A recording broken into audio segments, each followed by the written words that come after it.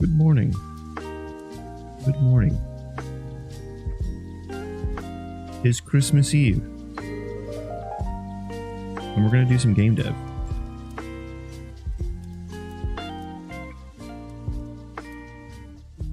Today, I think I'm going to be working on some vertex animation updates.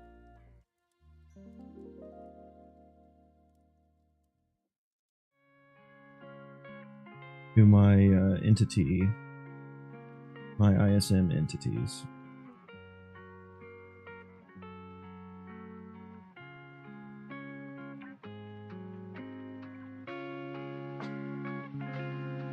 Hello? Okay.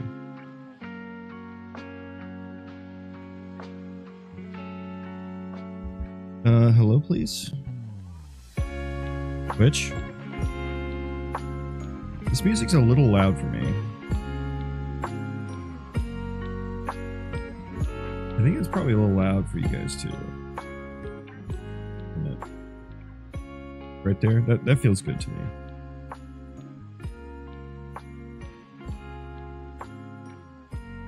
Twitch doesn't want to load for my channel.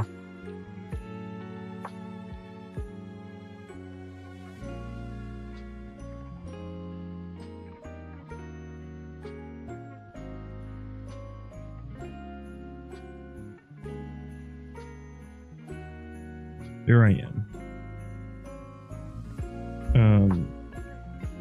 Still not loading.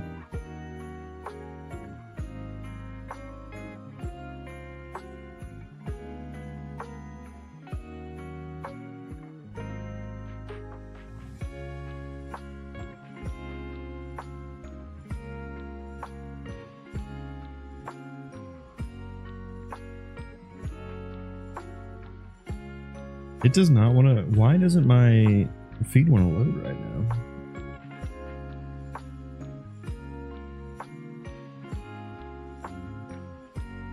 Oh, there I am. Finally. Jesus. Okay.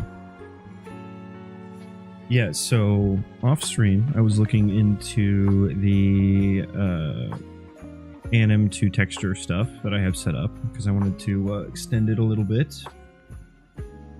And I did actually nanitize all of my instant static mesh skeletal, not skeletal meshes, but static meshes, which is cool. So not only are all my skeletal meshes nanite, as you can see, but these static meshes over here are also nanite and rendered on the GPU entirely, animated on the GPU rather. So that's pretty cool.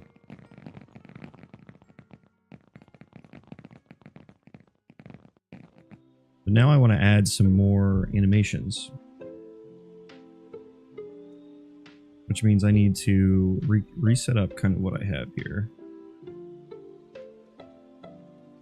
So this is like the little utility widget. And it's like a community plugin thing. And it helps with setting up the vertex animations. Now in here, I wonder, can I just add to this list and then bake? Or do I need to add to the animations first? Let's just try to add it here because I think that'll be quicker.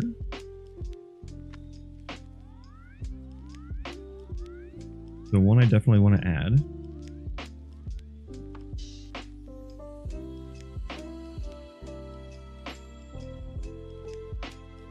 is the death animation, and I guess I need to find it. Probably that one, right? Yeah.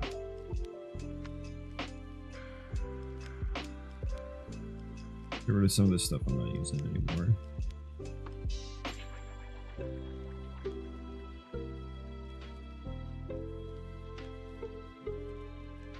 Okay, so I want the death. I need the casting one as well.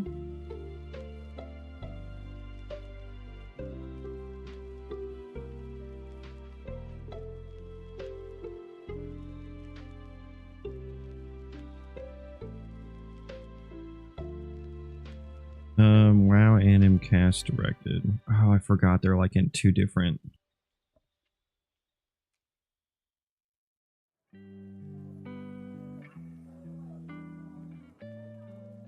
I have to find the right anims here.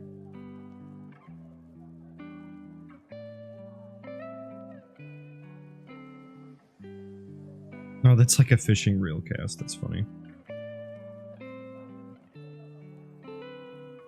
So this is the one I want. That's one of them. But I also want the...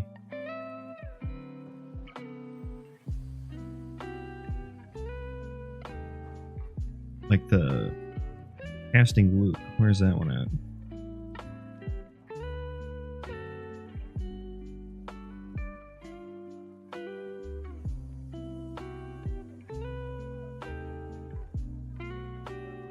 I should have that somewhere saved on some blueprint, right?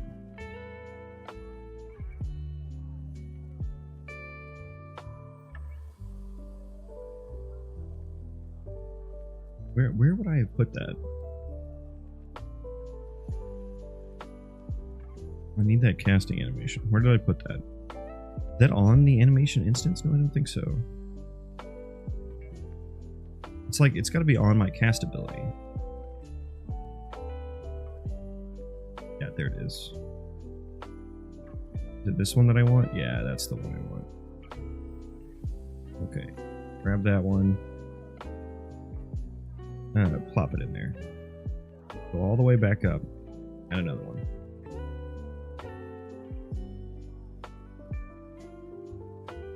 Now we want this one. Where is it? That one. Yeah, we want this one. Grab that one, plop it in there. Okay. We also need some weapon swinging animations. Now, I don't know how much fidelity I want to go into here.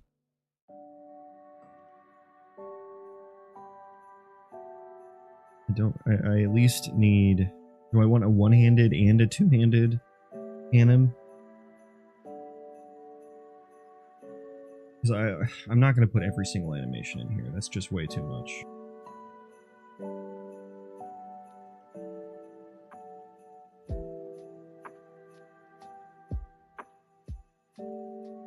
And cast, one-handed. What's the... like the offhand attack. There we go. That one. We can do that one, and then we can just do like a two-handed one. No, the two-handed ones look kind of bad. Look how hunchback he is. That looks so bad. It's what I got, though. Dragon Stomp. Rawr. Yeah, I at least want to do this one-handed. At least want to do that one. I guess we can just start with that one and extend from there if we need to.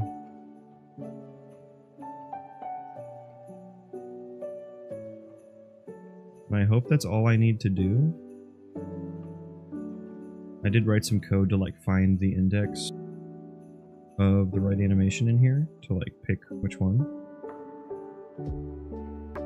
But I think all we need to do is maybe bake data.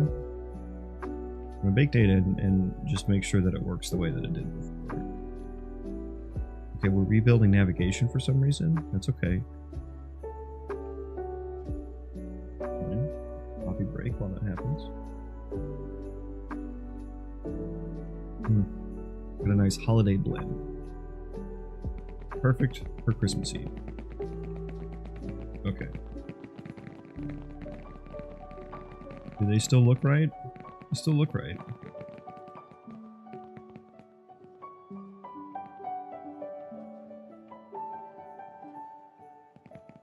Yeah, it still looks good. Sure. Great. Save. Okay, so now we have more animations. I guess I need the specific indexes or indices of these ones, because these are like special cases. The rest of these are like locomotion ones that I interpolate between with a blend space in C++ right here. And then I send it to the ISM as custom data. And then I have the blueprint, not the blueprint, the material blending happening that blends all these three different frames of animations together based on these alphas. But I'm going to need to... What am I going to need to do here? It's going to be a completely different set of logic, potentially. Like,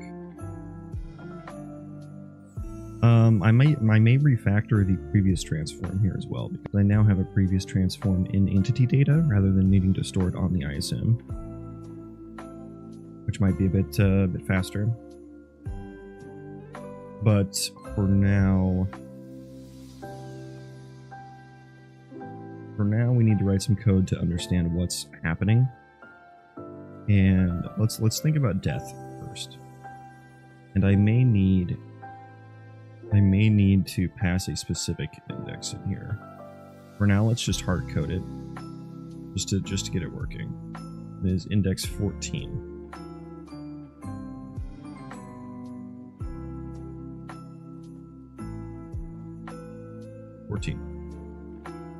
And then I suppose I am going to need to get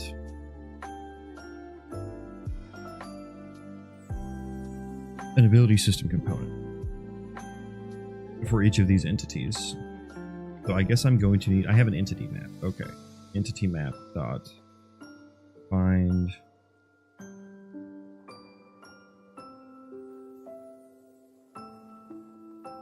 yeah, I had to write this wrapper because there was no equality for the primitive instance ID. But Copilot, I think, properly did that.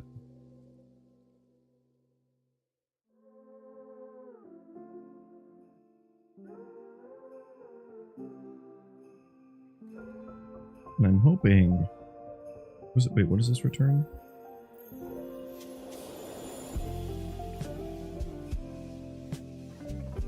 Oh, it needs to be a pointer.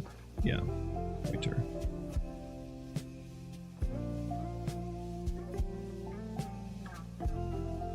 If we don't have an entity, continue. And then we will need to get the F ability system entity data.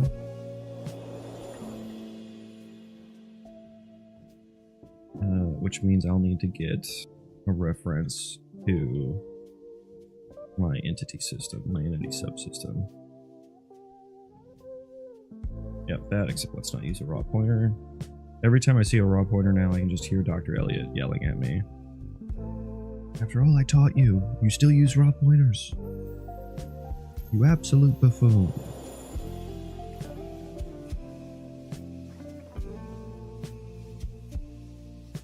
And let's initialize. I have an initialize method.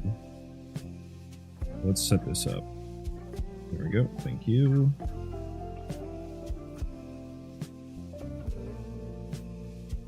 Entity subsystem, get the entity. Get the data. Thank you. Oh, it's a pointer. I need to depointerize it. Okay, so if we have an ability system data, if we don't, still do the rest of it. We're not going to do like a continue if we don't have it. If we don't have an entity, yeah, skip. That's fine. We have an ability system data, and we're going to do a lot of logic here. I should probably refactor this function at some point. Get a bit long.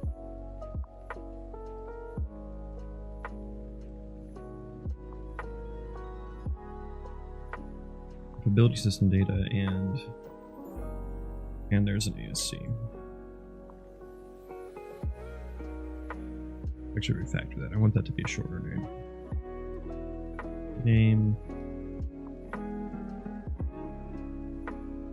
Ability data ASC is alive. If we're not alive, I just want to play the death animation, which means we're going to basically skip all that. and I need to pass certain data here. I should probably like wrap this in something so that I don't have to remember which index each of these things need to go in. But essentially, I'm only going to have one animation, and I don't want to blend. So that's going to be 1, and everything else is going to be 0 for the alphas. Speed is also going to be 0. Other frame. I think these can just be zeros. And then the current frame.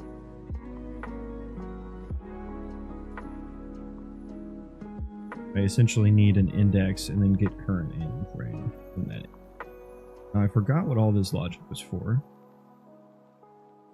but I think it's essentially finding the start frame float for the animation at that index. So I think I can just reuse this function, pass in the death anim index, and hopefully that just works. Now, is that all we need to do?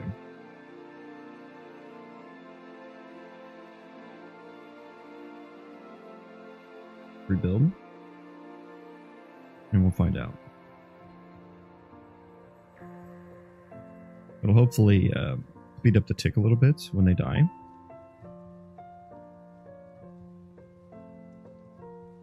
And honestly, like, after they're dead, I don't need them to, like...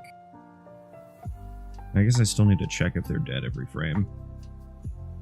I was gonna say I could just probably eject them out of this tick and not worry about them, but I think I still do.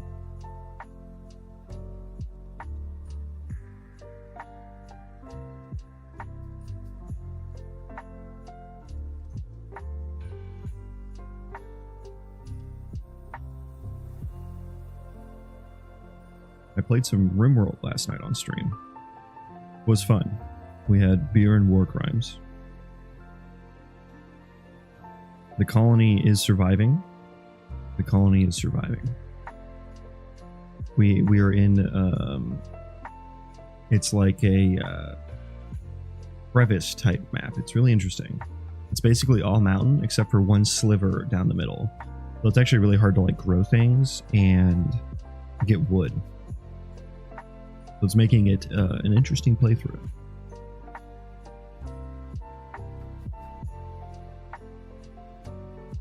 I had to like rush geothermal power because I didn't have enough space for like wind turbines or solar panels, or batteries and stuff.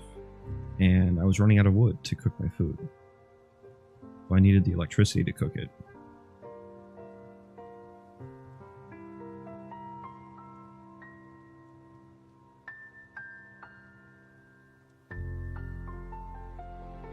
Okay, and we're built. Hello, sir. How are you? Okay. Yeah, let's just play and make sure we're not broken. I do see them moving around back there. I do be seeing them moving around back there.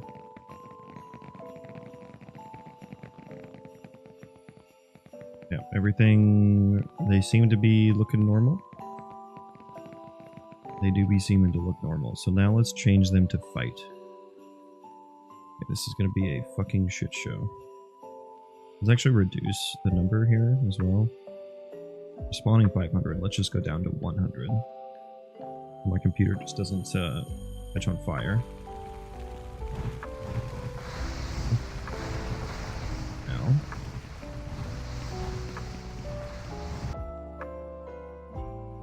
Yes, skip.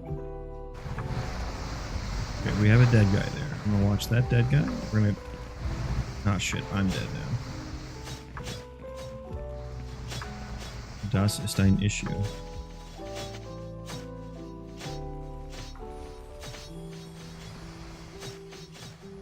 Yes, the fireballs...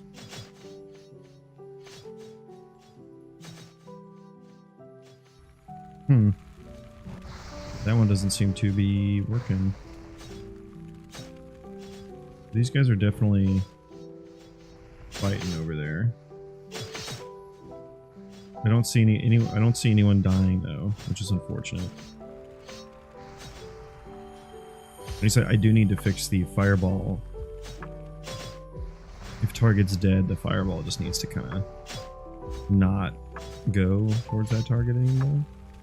I'm thinking this guy's dead right here.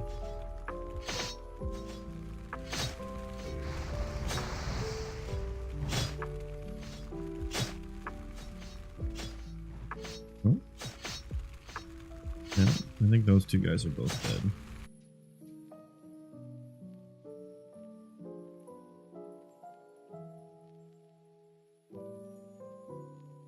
Okay, so that didn't quite work.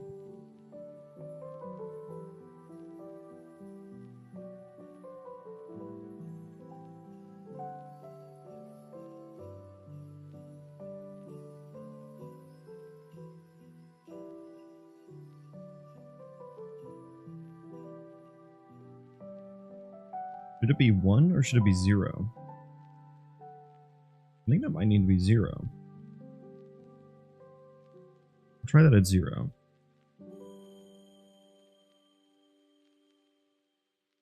And I'm gonna fix the fireball real quick. Pass projectile. Where's your tick velocity interp? If target is valid. And target ASC and is alive. If it's not alive, we're not going to keep rotating it towards the thing. We're just going to let it fly off into the distance.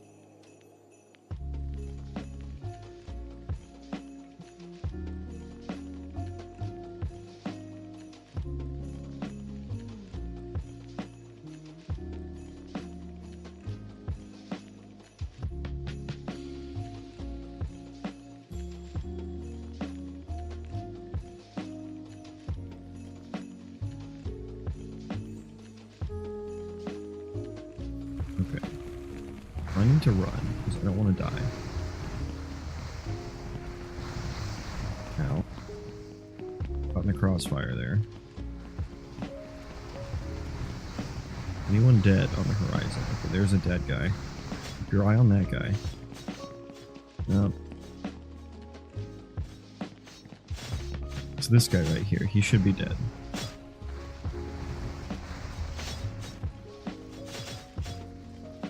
I'm getting hit.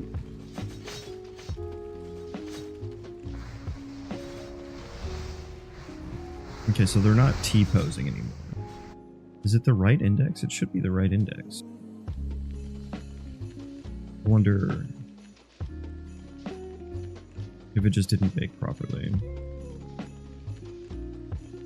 I really don't want to have to add all those animations into this thing here.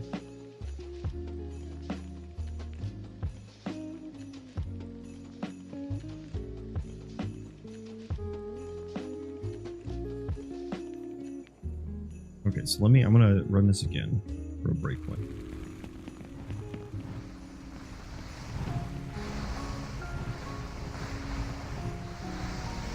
Okay, got some dead guys. Oh shit, I'm gonna fucking die.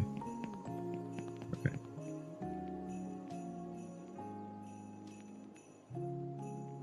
Death anim frame 474.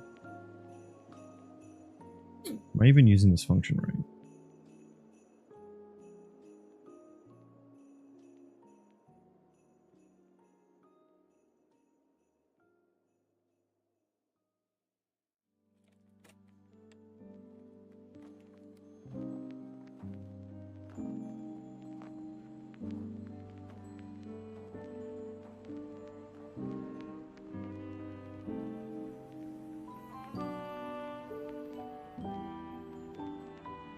Animations is 18, so it's in here.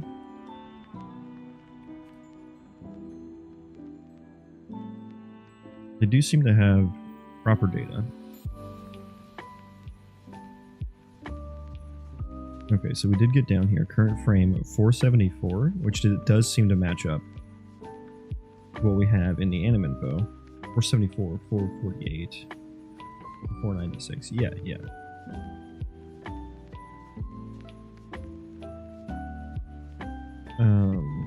So current frame, yeah, I mean, this seems fine.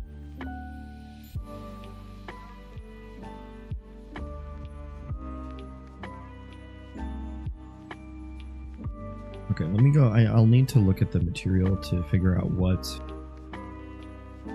does this alpha need to be? Set it to 0. And then what this alpha needs to be. Speed is also 0. But I don't care about that at the moment. Yeah, that's just previous speed, so I don't care about that. Get rid of all these. Let's go look at my material. Pause.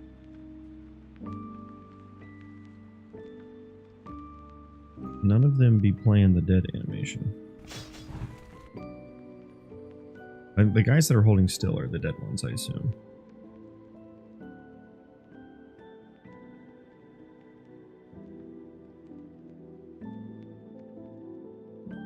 Okay.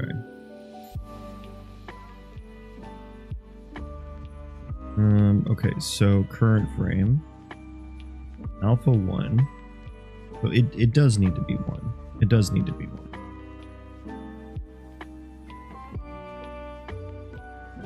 So that needs to be 1.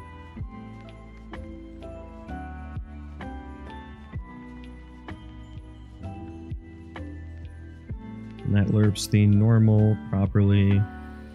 If it's 1, it's just going to take current frame, which would be correct.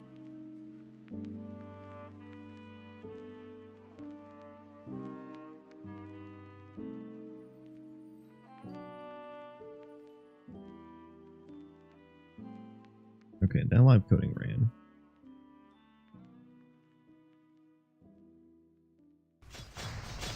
Yeah, and then it just changes to this. I really don't want to have to reset all those animations. Is there any other data in here that I need to update?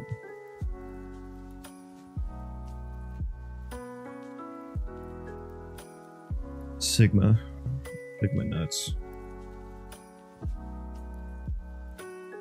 Yuli, hello. Good morning.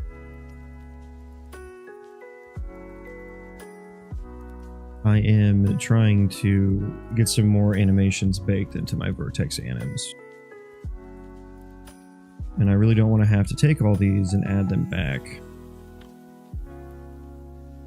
into this thing.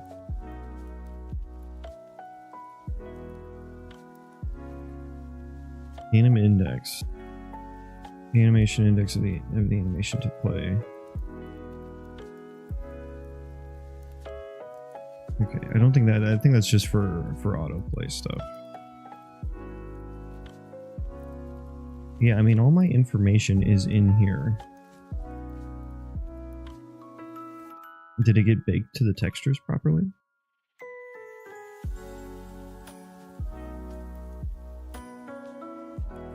Yeah, that's data right there.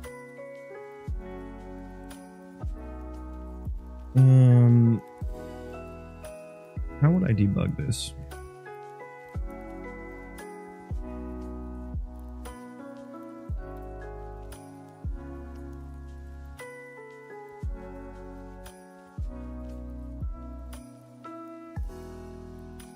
Okay, so what's happening here? What's happening is they're just T-posing.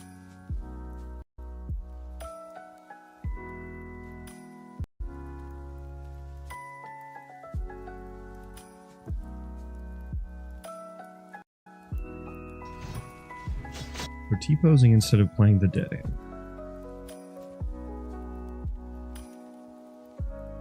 What if let's just grab a different anim to play and see if that works. Index 0 is walking backward. So if we see them walking backwards, that means they're dead. And it's something wrong with the way the animations are baked to textures. Which means I'll probably have to rerun that whole, I'll have to re-add all those animations to that list, which is quite annoying.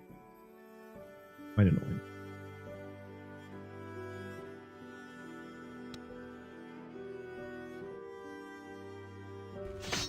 Okay, yep, they're running fine. So I think 13 was the last anim that I had, before I started adding more animations. This would have been the last one that theoretically is properly baked. And what is the animation? It's idle. Okay, so that doesn't exactly, it can be kind of hard to see. But I guess we'll just keep an eye on this guy right here. That guy is dead. It may not look it, but he is dead. Yeah, okay. And so we change that to index 14, and it doesn't work properly, despite it having proper start and end frames in the data asset.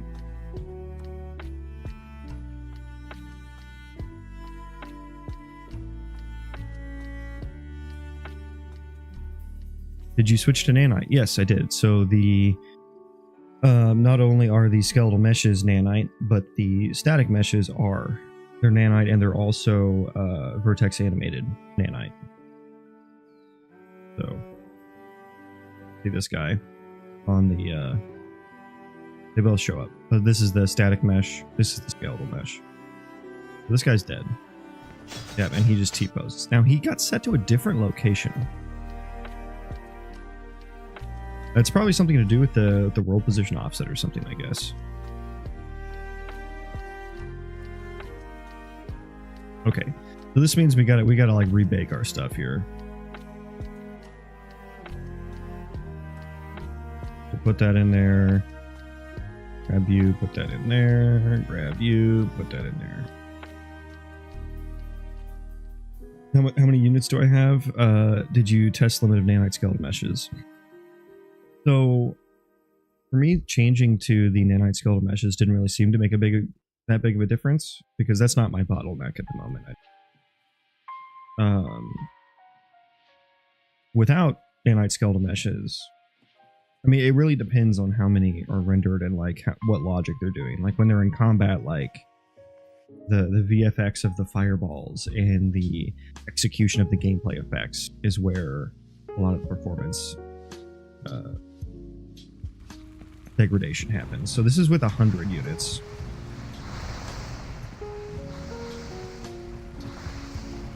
Stat unit, stat FPS. So this is like full screen here. We're working at like 60 frames with 100 units.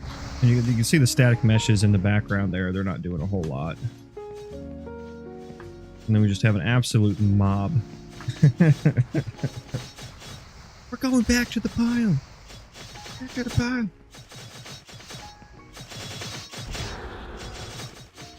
I need to fix those abilities. That should have done damage. But yeah, and then I turn around and you can see there's actually nothing back. Except a bunch of maces that should be being cleaned up that aren't. I turn around here. Nothing there. Just some fireballs. Yeah, when they're all dead and stuff, it doesn't really matter. I'm getting like 70 frames right now. And I'm trying to get that dead animation to play on the skeletal meshes. And so you can see there's no dead animation, so they just kind of pop into their other one. I wrote my real skeletal mesh instance with real bones updates at runtime, etc. But I can't solve how to call anim BP and anims in an optimized way, and some other movements. Yeah, so I don't quite follow what you're saying there. I wrote my real skeletal mesh instance with real bone updates at runtime. Yeah, I don't know what that means, so I don't know that I can help you so much there. I'm thinking why I wrote this system. Should I switch to nanite skeletal mesh and abandon my solution? Are they mutually exclusive? I mean, you know, you'd have to test it out and see for yourself, I suppose.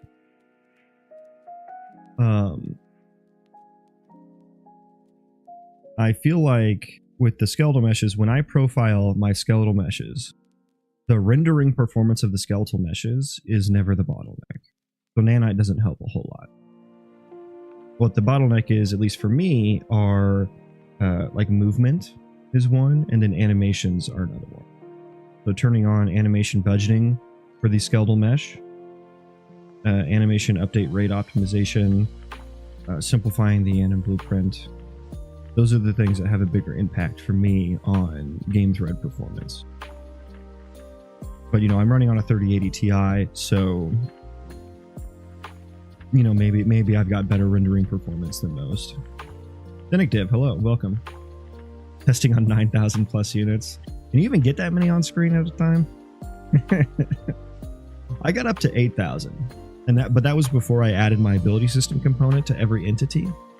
So, and at 8,000, when they were all vertex animated skeletal or static meshes, it ran perfectly fine. But it's like, when you have that many, they're not even taking up like a pixel on the screen if they're all on screen at the same time, right? So it's like, you don't even need to get that high. 8,000 units actually rendered. Are those particles, or how does that work? Let me explain. So all the green guys are...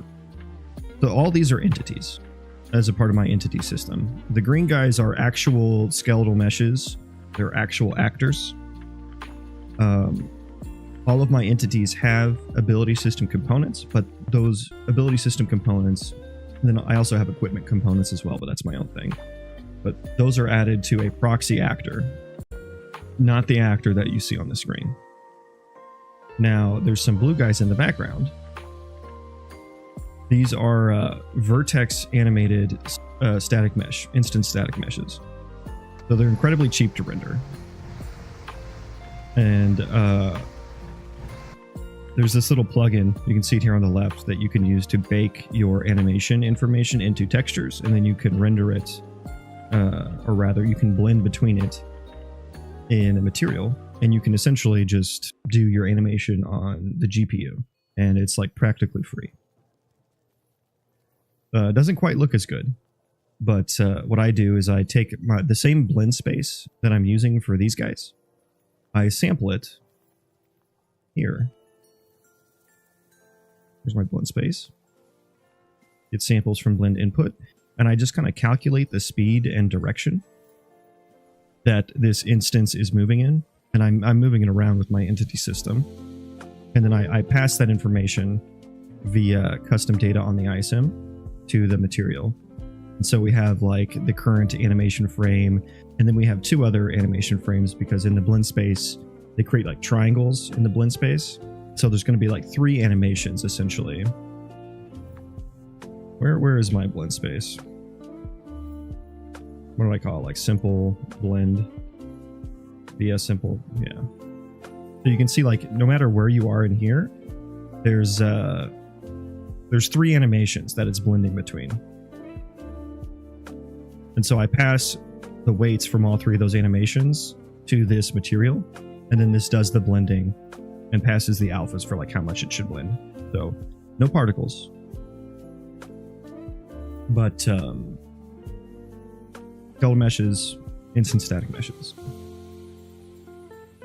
Do you use a certain screen space when it transitions to the static mesh, or do you have priority buckets? Really interesting though. Let me share the video with you that I followed. And this guy, he has 3 videos actually. Let me see, I'll get you the first one. I'll get you this one. So this guy has a series of 3 videos. This is the one about enabling nanite for the system that I'm talking about. But in that video, I think he links to the previous one to set this up, and that's what I followed. And he understands it a little bit better than I do, because this is all like spaghetti to me. I don't understand really what this is doing. He did just put out an update a month ago for fixing like the world position offset for nanite static mesh instances. And so that is, I'll link that one as well. And this is the one I literally just followed this morning, and I got my nanite rendering to work there. There's that one.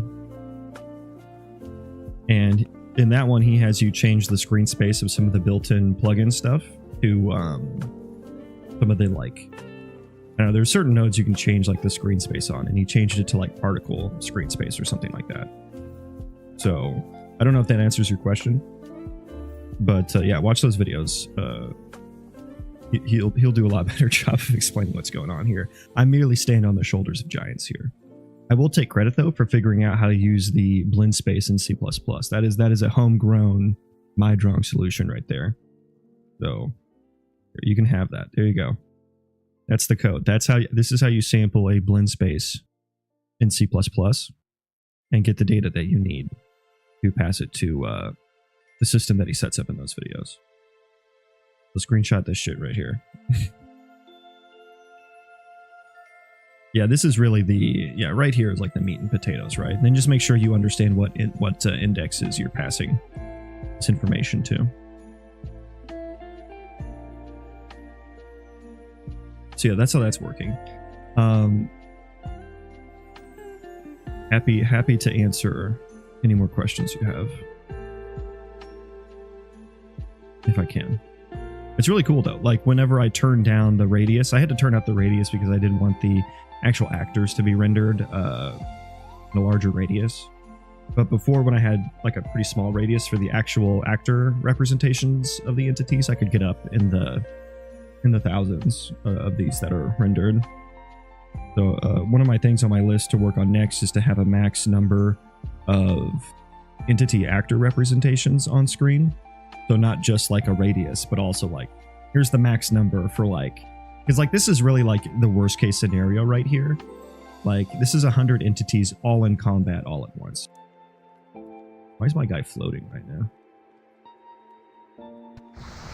Oh, I was dying.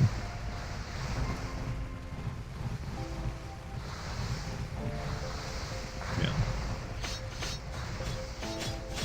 A fucking war zone out here. And yeah, I'm not 100% interested in replicating that at the moment. Just curious if there might be things that can be transferred to other situations. Last question: how is character movement handled with those units? I'm using floating pawn movement. I do intend to refactor that a little bit because, like, the character movement component, of course, is horrible on performance. That was one of the first optimizations I made. Only the player characters use the character movement component, and I have ALS, Advanced Locomotion Systems, for the player characters.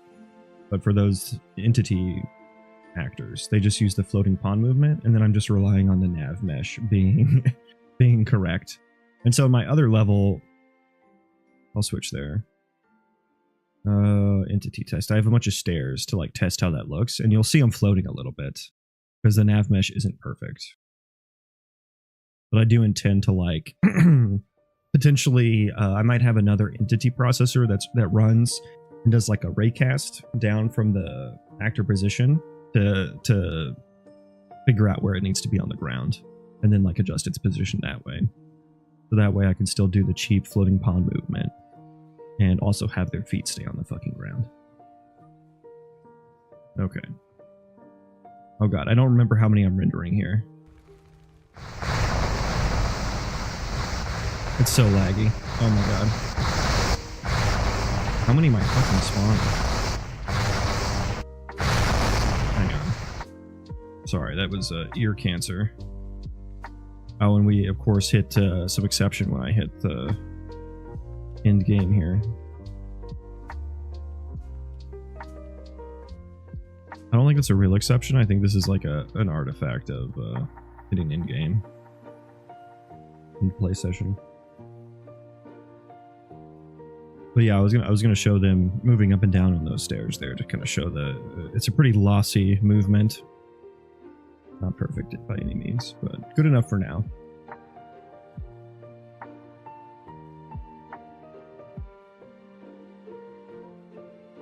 But yeah, we'll see how performant the raycasting solution I have in my mind is.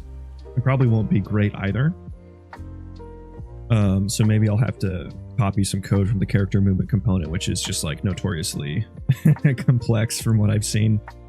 I have seen the new mover component, which seems like it's like a more modular character movement. So I may take a peek into that as well and see if I can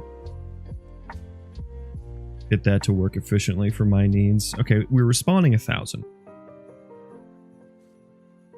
So yeah, that was a lot. And spawning, I try to split it across frames. I spawn like 10 per frame, because otherwise I would just be sitting there frozen for a while it's spawning everything in a single frame. Okay. We'll run around a little bit here.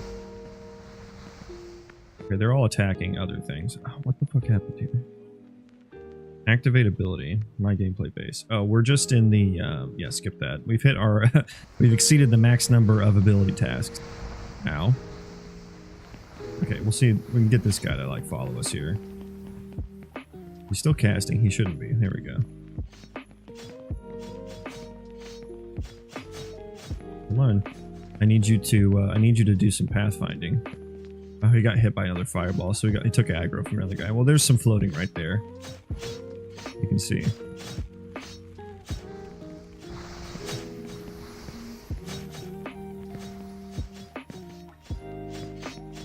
Do particles work in Niagara? I'm not doing anything with Niagara at the moment, so couldn't answer that question.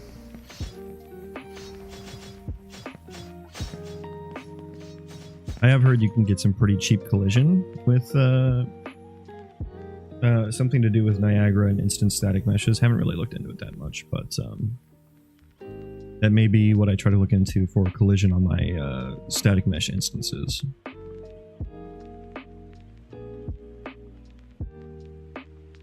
Let's go back to my other level.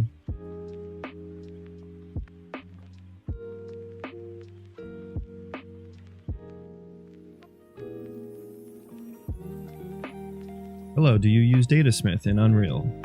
No, I do not. I have no idea what that is.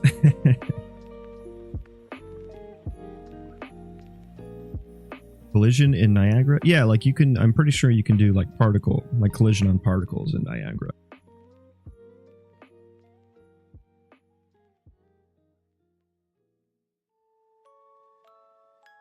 Okay, so I need to like rebake this texture data. So let's get all this stuff set back up. So I can get my death animations in here. So what I'll need to do, oh god, I hope I can just like copy and paste all these. Where is it? Right here, right here. This is gonna be a pain.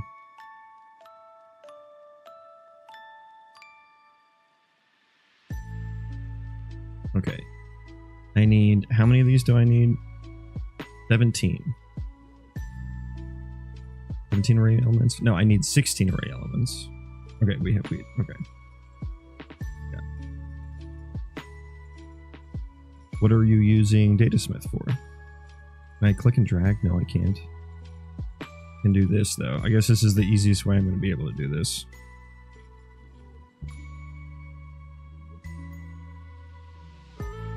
What am I on? 4, 5, 6, 7, 8, 9, 10, 11, 12, 13, 14, 15, 16, I gotta add one more, 17. Okay. Bake data.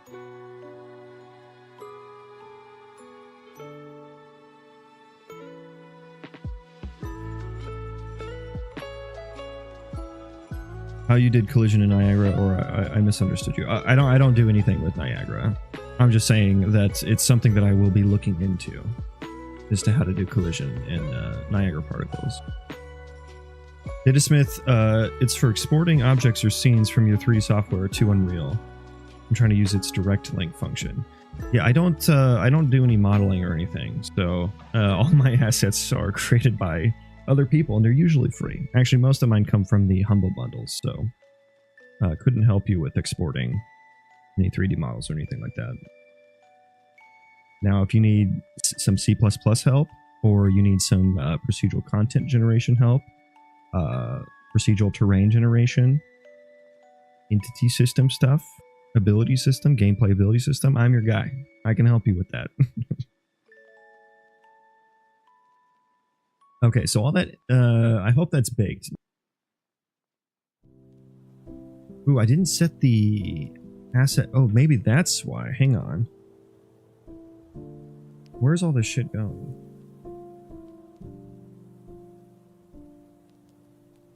I wonder, okay, I don't think I set the, maybe I did? These are marked as unsaved. Okay, let's see what this looks like now. Did you try PCG with the HLSL node? No, but I did see that and I'm excited to use it. I do a lot with PCG in my game world. It's broken right now because of 5.5, so I need to go back and fix that. But I have like a procedural terrain generation for my world. I have like a whole like world map with like different zones in it and biomes and stuff like that and different terrain noise. Then I have PCG spawning on top of that. And I actually wrote some nodes to like serialize PCG at runtime, like to and from the disk. So based on where the character goes in the world, it'll like load in the PCG and unload it and stuff like that. So excited to see what I can do with the GPU there, spawning and stuff like that. Although I read that you can't do, if you expect collision on them, you can't do anything. So maybe it'll just be for like foliage. Okay, let's see if our guys are still working correctly here. They seem fine.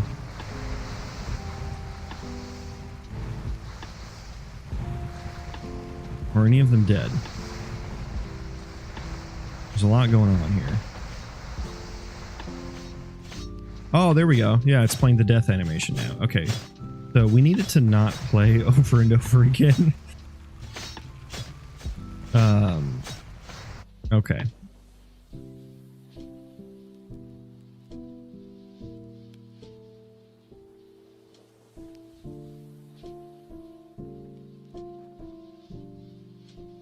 Okay. So I also want to add the casting animation. I think I can probably do that pretty quickly here as well. Yeah, if we're not alive, just play the death animation. It does it over and over again. So I'm going to need to figure out a way to just pause it at the end of that.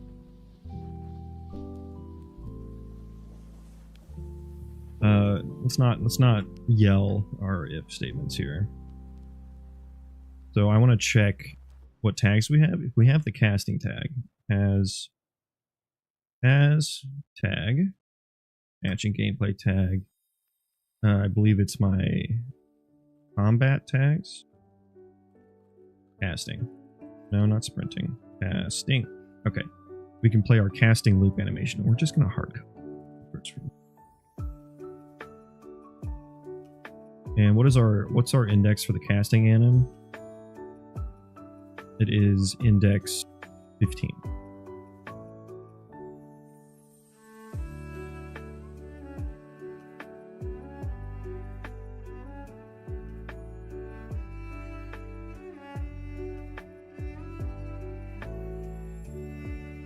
Casting anim.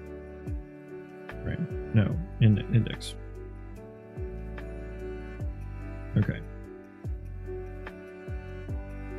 That's good to know. I'm new to Unreal. For now, I'm just trying to find out how to move the stuff I created in my 3D software into Unreal without exporting saved files.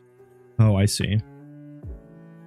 I like the way direct links works. I'm trying to get that working. Yeah, you don't want any of that byproduct stuff lingering around. I get that. I get that. I assume it's a huge hassle to manually implement all animations into that kind of system. Yeah. As you can see, I just had to copy basically everything here to like add more to it. I'm sure I could update this editor utility widget to work a little bit better. But yeah, it's like you have to, like looking at this little data asset it creates. Like each of these have a, where is it? It's like here. Yeah, they have like start and end frames. And so all this gets put into a texture and then like it takes these frames, this thing somehow takes those frames and this node like does some fancy shit with those frame numbers and figures it all out. Crazy, dude. The people that did that, like it's the anim to texture plugin. So people at Epic created this. It's crazy. I kind of have a feeling in the future, just everything is going to be done on GPUs. Like, it just kind of seems like everything's heading that way anyway.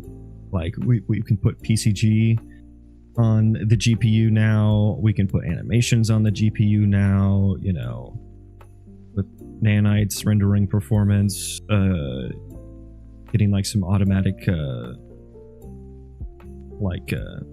like Nanite like does like kind of like some automatic inclusion calling of triangle, right?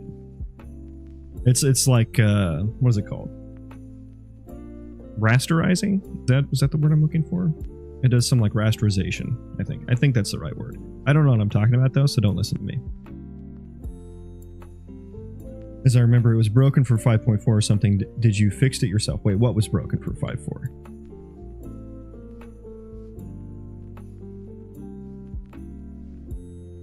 Oh, comment from YouTube. Hello. The colors are the XYZ RGB and the 0 to 1 translation or something like that. Why not pack it into colors instead of a float on the CPU? Oh, the anim baker plugin. It should be fixed. I linked some videos that I followed to get it working previously in the chat. Then lerp the colors to update the vertex locations. What, why not pack it into colors instead of a float on the CPU? Where? Point to my code where you're talking about. I don't quite follow. Is it somewhere in here? Is it this? I do have to get information to the GPU somehow. Like something has to happen on the CPU. It's still a massive, even though I'm doing stuff on the CPU, it's still a massive performance benefit to run it on the GPU. Despite this, if that's what you're talking about.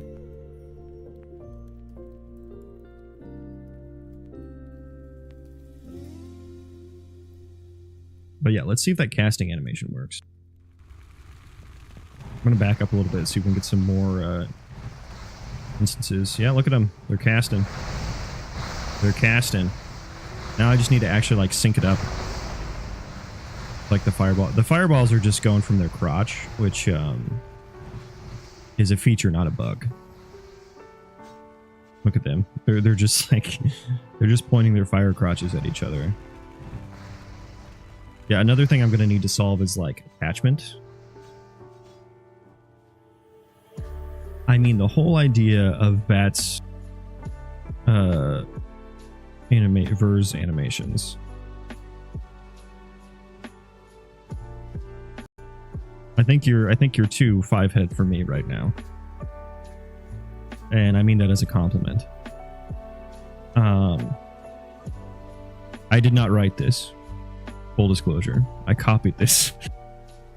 And that's what a lot of my project is. I'm copying a lot of things that smarter people did.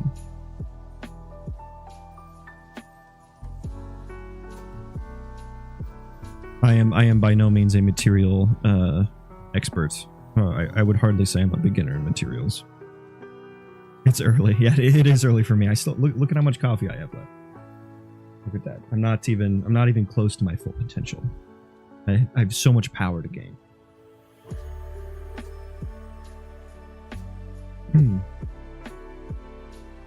What I would like. Now this is to maybe. I don't know how to say your name. It's too late for me. But YouTube commenter. What I would like to do with this system is be able to. So what this is doing now, it's blending between 3 different animations, but it's like a full body animation, right? It's not a per bone blend. What I would like to do is similar to what I do. I essentially have to recreate my anim blueprint on the GPU in a material graph, which is like crazy. But I want to blend like upper body and lower body animations, right? Because like my guys can move while they're swinging their weapon, right? As you'll see some of the actual actors do pretty easily. I want to be able to do that on the GPU. Because right now, I think what would happen is they would just move and play the casting animation or the melee animation, their feet would just slide on the ground, right? I still want them to have that locomotion on the lower body. So like looking at I was like looking at this and I'm like, yeah, there's no way. Like these bone indexes, I would have to figure out what the bone indexes are, and like I would have to bake some curve, I suppose. I would have to bake out the animation curves to a texture and then like sample that texture in here to the right bone index to get the upper body and lower body animations to play properly, I think. Something like that, but that's like so over my head. You're doing way more than me, so I'm just here to see how you're doing it. Well, I appreciate that. I'm just flailing around, so I'm happy to have people watching me do so. Dr. Elliott, good morning. I'll have you know, I wrote a pointer today and put it in a header file, and it was not a raw pointer. And I heard you in my head going, I've taught you that you shouldn't use raw pointers. And I rewrote it into a smart pointer. So I hope you're proud of me. It's nuts, but cool. Agree. Yeah, I know. Dr. Elliott, you're teaching me things. What's the upper limits of units that will actually be on screen? Like 8,000 you were mentioning? That was just like a stress test really for me. I highly doubt I would ever have more than 100 on screen at a time. And that's like, you have to take into account like everything behind the character is not on screen and not rendered. So 100 things in front of the character, I think, is probably, that's like worst case scenario, I think. It's getting worse and worse. They're going to be unusable eventually. Wait, what's going to be unusable? That game Medieval definitely is doing this. What game? Medieval what? You know what game I saw? What was it called? Kingmakers. It's getting worse and worse. They're going to be unusable eventually. Raw pointers as member variables. Are you like making a comment on like the engine? Like the engine isn't supporting them more and more? Or are you making a comment on how much I use them in my project, and my project is going to be unusable? I hope they have some kind of GCD game post-mortem. I love GDC. It won't eventually, yeah. Okay. Yeah, what game I saw that made me super jealous.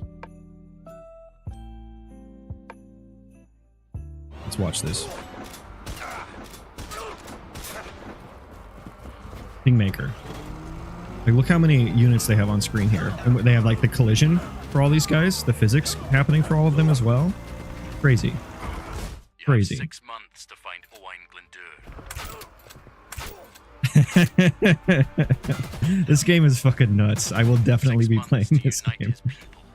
And like, that's nut. I want that. I want that shit in my game. Destructible environment as well, dude. They had like a bomber. That's crazy. Dude, this is a game. This is the kind of game I want my dad to play. Dude, and you got building as well. Oh, this game is my wet dream.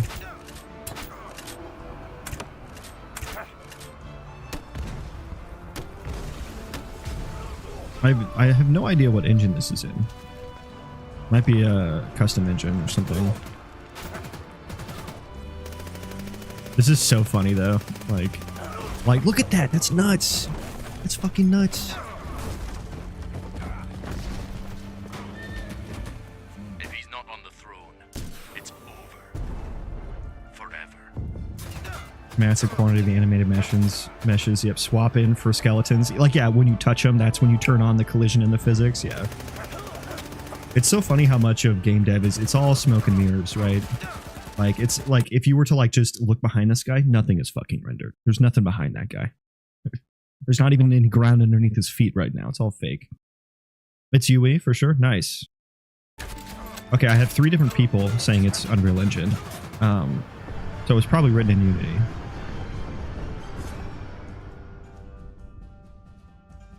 Yeah, that game looks nuts. Excited to play that when it comes out. And quite jealous of what they've got accomplished. It's all small system scale up though. HITSM. Do you mean HISM? Hierarchical Instance Static Mesh? Yeah, hopefully I can get to that level someday. Okay, so where were we here?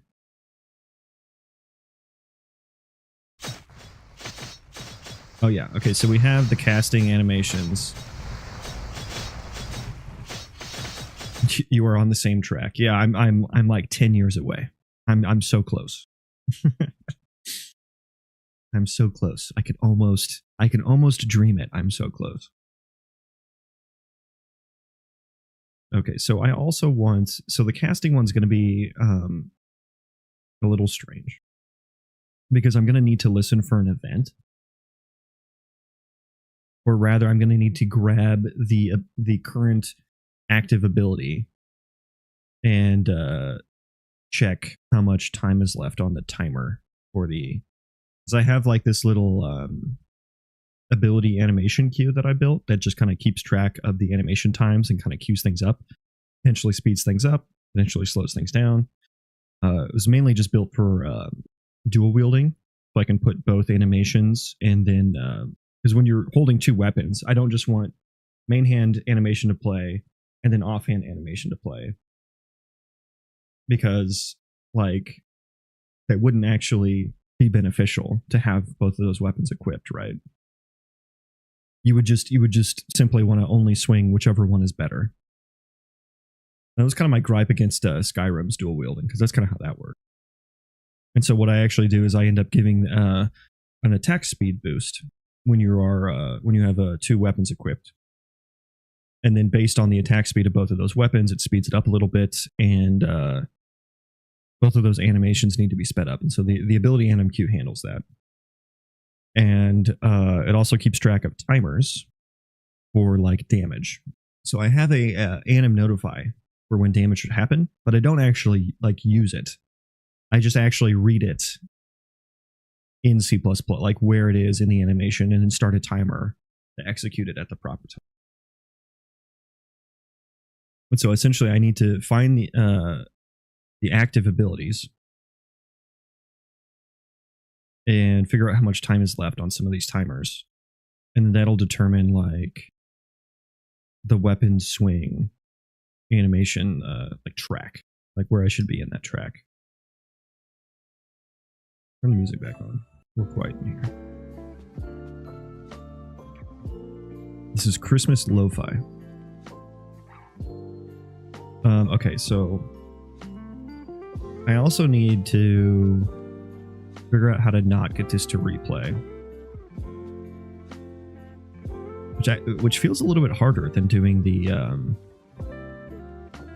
active ability thing. Let's sketch that out real quick. So I should probably store this elsewhere. I find it kind of annoying that there's no built-in list for active abilities. And so you have to do something like this if it's active. If it's active, we've found the active ability. And so I'm going to cast this. I kind of have two. Oh, I need to do the ranged weapon animations too. I forgot. Oh, I'm going to need to re-put all those animations in. Well, I should do that now. Now while I still have them all. Okay, I need a couple more animations. Where's my animated boy? I don't have one open. Okay. Just open one of these. Forgot I was going to do the ranged one as well. And these are all animations ripped from Vanilla WoW. Because I am no animator. Yeah, I need the I need that one. Do load bow first. Yeah. We're gonna add two more in here. Load bow.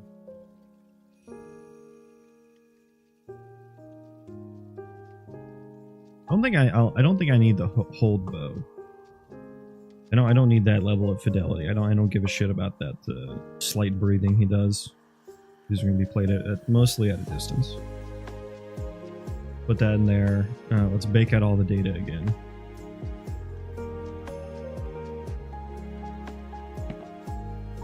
And you know what? Rebuild navigation, because that's what you do when textures have changed in Unreal Engine. Apparently. Animation almost done, or navigation done. Okay, save all that. Does everything still look okay? Are we still moving and grooving? Yes, we are. Now, they don't have collision on them either, the static meshes, because that just absolutely tanks my performance. So, fireballs don't actually hit them, so I'll need to fix that as well, which is why they look so glitchy there. It's a problem for a different time, because now we're gonna take this active ability back to this. We're gonna take this active ability, cast ability. Let's just do the casting for now. We'll do the weapon one a little later, and we want to cast this to a U cast ability. If wrap that in an if, and we're just gonna nest these if statements until something happens. And then in 10 years, I'll have Kingmakers too. Cast ability. So in cast ability, I'm going to need a function to get the remaining time. On what? Remaining time on what? What is it? I'm not really using montages. Cast loop calculator.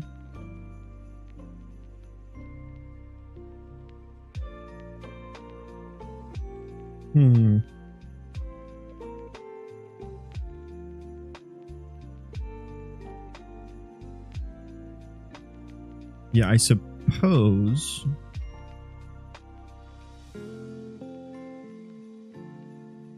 we're just adding that to queue. Where is the callback? Casting. I guess I just do this then. Casting timer handle. Okay, so this is protected. So we're just going to shoehorn another ability here. Or not ability. Function.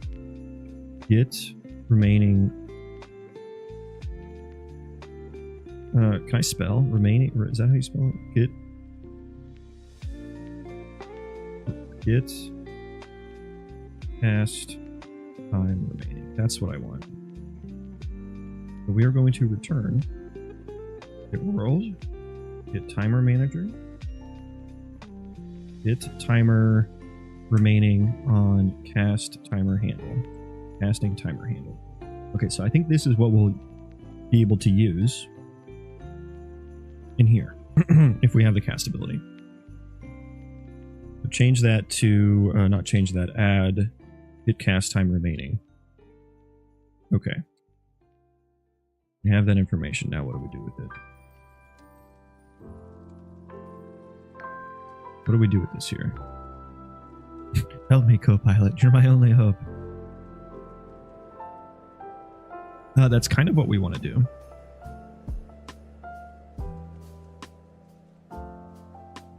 Kind of what we want to do.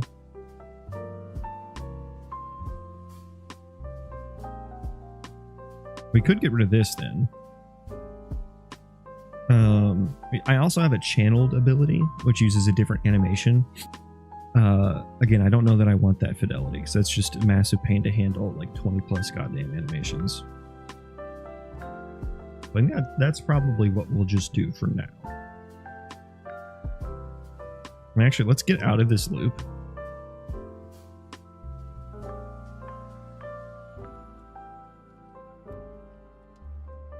Let's do this. Not channel ability, cast ability. If we found a cast ability.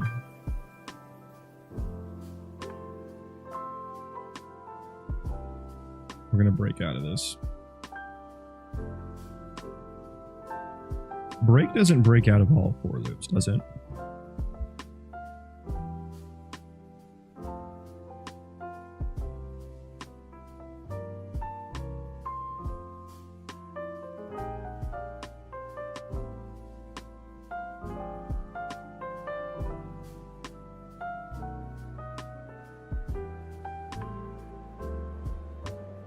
Cast ability. Okay. We have one break out of that. Get out of that nasty nested hell that we were in there. So you put the ability system component on an instant static mesh. No, I put it on a proxy actor. So for every entity that should have an ability system component, and a few other components, I spawn a proxy actor, which is just an A info that just holds on to those components. It doesn't move. It's not rendered. You know, it's only queried by the entity system. And then whenever the actors, I'll switch over to there real quick. Proxy actor. And whenever they hop into play, so enable or disable avatar happens. And then I just set the avatar actor to the new one. And so that's how that happens. And then in my instance static mesh actor, I have a map, an entity map of, like, whenever the entities get added to the ISM, I maintain this map of ISM primitive ID. I had to create a wrap around it to get these quality checks for the map, but the ISM ID to the entity ID. And then I can, I have a entity subsystem that I can use to query the data on each entity. And so I have this ability system data. And here's what that looks like. It has an ability system component class that it'll spawn in, attributes that it'll add, some abilities to give it as a reference to the proxy actor and the ability system component on it. So that's how I get that. That's why I had that here. If ability data, and there's an ability system component, if we're not alive, you know, then I could query it all like that. So yeah, I looked up like the memory constraints, or not constraints, but like the memory footprint of like an A info, and like I don't remember exactly what it was, but it was super tiny, like kilobytes. It was in the magnitude of kilobytes. And so I was like, okay, like how many for like thousands and thousands? I think I did like 10,000, and it was like a couple hundred megabytes, I think. I'm like, that's totally fine, right? Because for my game, it's going to be RPG plus Colony Sim plus Roguelite. And for the Colony Sim part, I want the whole world to actually be running at all times, whether you're there or whether you're not there. And so that's why I'm building this system, is because, you know, when you're not around your colony, I still want them moving around, right? When you send a colonist to go chop wood, I want him to actually run out to where the trees are and chop them down. And if there's a wolf in those woods, I want that wolf to fuck up that colonist and kill him. I want your colonist to die. That's what I want. And I want your the layout of your colony to matter. So I plan on serializing the nav mesh and then just moving them around on the nav mesh in memory. And so it'll matter like the efficiency of like where you put your colonist housing to, you know, where they go to work and where the storage is and stuff like that. And same for defenses and stuff. So that's why I'm working so hard on this system.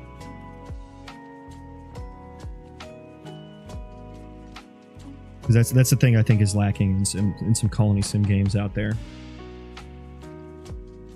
So in 10 years, I'll have a pretty good game. Mark my words. I'll have an almost playable game. What was I doing here? Cast time remaining. If it's greater than 0, I'm not going to be able to reuse this function because this adds in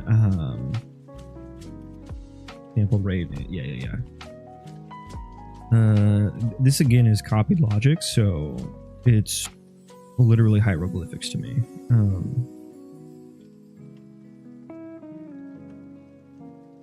Yeah, I think this is because we're using the world time. I think that's what's like picking it. I think I'm gonna need, at least for the death animation, I'll need to save potentially what time it was at in the previous frame and tick it forward. For casting, it's a loop.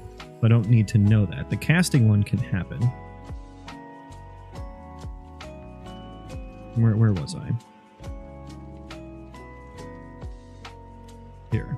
I think what I'll do here, if cast time remaining is greater than 0, then we're going to just play the cat. I think this is right. We're just going to play that. Well, actually, let's do greater than 0.1.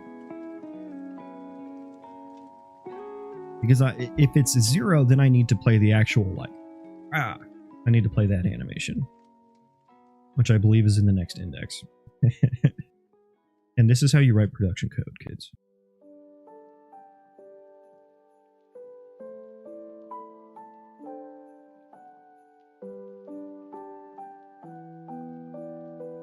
And so I'll do else if,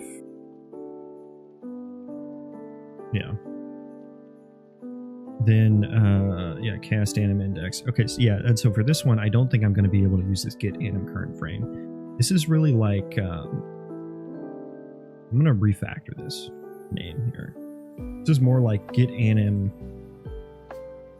current frame, current like loop frame. This is like, it's like a loopy doop thing.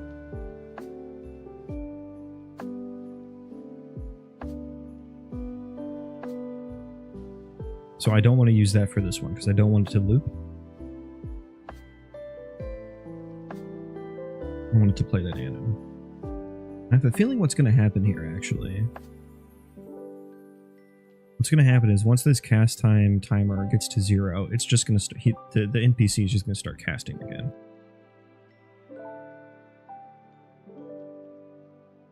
Oh, God, I do not want to reinvent a state machine for this ISM animation stuff.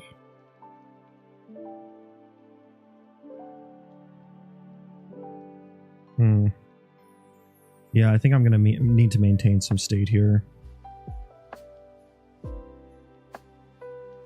I am going to need to maintain some state here. Now, do I shoehorn this into the ISM custom data, like the per instance? Where is it? This thing? That's where I'm storing the previous speed, but I could just like maintain my own map of that information based on the entity, which I think would be easier to understand, because I hate that you have to like pass this by index and stuff. And I don't need it. I don't need it on the GPU, so I probably shouldn't put it in there. I technically don't need previous speed on the GPU there. I'm just storing it there as like a way to get it the next frame, previous speed. Okay, so let's create a little map of like, it's going to be like anim time remaining map or something like that. Anim state map.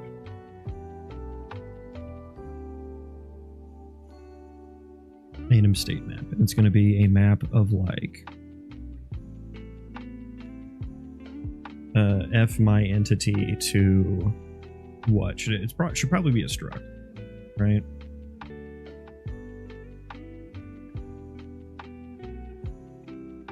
Let's just call it entity anim state. Yeah, let's make it a struct just to make it, we'll make it a little extendable here. F my struct, what do I call this? F entity anim state, sounds good. Alright, Copilot, hallucinate me some functionality. What do we got? Nothing? You just had something.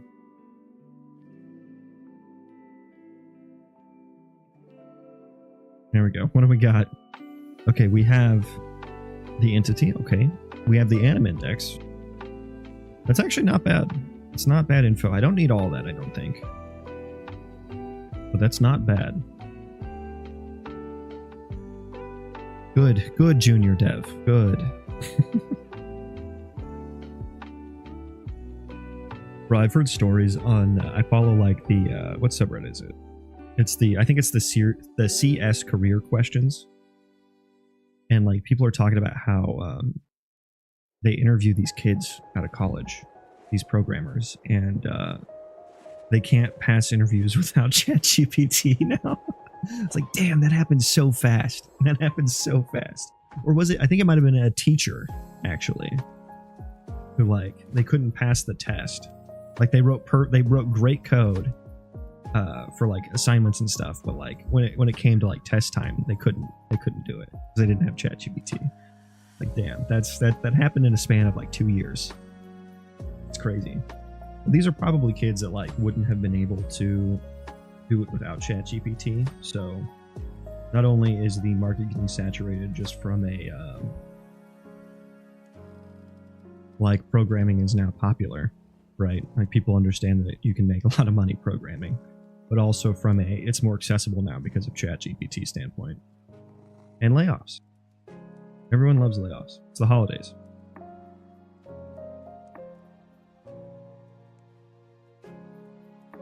Okay, so which one of these do I actually want? You know, I'll accept that and just delete what I don't need.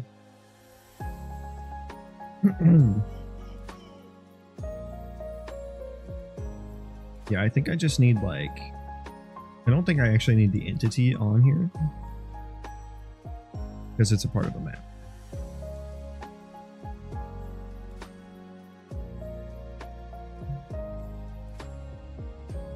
Optimization, use it or lose it. Yeah, I personally can't wait until my job is literally just code reviewing AI generated code. I feel like we're a few years away from that.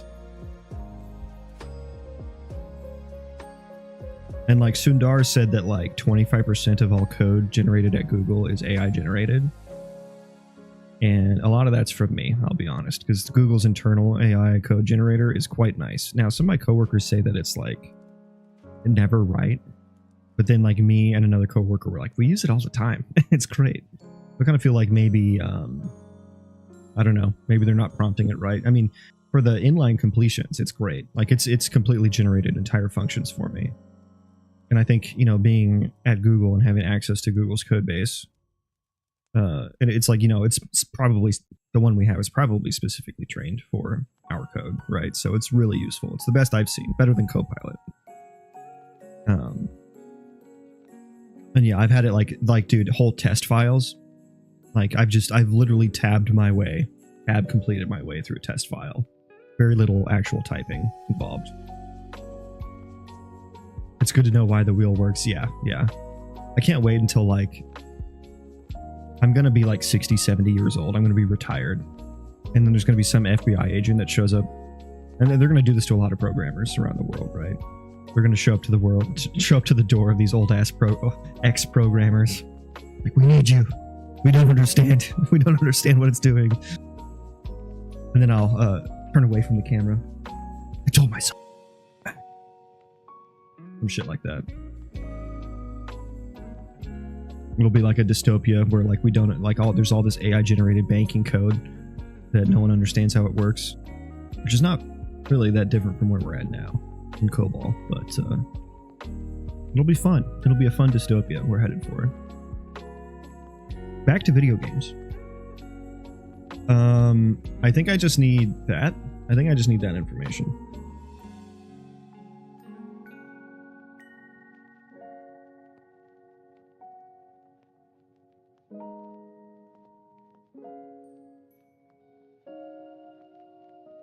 That's all I think I need. Actually, can we give me a constructor for this stuff, please?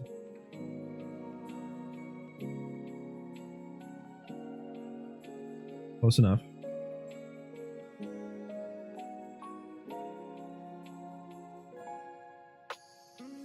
Close enough. Okay, so we have a little anim state thing though. We have something to store our anim state.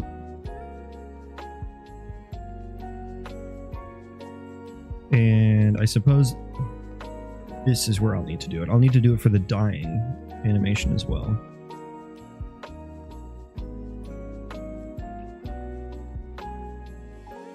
And the cast anim frame is really going to be, we're going to need to find the state, right? We're going to need to do dot, I'll do find or add. Nice. Yes, I love that function. Entity. Wait, why don't you like that? Oh, it's a pointer. Okay. And so that should, does it return the type? Value type. Okay. And then state, find or add. Nice. We have an anim state now. And really this anim frame is going to be anim state dot probably the playtime plus some world time, some like delta time or something.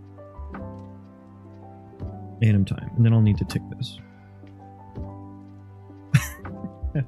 Yili, I totally understand the range of emotions you're going through right now. Yili said, I'm upset after Kingmakers. How did they do it? How did they solve all this? Dude, I know. That's why I said I was jealous when I saw that. Like, I think it's fucking awesome, and I'm excited to play it, so I'm happy for those devs as well. But like god damn, that was impressive, right? And they've been working on this for years, because I remember seeing some earlier trailer than that, like probably like 4 or 5 years ago, I think, at this point. But yeah, I definitely understand the emotions you're having right now. I feel the same. I feel the same. Yeah, I will pay for that GDC talk. I guess I need to add, yeah, like the play. I need to get like a play rate, which should probably just be 1.0. But I guess that's just delta seconds, right, at that point. I'm gonna do like a, I'm gonna put a play rate on here as well, and we're just gonna set it to 1. And that way, if I need to, I can update it pretty easily moving forward. So I think that'll probably do it.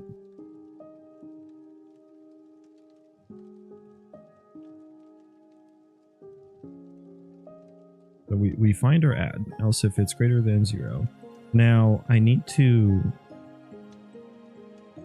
like remove this. So I need to know the like finish time of the animation, which means I need to get the animation at this index.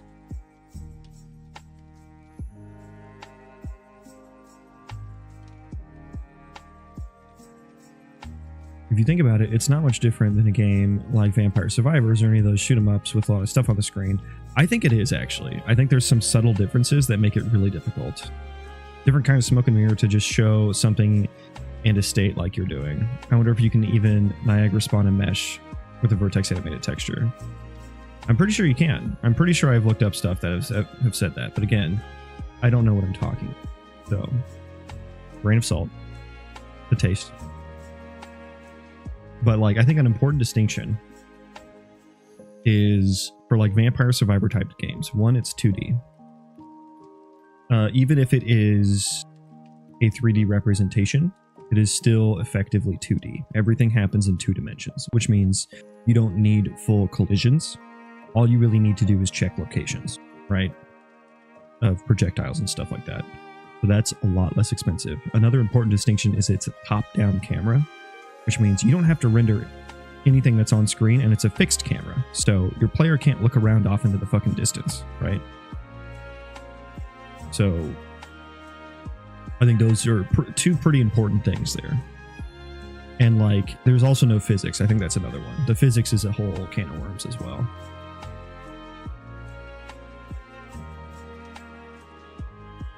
But yeah, you can just turn on the physics for, you know, they're not simulating physics at all times, right?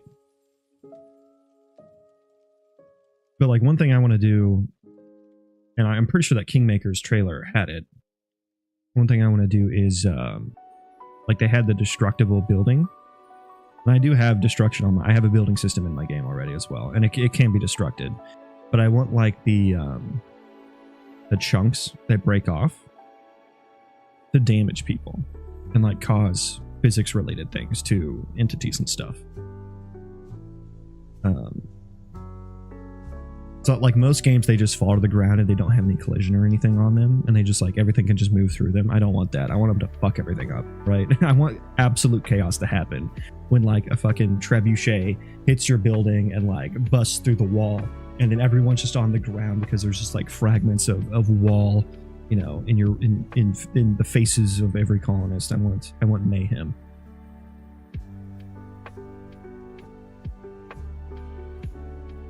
So yeah, tune back in another year or 2 when I get to that kind of a system.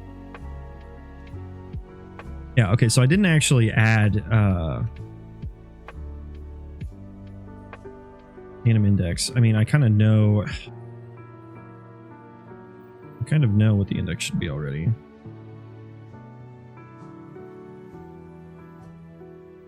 There we go. So we actually need to do a little bit more here. We need to get the anim info. Start frame plus cast anim frame. That's it.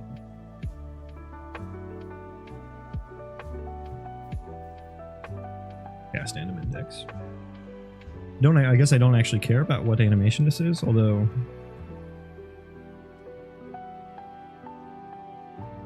I guess I can only maintain state of one animation at a time, the way this map's set up, but I think that's all I need. So maybe I don't actually care about the anim index, and I don't actually care about this constructor either. Just the anim time. Really.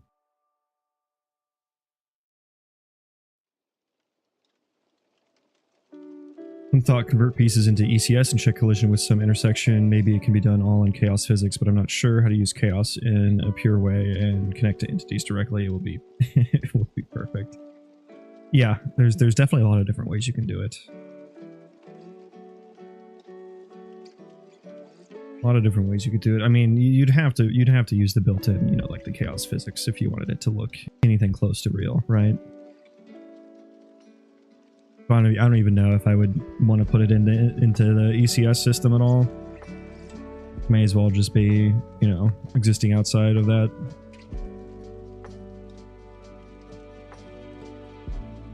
Okay, are we good here? Are we good here? Cast anim frame. Okay, I think we're good here. I'm going to copy this. We're going to paste it in the... Oh, I needed to remove it. Right. We're not done. We're not done.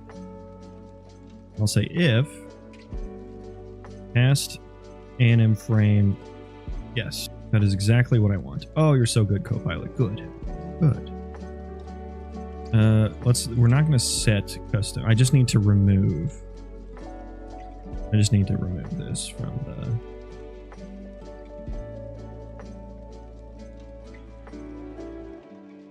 Wait, is that not right? Right. Keep forgetting. Yeah, and then we remove it. We just remove it next time. And then to make sure that it doesn't, like, immediately start the casting animation over again, I'm going to do an additional check. Or if it contains the entity.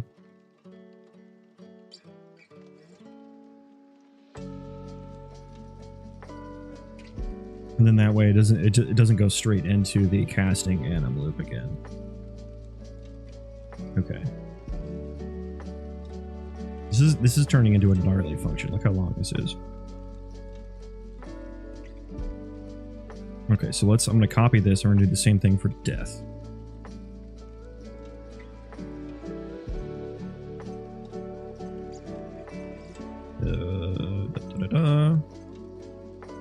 And I should probably create some sort of function for this, right?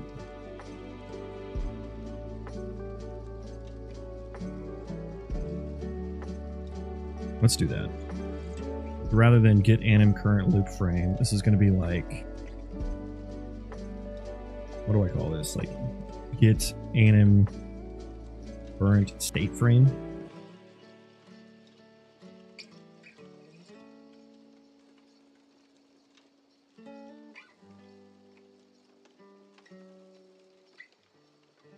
Nine minutes in, they show the swap stuff and junk. What are we talking about? In the king, are we still talking about kingmakers here?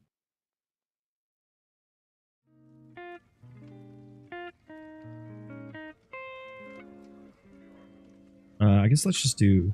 We need to pass an entity as well as anim index.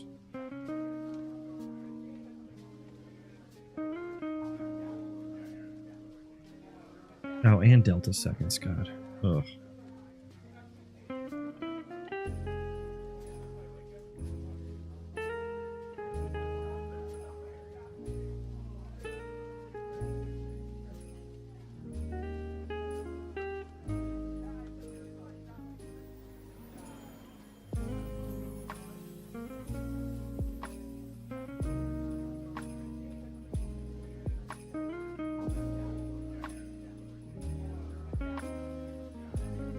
Anim frame. Okay. Okay, so now we can reuse this. Get anim current state frame. I need to pass in entity. I need to pass in the death anim index and delta seconds.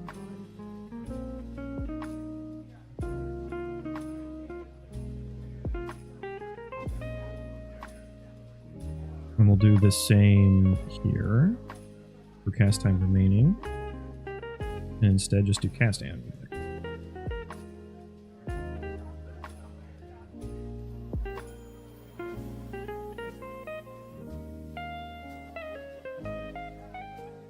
Maybe there's a link filter in chat telling messages. Inside King. Okay. Let me check this out. Yeah, there might be. I haven't tinkered with YouTube stream settings at all, so that's probably something filtering it. Okay, I'm curious about this.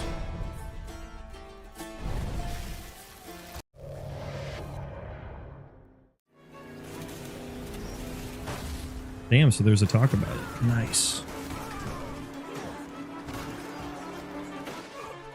The lack of giant enemy crabs is a dead giveaway that it's not a historically accurate game. Hello and welcome back to a special Digital Foundry developer interview, and this one is an unexpected and special occasion because we're talking to the developers behind a new game that's just been revealed called Kingmakers, and this is from the guys that created Which engine is Road used? Redemption. What are they talking about? Together. We're using the Unreal Engine.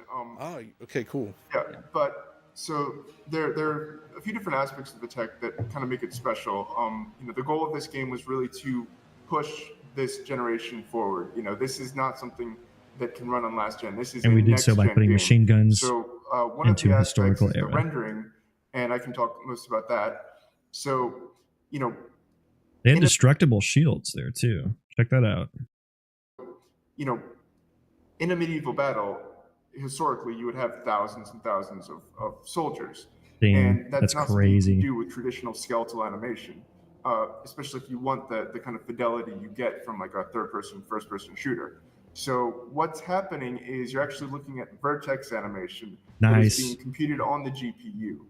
They got theirs to look really good. God damn, they must have done so much fucking work for that. That's crazy. That's crazy. For like how much work I'm having to do.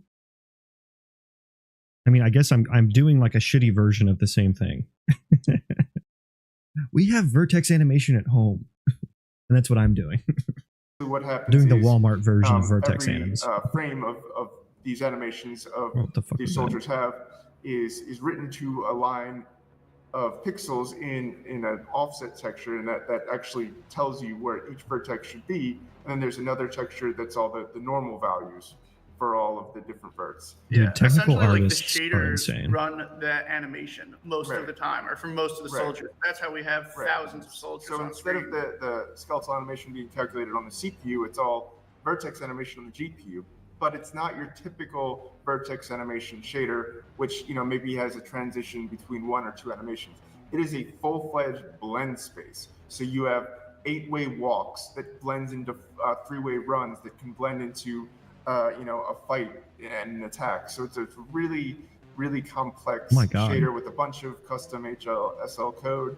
And then you might notice from the trailer, some guys are wearing different types of helmets, some guys have different weapons, different shields. So those are also separate meshes that have their own vertex animation shader. Oh my god. I wanted to solve that problem too. Oh my god. So they just use, I guess, they take those meshes for like the helmets and shit. And then I guess they bake every single possible anim. And then they like set the position based off of where it should be in the anim. That's absolutely insane. Good God. Yeah, imagine how many textures there are. Yeah, dude, imagine how many animations they have. Like I did the blend space thing. That wasn't too bad. But like I can't wrap my brain around extracting the position of a particular mesh, or like where like the helmet should be, where the weapon should be, based on the anim. I can't wrap my head around that. I know it's possible. The data is there, but I don't know how to do it. To keep them, in some guys have different weapons, different shields. So those are also separate meshes that have their own vertex animation shader to keep them, in position. Yeah, and those are also powered partially through Niagara, like the helmets and shields. So every soldier you see, every helmet, every shield, every weapon, those are all individual Niagara particles, and we're communicating via. Yeah, I knew it. I knew it. I don't know how to do this, but I knew it was possible with these things. They must have like a pipeline tool they made. Yeah, I mean you have to create some custom tools for that. I mean, every shield, every weapon, those are all individual Niagara particles, and we're communicating via various data interfaces with Niagara. This is all in C++, obviously. To basically every single frame, what's the position and rotation of each one of these particles. We're also piping in, for instance, an integer which defines the color, so you can have 5 teams of soldiers and thousands of different variations, all within a very small amount of. They had avoidance around the player as well. Texture memory for the offset textures, and then once the player starts to interact with these guys, they do become skeletal, and that way we can have another 1,000 animations. It does like a seamless switch over. You can't even tell. That's what I was gonna. Yeah, that's fucking nuts.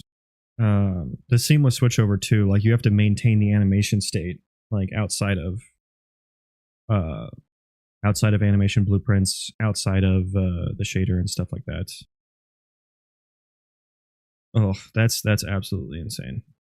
Gonna ask about, right, because I noticed like we've seen big crowd scenes before, but the amount of fidelity, do they use an the ECS system animations, as well? the interactions with the player, all that stuff is kind of the next level that I've seen. Plus, it also seems like when you actually attack them, it becomes they sort of take on ragdoll physics properties. So as you plow through a crowd of guys in the truck, they all react accordingly. And I feel like this is the main differentiating factor with your crowd system, and it does look really freaking good. Your brain lights up like a TV when you're playing video games. So check this out. Researchers from the University of... Yeah, we spent about 4 years on the tech, and that's how you see like the seamless vertex switch to skeletal. Yeah, so there's a lot of weird little snags with the Unreal Engine. For instance, you would think, okay, so they're going to be vertex animated the whole time. They're going to do their complicated blend space, but then as soon as you shoot them, you could make them skeletal. But it actually doesn't work that way because Unreal needs a few frames to get the skeletal guy in position. So what actually happens is we make them skeletal as the player hovers his crosshair over them, or in the case of the car, once the car is within a few meters of them.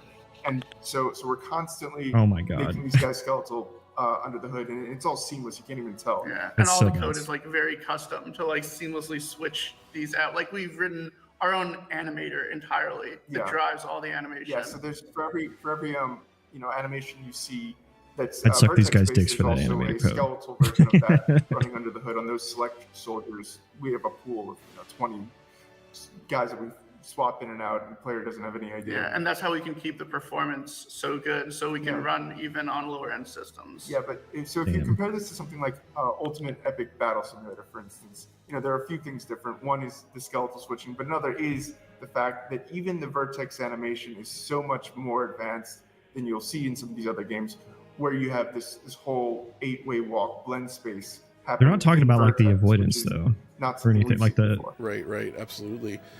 I'm curious then, how many of these guys roughly can you get on screen at once? It just doesn't matter at that point. As many as they can fit. Are holding it to 4,000 at once. Oh geez, only 4,000. Yeah, that's more. We could probably go higher if we wanted to. Like, I mean, we definitely can go higher at the cost of like trade-off of performance, but we're still working on that and optimizations. You just don't even need. I'm curious, then how much of the render budget is this eating up per frame? Would you say roughly? Well, a good bit.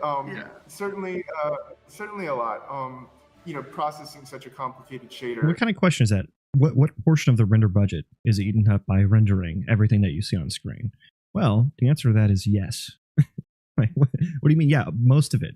Like literally almost all of it.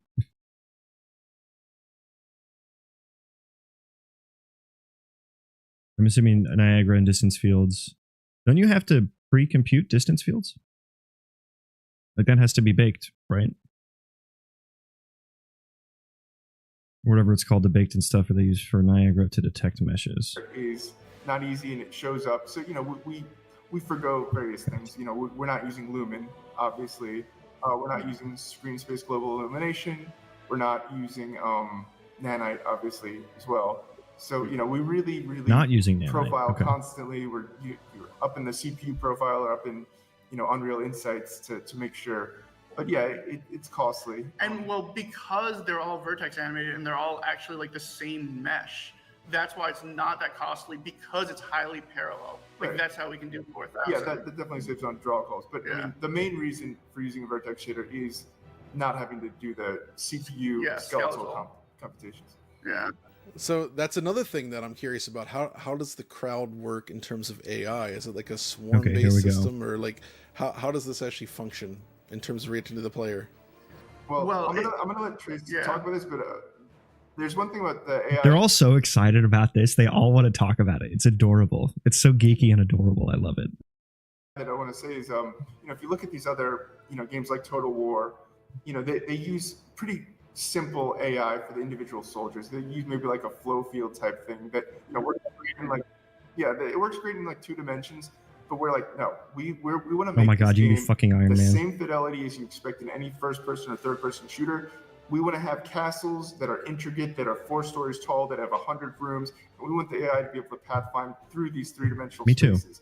So no compromises here. We want the real thing. Yeah. Yep. So it's like we have an AI that's heavily optimized, heavily multi-threaded. Oh yeah. That can run with like extreme detail and like as good as enemies that interact with the player. Yeah. So you can explain how that works. Using the right weight. Can you explain how that works? The body pod lets you easily understand what is the fastest. Yeah. So they actually brought me on because I was working on making my own nav mesh and pathfinding stuff. I tried to do that too, and I failed. I tried to create my own nav mesh, and it was horrible. In Unreal Engine. And so a lot of what I've done is basically made it so that we can make 4,000 guys all use nav mesh pathfinding at the same time, which has not been easy. The amount of Unreal code we're actually running through at this point is very small compared to our own stuff. Though of course we still use the Unreal nav mesh. We have all custom pathfinding. We have our own paths. We have our own pathfinding algorithms that make it so that we can like run. Okay, so they were saying the nav mesh is the Unreal nav mesh, but he also said he made his own, or he was making his own. Get his handle, send him a DM. I'm gonna slide into these guys' DMs for sure.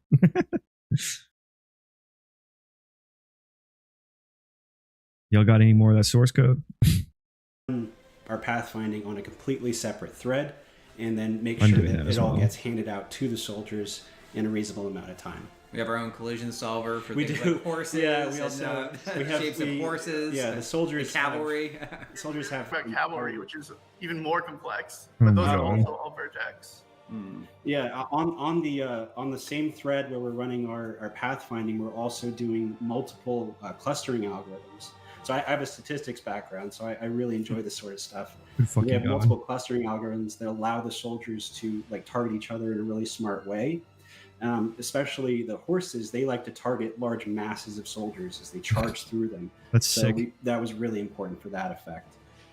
Yeah, because like unlike a game like Total War, where you're constantly looking overhead and you can micro your guys and like order them around, like the fuck did that guy turn into? In our game, so our AI has to be a lot smarter.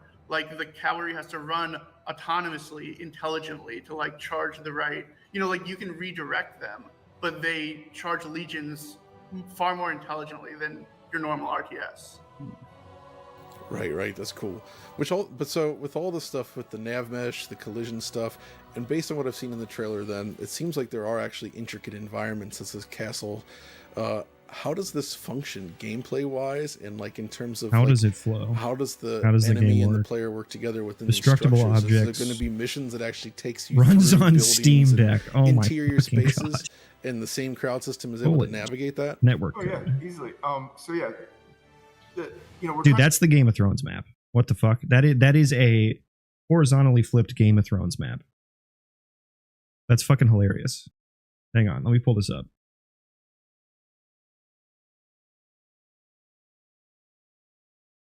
Link this. Here we go.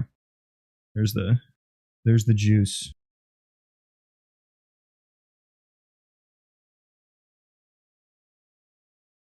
No, I hate when you open image in new tab and it here we go. Look at this. Look at this. Like this part down here.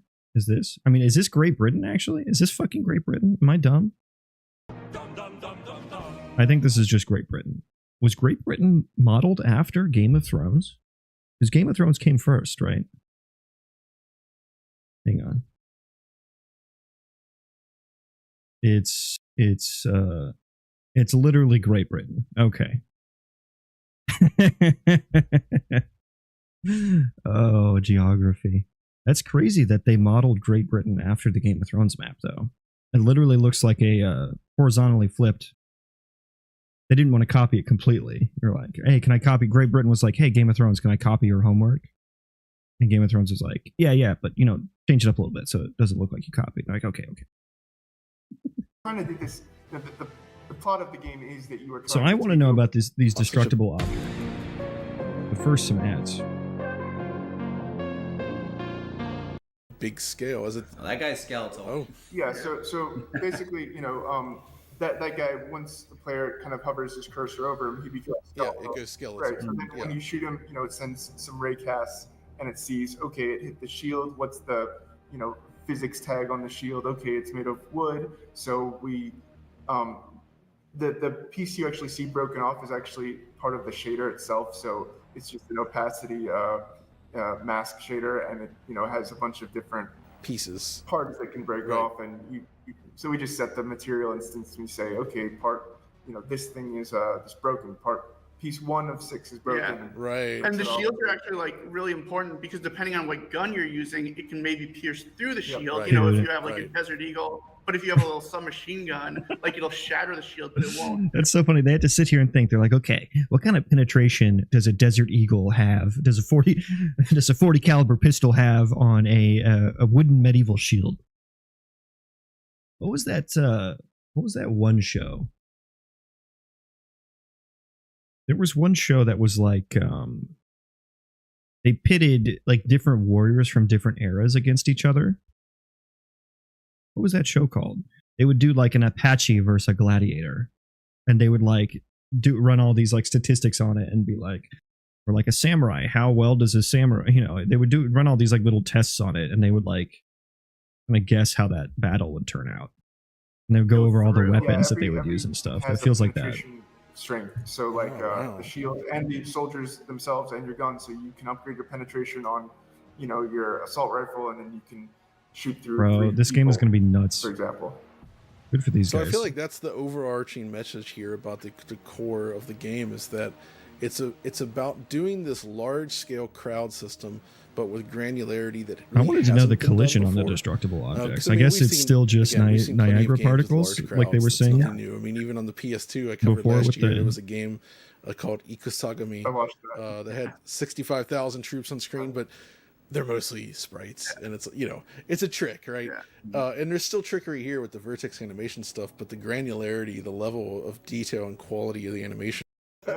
Talk about foliage. So I guess another thing I am curious about, though, is anything with environmental systems. Like, what are you doing for foliage? Is there interactions on that? Are things like trees and whatnot? Is there destructibles in the environment?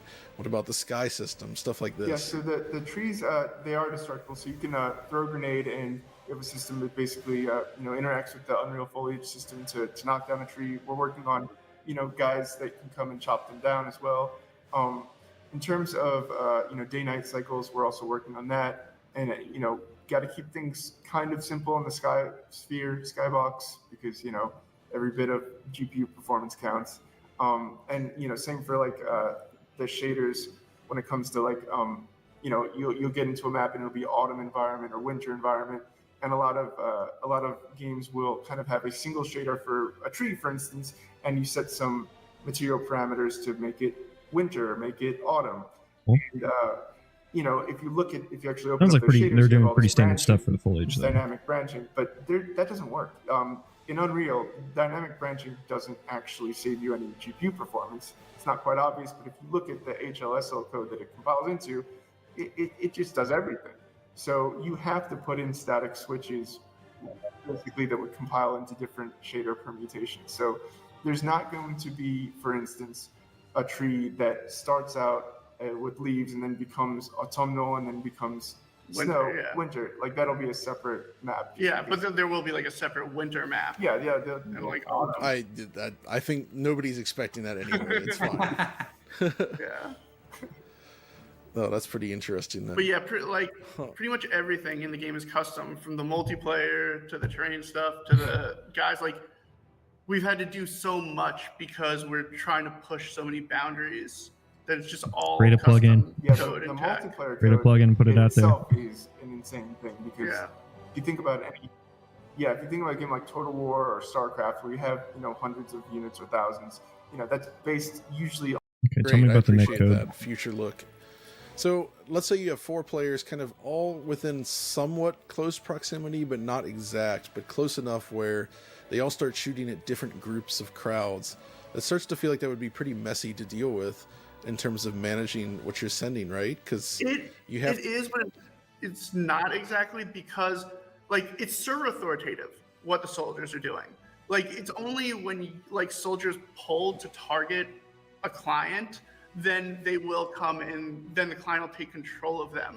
But it really works pretty well, because like the AI is set up with specific players that it's targeting. So when the AI decides, I want to target this guy, like, it can tell the client, or the client can tell the server, and it can hand them off. And you can't tell. It's like Interesting. where you see those sort of granular interactions with your other players. Like, if they're shooting a guy that's like however many meters away from the player, they're engaging them in close combat. We actually see that stuff. So the client actually takes over authority of the. I would have thought that they all remain server authoritative all the time. Maybe I don't understand the netcode well enough, but it sounded like what he was saying was like he was actually handing off the authority from the server to the client for whatever enemies are attacking it. But I guess if you're not really worried about cheaters, then that doesn't really matter that much, and it just takes a little bit of the burden off the server. Playing out smoothly. Yeah. We Interesting. That's cool. These are kind of rare events. Obviously not rare, but like not every single millisecond. Right, sure, but they will happen. Yeah. So basically, what happens is, because it's a rare event, we can send an RPC for something like that anytime you shoot. And obviously, if you're experiencing it, you're going to get a little bit more detail of what's happening. Like you'll see the individual body part reaction, but we'll probably send some of this stuff. And we do send some of this stuff as like pretty simple, like unsigned int 8s of the different body. Yeah. So they'll see a simplified version of the shot, but they don't care. They're focusing on the guys they're shooting. Yeah. I don't care But it about doesn't lighting. look like Viewers, Early though, development. This didn't come up during the normal interview, but after the fact, they shared some footage of War Era, which is what Kingmakers was called early in development. 2021. And in this footage, as you can see, the game was presented from a first-person perspective rather than third. But even still, you can kind of see the ideas that they had in mind and where they wanted to go here. Especially in this section where you leave the forest and suddenly you realize you're in an ancient battle. I'll let some of the footage play for a little bit here so you can appreciate this very early ultra What movie pre-release concept. was that where they go back in time and they end up in medieval times? Wasn't it like a comedy or something? Footage And he had like Nikes on or some shit. I forget. of the game before it became Kingmakers.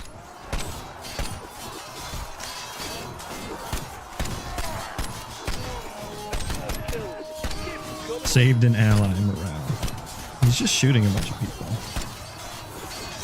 Pistols are great for What I morale in found medieval interesting about times. this footage is how you can see while the ideas exist, the actual interaction between the player and armies feels very small scale compared to where Does they it? go with Kingmakers itself. I still feel like this is You're very basically large scale. limited to just picking off random troops with your modern weapons. Right, sorry.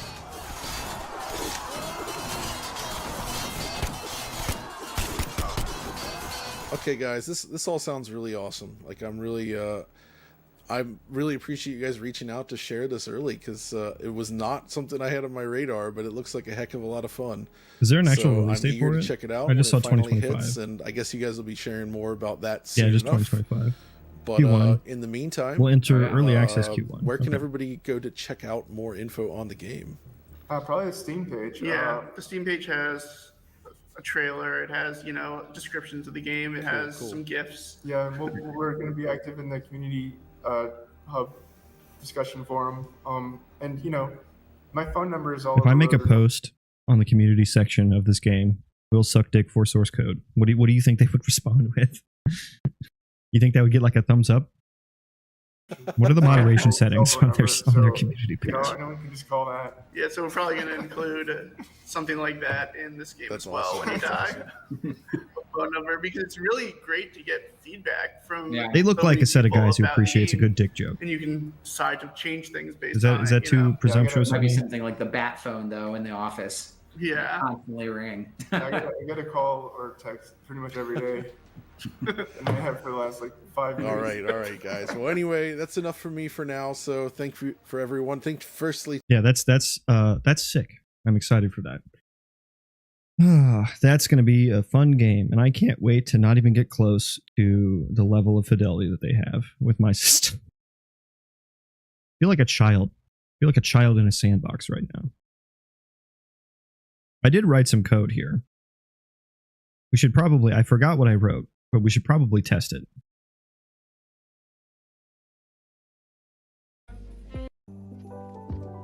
Okay, so I'm going to build that. We're going to test this code. Steam Shield Prob Fun Hangout. I guarantee they'd love the opportunity to talk about their tech. Yeah, I mean, they were so geeky about it. It was so awesome to see. They're all like talking over each other and stuff. And they're so excited about it. And yeah, I mean, when you spend 4 years working on that stuff, I mean, you got to be proud. It's their baby for sure. I want their baby so bad.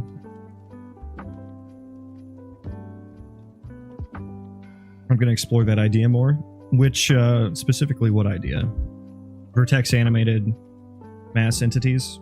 You're going to do that for your, Elliot is working on sort of a Zomboid clone. Maybe not a clone, but like, Vertex animations for zombies would be really simple. Yeah. Yep. Yeah, I guess I never thought to just put all my eggs into the Vertex animated bucket and just make that look as high fidelity as possible. So I'm just like, oh yeah, just those will be in the background. They're not going to need to be very high fidelity, which may be still what I do. But they're just like, nope, we're going to make it as high fidelity as possible. Oh, if only they could write a plugin that Epic picks up that does everything for me. With one click. There's a checkbox somewhere that just enables that. Let's click play and see what happens. Okay, we've already hit a bad. We've hit a bad. Cast ability 212.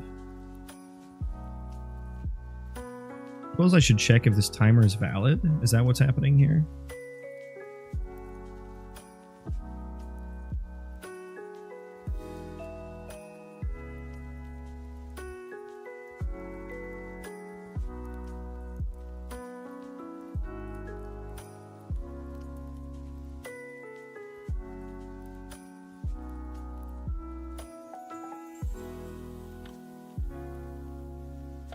Okay, rebuild that. Hope we see more VAT tools from Epic. Exactly, they get bought by Fortnite. Dude, I for one, am ready for our new Overlords Fortnite and Lego Fortnite. Lego and Epic pairing up together. We will conquer the world of game dev together.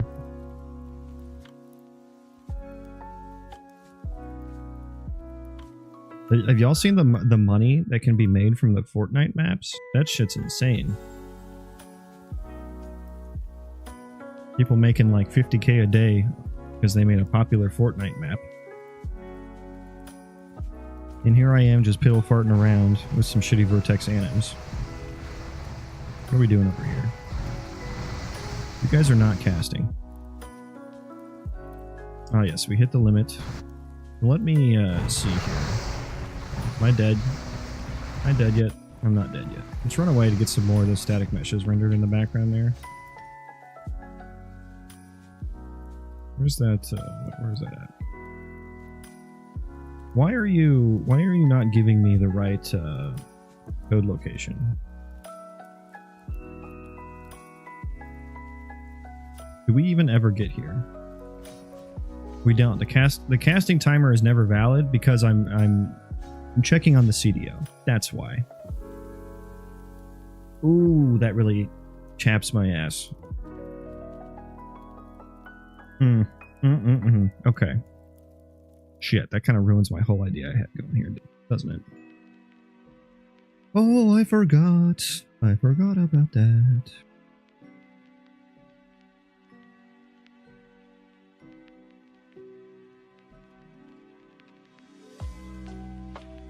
You know, like the UEFN idea where they sort of own your ideas if you publish there, I think. Yeah, I mean, I feel like that all came out of the whole Dota thing, right? Because with Warcraft 3, they just took their idea, made it in Warcraft 3, and then it eventually became its own game that made lots of money. And then when they made Warcraft 3 Reforged, they updated the terms of service to where anything you created belonged to them, so that couldn't happen anymore. And I feel like Epic's doing the same thing, if that's what the rules are. I don't know what the rules are, but kind of makes sense. I mean, they're giving you a cut, so, you know, they did make the ecosystem.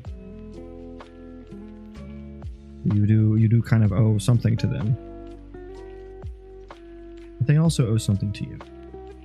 What am I going to do? I'm not even looking at the right code here. What am I going to do about this casting timer handle? How do I get this? How do I get the actual instance of the ability?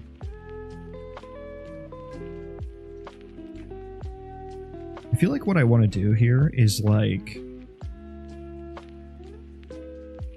I want to create an entity fragment, a data fragment that will store the active ability instances.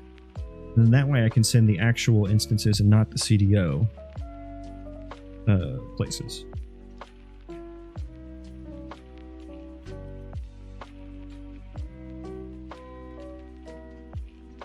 Yeah, because the cast time remaining was always 0.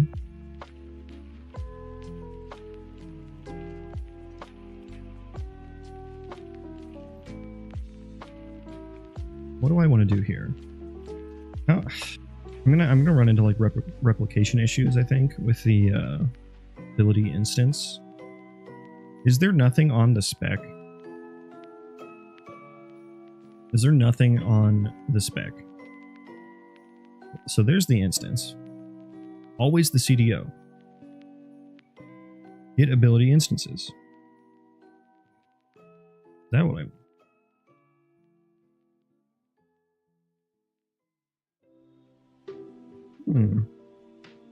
Curious. Very curious. I probably shouldn't just blindly grab that.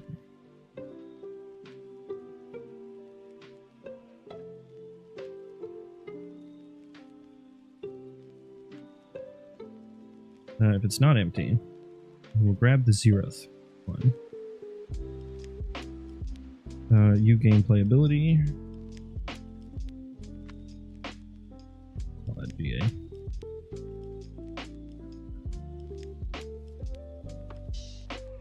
I wonder if they're using gas in Kingmakers or not. I feel like the answer is no. I've already noticed like a lot of like executing a gameplay effect took like 500 nanoseconds.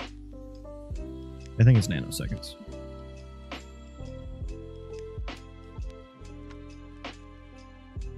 In my profiling, and like when you have like 100 people in combat, that's like not gonna cut it, right? That adds up very quickly. Okay, let's see if that works.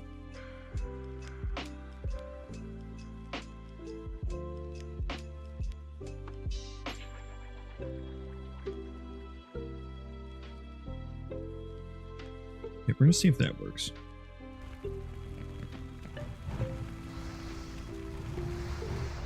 Oh, they're casting. Okay, they're not playing the cast animation, but it is doing things. I am going to take a quick break. I'm going to leave you all with this battle. That battle ended quick. Let's make a bigger battle, actually. 100 units. Let's do 500. 500. Okay.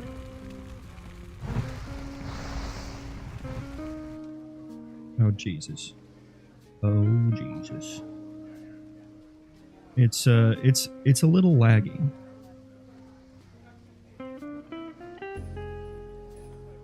Bro, I can't even move the camera. Okay, you guys are gonna watch that. Quick break. I'm gonna run to the bathroom and maybe take the dogs out, get some water, that kind of stuff. Burp.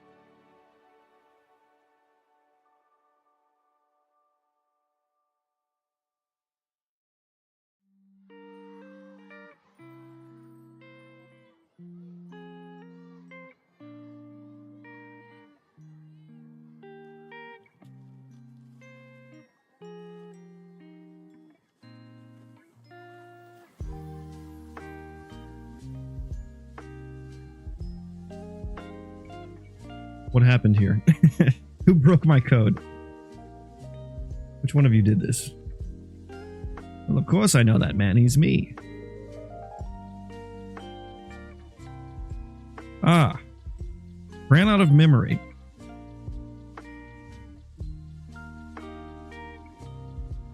I mean, Unreal Engine's only using 35 gigs of memory.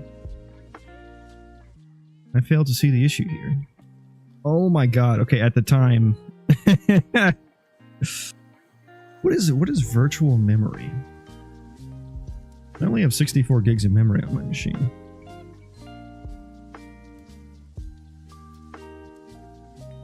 Thank you all for being so patient. The puppies and I have both been pottied. Available physical. I had half a gig left. I may have a memory leak somewhere.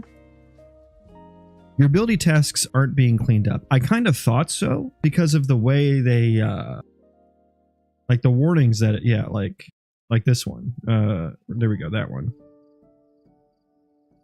But shouldn't they be being automatically deleted? Yeah, I see it, Elliot. Okay, I see it. I have seen it. I have been thinking about looking into this, okay? Chill. From what I read...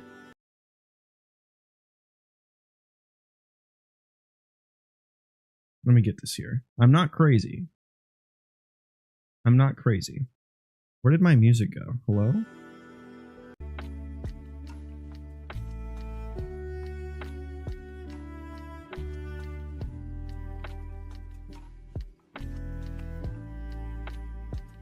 Okay. Unreal Engine is down right now? Hello?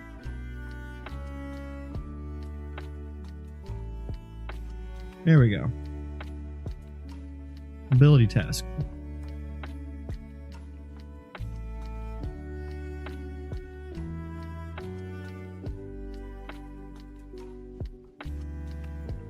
Do I have only trigger once set? Yes.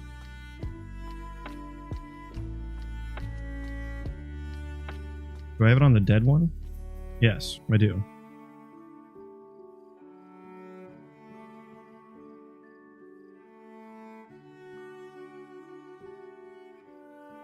Okay. Read this, Elliot. Ability tasks can self-terminate by calling the end-task function, or it can wait to be terminated automatically when the gameplay ability that ran it ends. So...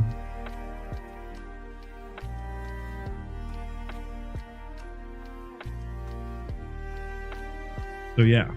Now what? Now what? I'm constructing it in C++, yes.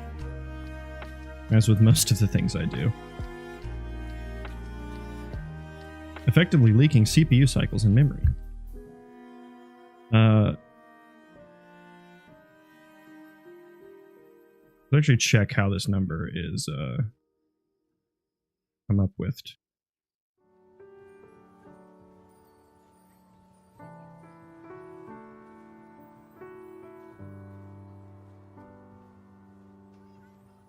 Where was that? There it is. Global ability task count.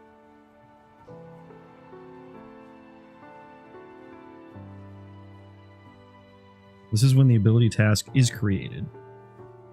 And they just straight up create a global variable. I love that. I mean, it's whenever one's created. Does this get decremented? Oh, it does. Okay.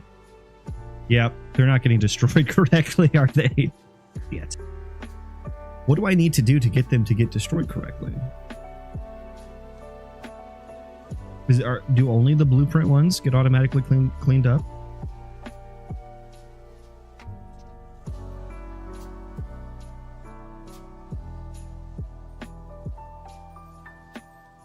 Why am I using the ability task in C++? Because I want to? Do I need a reason? Because I use it in my base casting class for a moving tag added. and then I use it in my base, just my overall base class for if they die. I don't want to have to write that in every single Blueprint subclass, so I use it in C++. Next question.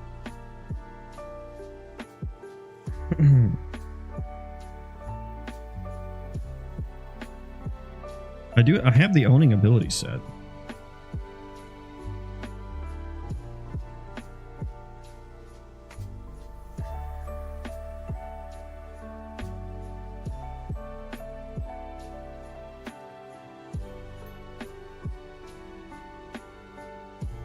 Okay, so you can stop now. Go away. It is a ton of allocations. I'm essentially creating I'm creating like 2. Uh-oh. Uh-oh. My Chrome is dying. And there it goes. Are we still there? Okay, I look good on my other computer.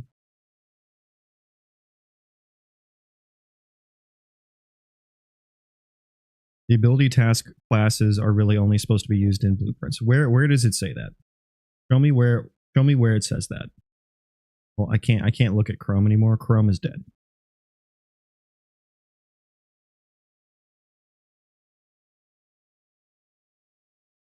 I don't need to report the problem to Microsoft. I just need it to close, please.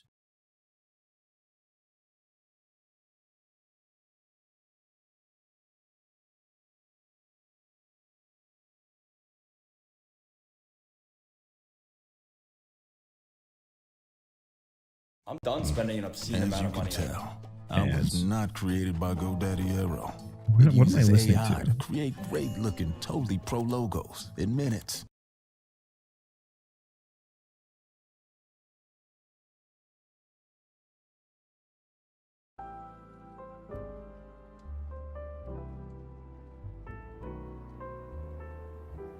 Okay.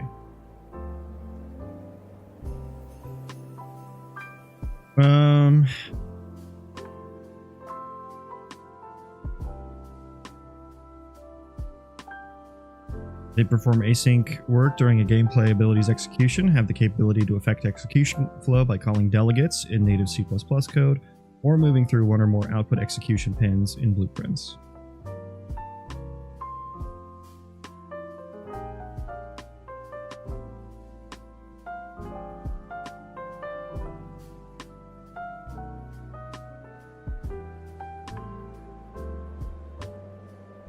I'm not seeing anything that says that they have to be used in blueprints.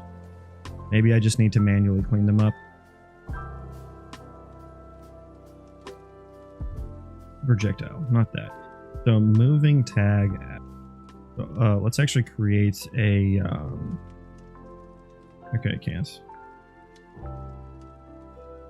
We'll create a. It should be protect. And what is this? What type does this return? Okay. This will be moving tag added.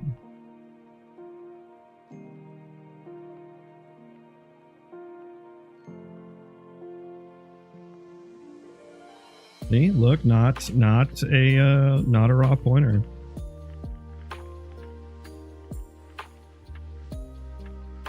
Okay, and so now in just... Do I have anything else? That's this one. That's for montages, which I'm not really using. So I'll ignore that until it bites me in the ass. Okay. If we have a moving tag added,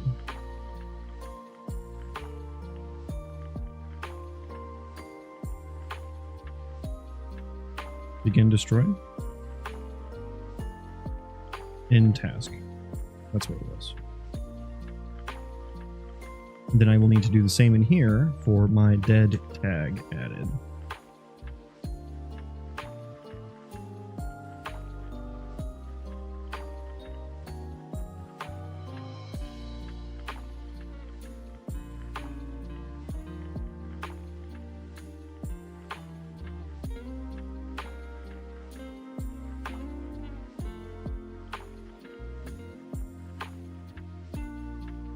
Okay. Okay, we're good. We're happy.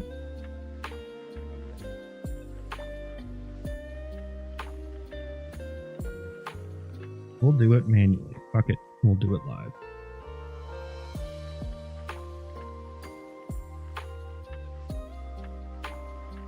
Okay.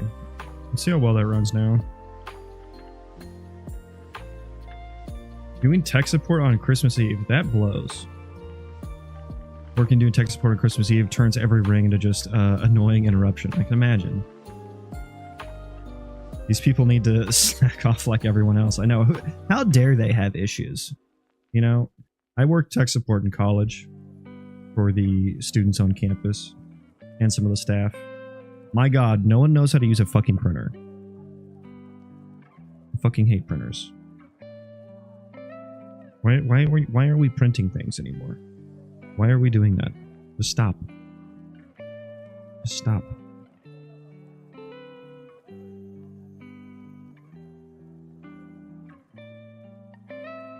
And also, no one knows what getting locked out of your account means. Like, oh, I can't log in. I'm like, yeah, you need to reset your password. Come on. The number of passwords I've reset. It fed me during college, actually. Maybe I shouldn't be complaining. I just squirted water all over my mic.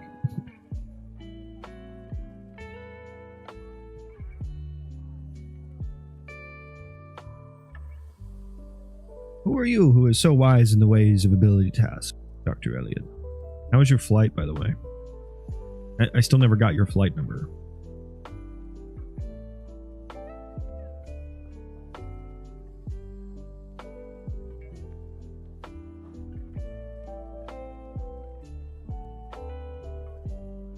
Okay. Let's see how fast we hit the limit now if we do it all.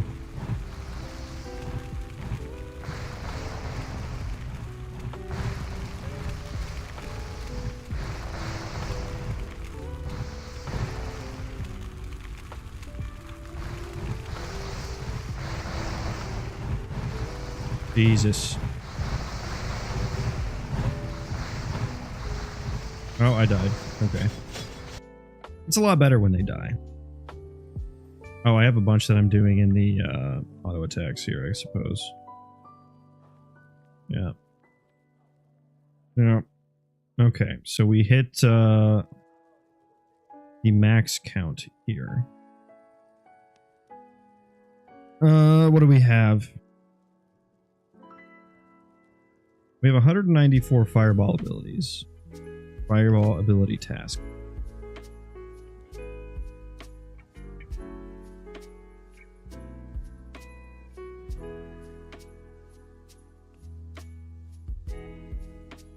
I don't use cast montages, so that shouldn't be one.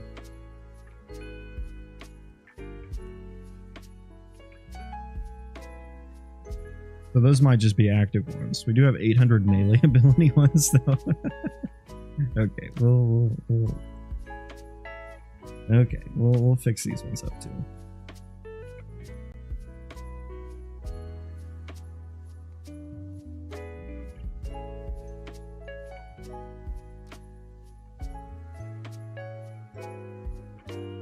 T object pointer. And we're calling this weight weapon inactive. Import that. We're gonna duplicate for the active version of it as well. There we go.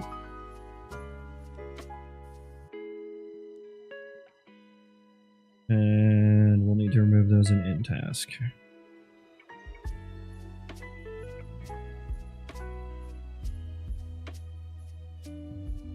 Do I need to set it to null pointer? I feel like it's not necessary.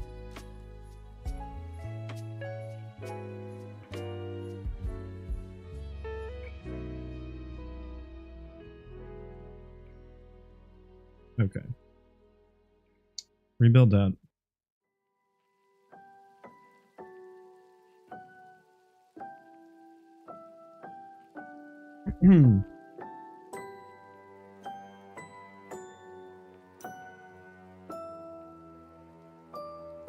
Okay, this is kind of a side quest right now. I was working on the vertex animation stuff. We're fixing our ability counts because I got lectured by Dr. Elliot.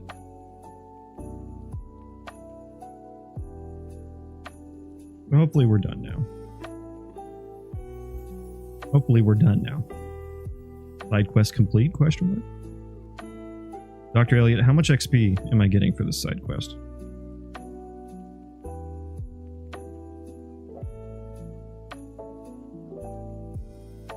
Let's gamify game dev.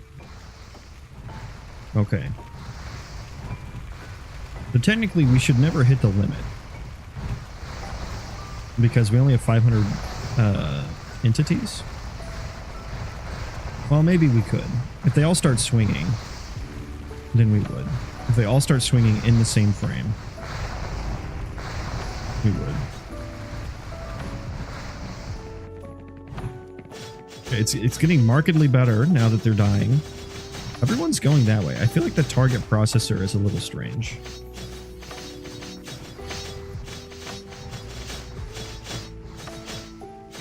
What are our guys over here doing? Oh, they're melee swing. Yeah, so they're not playing the animation yet. We haven't hit the limit yet. I think it's working. It's working! It's working!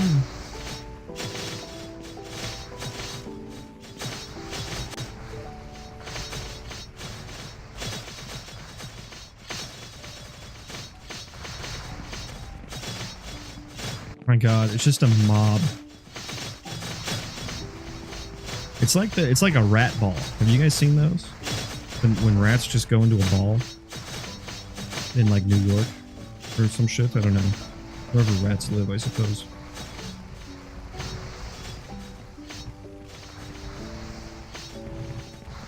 And you can see the animation budgeting taking place. The animations are playing very, very slideshowy. Okay. So we never hit the limit. So, side quest complete.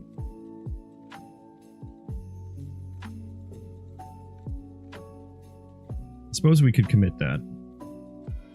No, go away. The paging? What? Interesting. Okay, I don't know what that means. Stop. I don't want to see that. I do want to see this one though. What did I change here?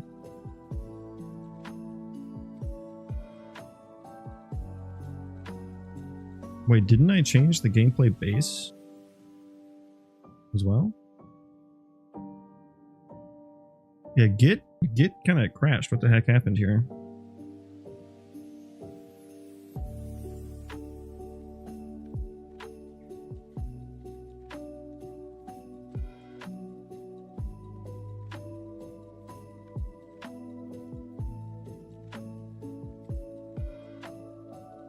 What happened to Git? Did I restart Rider? I don't want to wait for that. Let's just not commit. What are the chances I lose all my fucking shit here?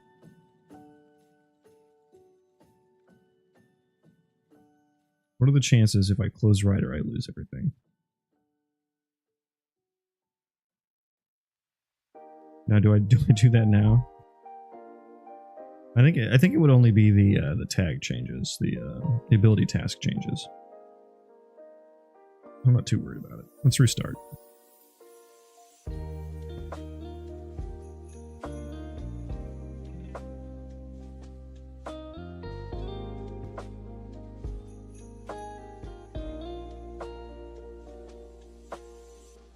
We have the change. Now, is it tracked in Git? It is. Okay. Git fixed itself. Or rather, Rider fixed itself.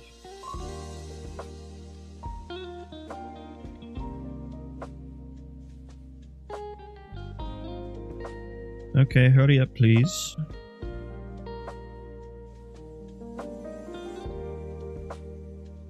So I guess while that's happening, let's look into the code for the cast. The state for this is not working correctly. And I'm not sure if the dying one worked either. So we'll need to debug that.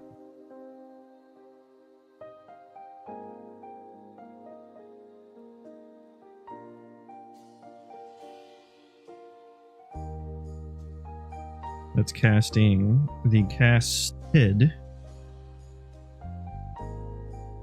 What if we ever even get here? If we ever get essentially less than 0.1, but greater than 0. I bet we just never really hit. Okay, now we can run Unreal Engine.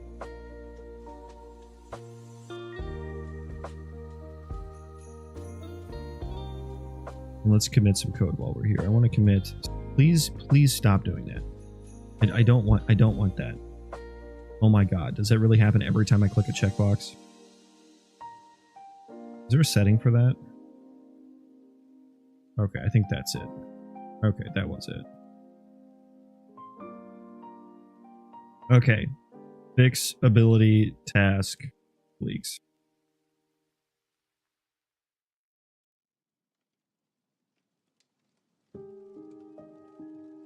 Ooh, planet.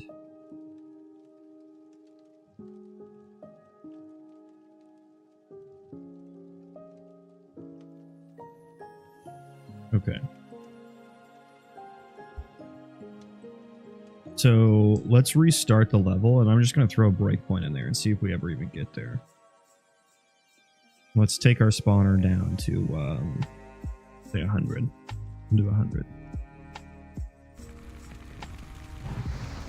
Get some more ISMs spawned there. Do we get here? Yeah, we're not even getting here. We clearly get there, right? Yeah, okay. What's our cast time remaining? I'm just going to click through this a little bit and see what our cast time remaining is. 0.3, 0.3, 0.3. Is it always 0.3? 0.65. 0.98.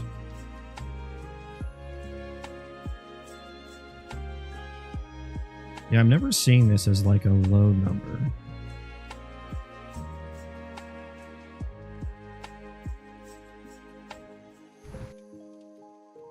Oh, we finally got here. So I guess where is that happening then? And I should probably pull this out. Let's actually just put this in a variable so I can see it.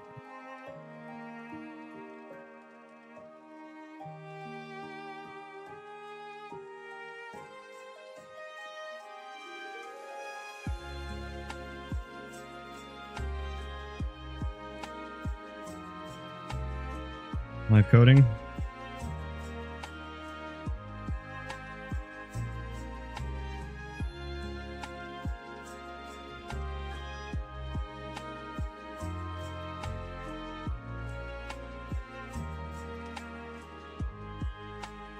Please run.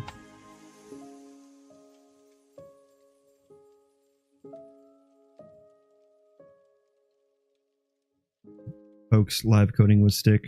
Do something. Yeah, what other logic could I use here if this just isn't going to work?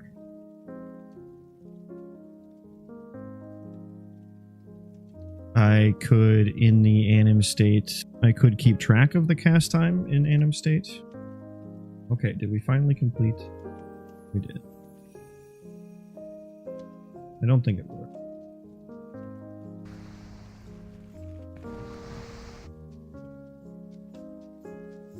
Restart.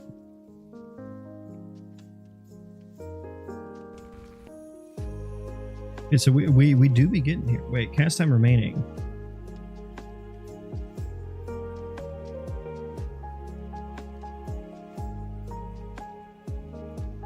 Wait, did I do this wrong? I think that's where I messed up.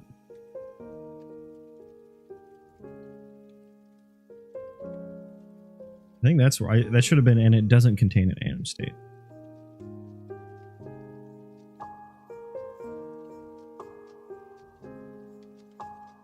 I think that would be why.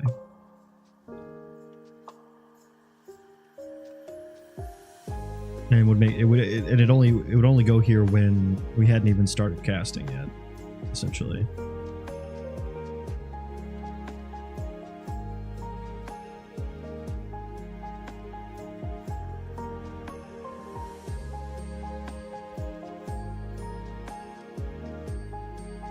Yeah, I definitely want to store this as well. I don't want to loop through every activatable ability on every entity every frame. When I do this elsewhere, I think I just want to maintain like a list of currently active. Restart this.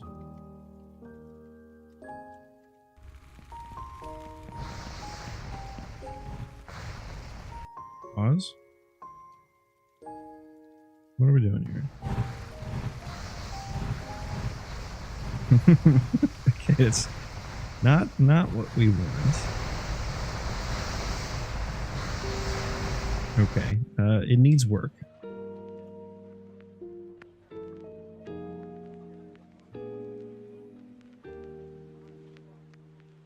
So I'm iterating through a copy rather than doing a scope lock.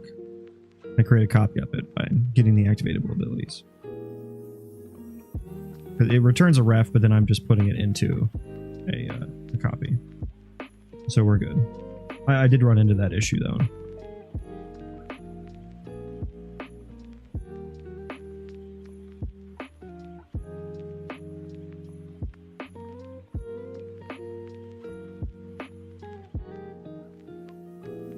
What do I want to do here though?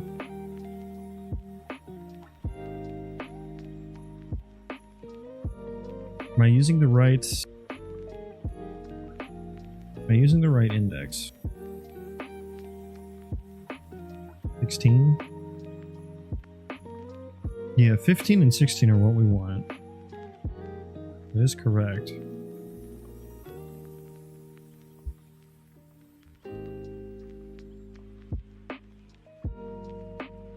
There are some more breakpoints in places.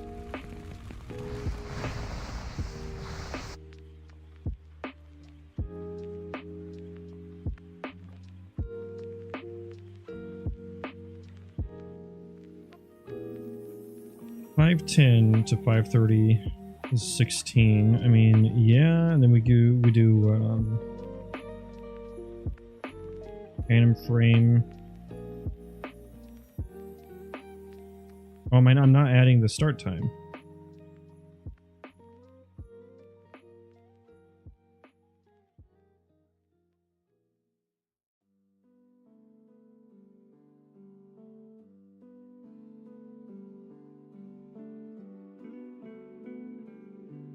That would make sense.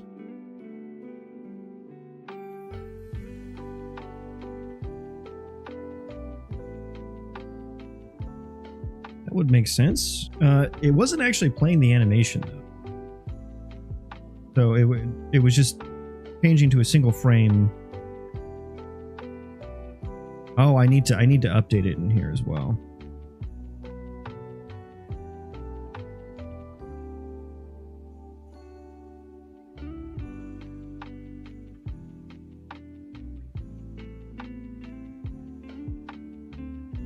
There we go. That's what we need. Good God, I hate how long live coding takes sometimes. It's probably because I run it while we're in a play session. What is happening here? Being used by another process. Stop it. If I say pretty please, will you do it this time?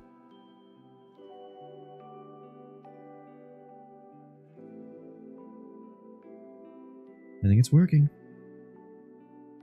Yeah, if Unreal Engine fails to compile, just say pretty please, and then it usually works after that. Hot tip that they don't often teach you.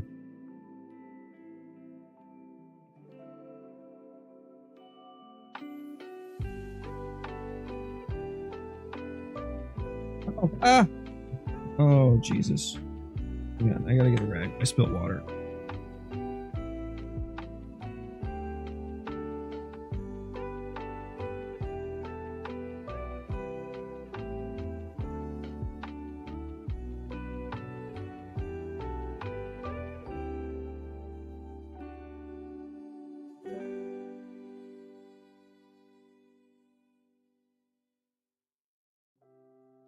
Okay, crisis averted.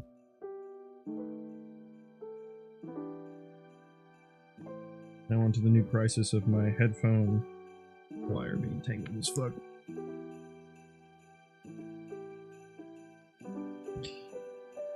Okay, what are we doing? What are we doing?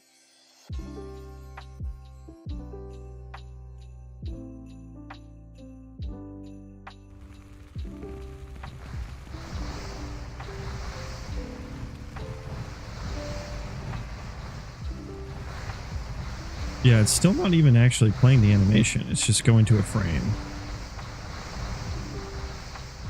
Huh. Okay, so my logic isn't working here.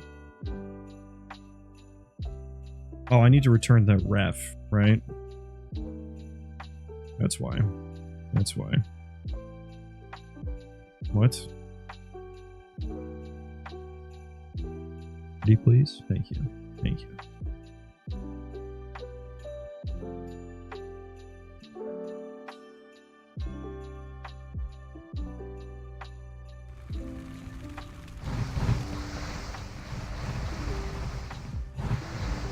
There we go. Now it's actually playing the animation. It's not doing the cast animation.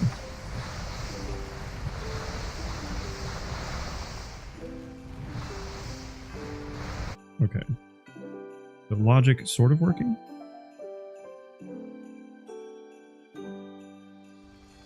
Run that again.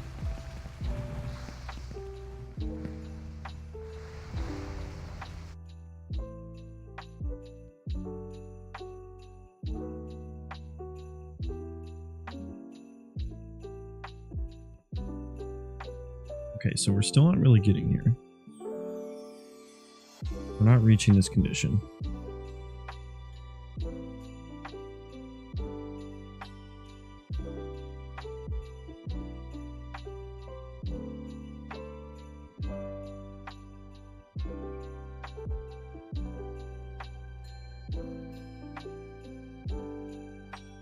What are these numbers? Okay. I was gonna say they're weirdly the same.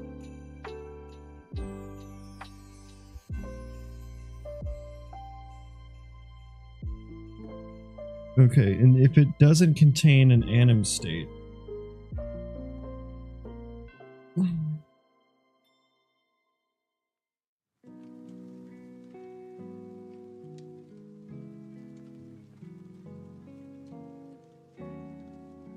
Oh my god.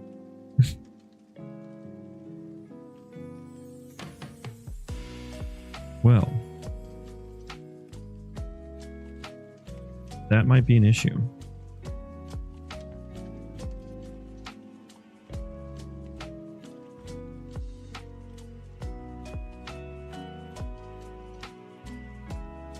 Everything was invalid.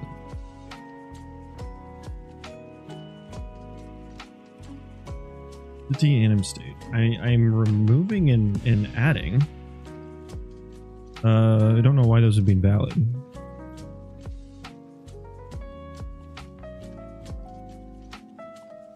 Maybe I'll throw a breakpoint in here.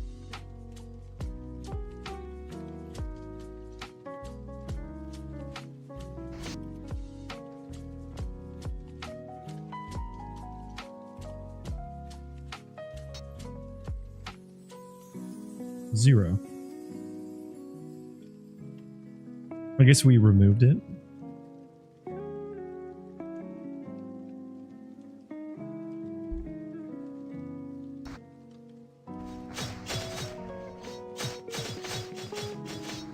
Yeah, now they're all weapon swinging, basically. Someone's casting a fireball, though. Okay. Where to go from here? Where to go from here?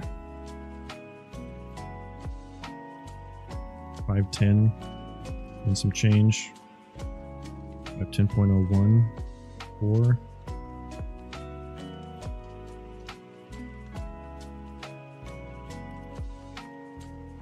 Oh, I don't okay, I think I see the issue here. Yeah, this is bad. This is bad.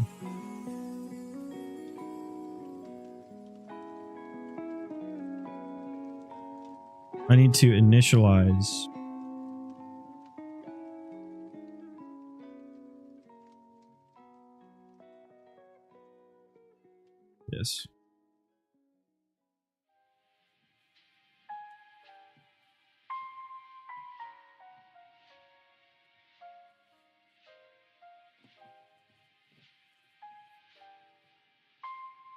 I need to initialize it and then not actually add that at the beginning.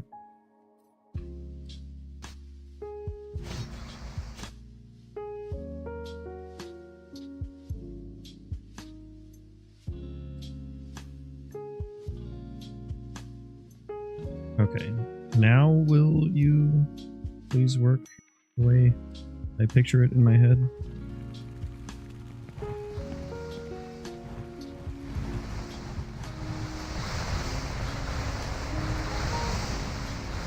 Okay, it's trying. It's not ticking the doesn't seem to be ticking it properly. Cam time. I guess I do plus equal here. Plus equal delta seconds times play rate.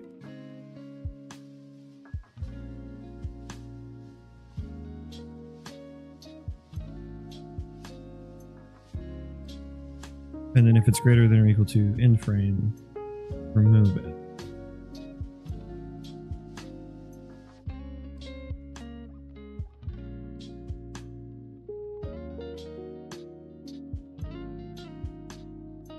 No, let's just pass that straight in.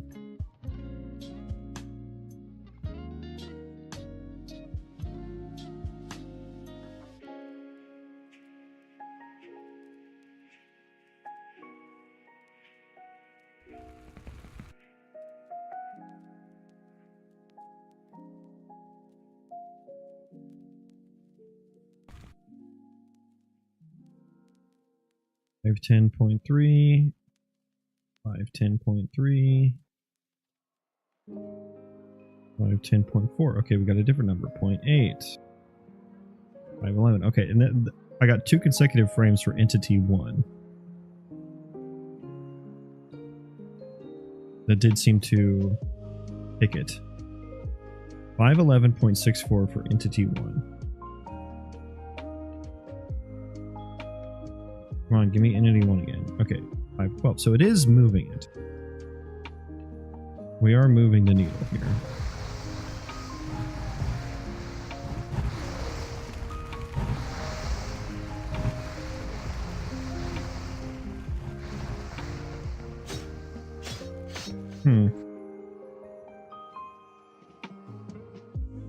It wasn't doing the loop animation properly either. It was like going back and forth between them, I suppose.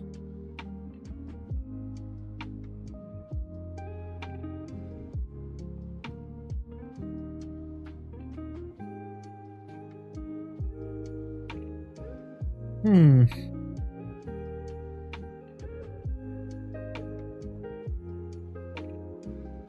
suppose one thing I should do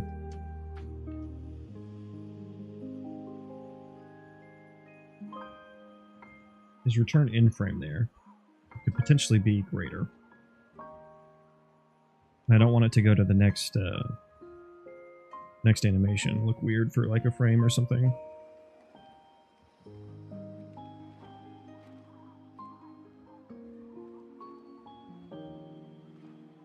I don't think that's going to fix the issue that we're seeing, though. My logic here. Sample rate. What is sample rate in this asset here? It should just be 1, I thought.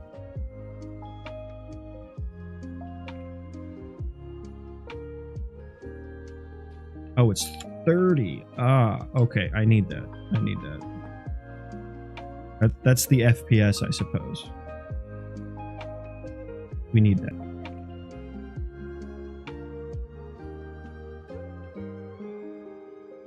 There was my missing little tidbit.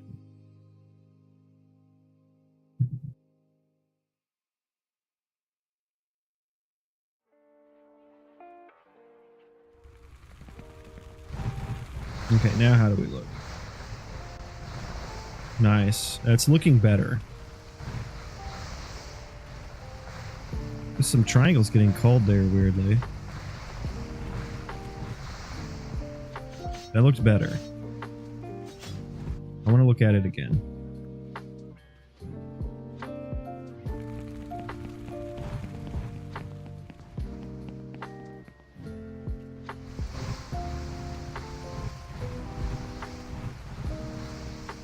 They go back to the idle for a second before they play the cast animation.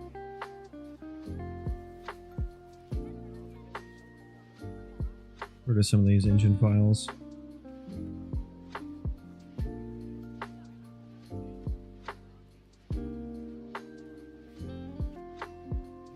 Ugh.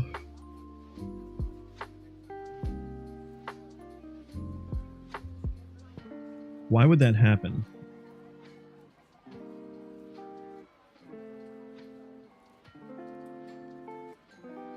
Why would they go back to the idle animation? So idle is going to be based off of this code that happens afterwards. So we're essentially not hitting the proper continue, I suppose. Like we're skipping,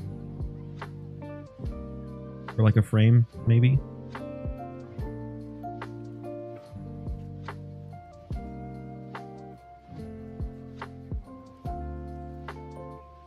Maybe greater than or equal to? Is that going to fix that?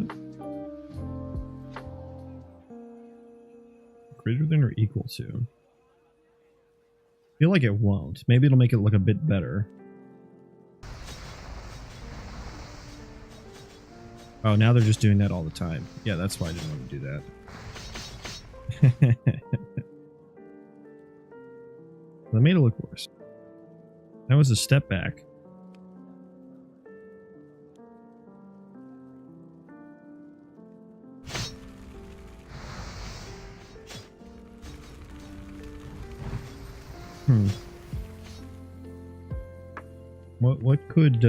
What could be causing this little frame skip?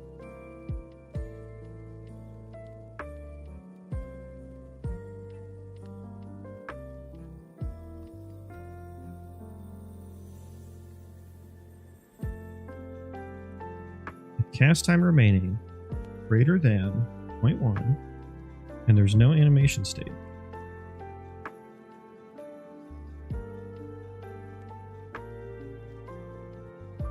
We're going to play the casting loop. Now, when cast time remaining goes less than 1.1, but greater than 0, we play the cast anim.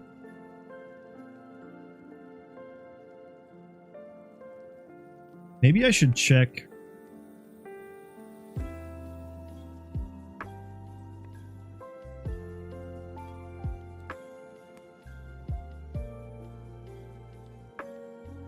As cast anim state. Then do an OR. If it has a cast anim state, we want to finish that cast animation.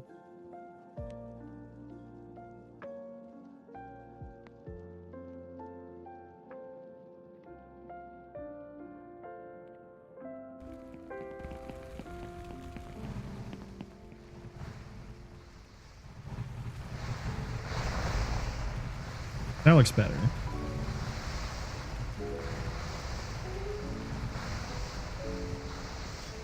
Nice.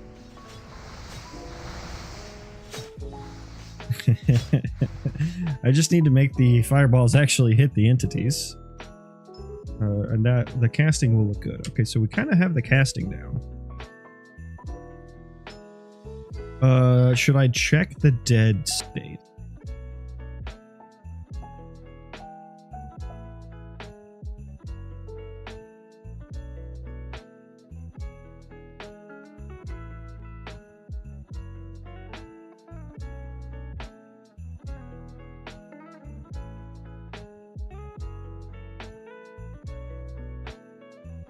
A small refactor there.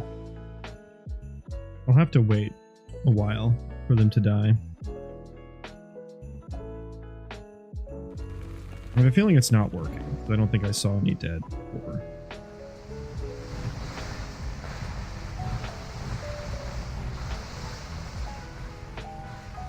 No one's dying yet.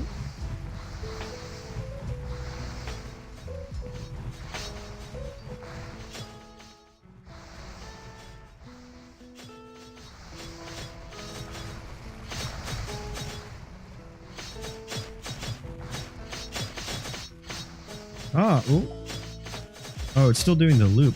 Still doing the looping animation. Yeah, I guess it shouldn't remove. Well, I think I need an optional boolean at the end here. Bool be remove on end. Yeah.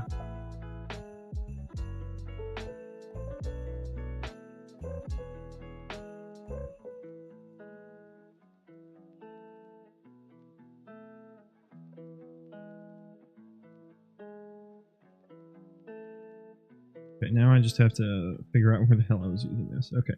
We do want it to be removed. There.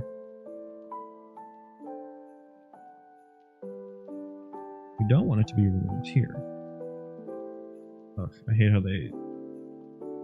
Okay, but then I also I need to do B remove on in and anim time greater than in frame. Well, let's do this here. Just in case it gets ticked to the next animation, we still want to just return the end frame rather than whatever anim time it might go to the next animation. So we're like essentially clamping it there.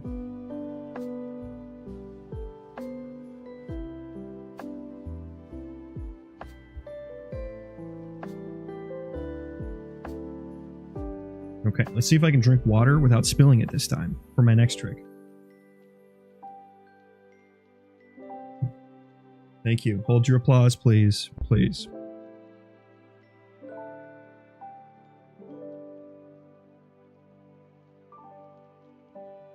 Ah, Neptune. Such a beautiful planet.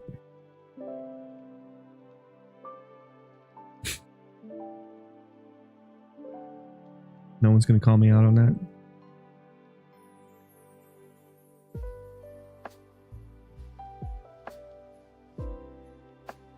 I'm rage baiting. Isn't that what the content creators are doing nowadays? You just do something obviously wrong and it incites people to comment on it.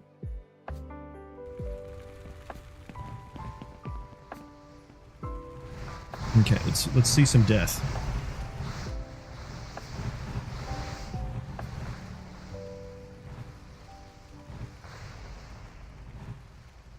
Die. Die. Someone in this mob of people is going to die soon.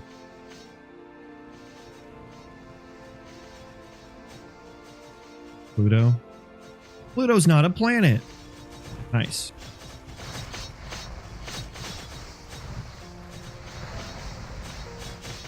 Pluto got demoted. Friendship. Wait, wait. Oh, he...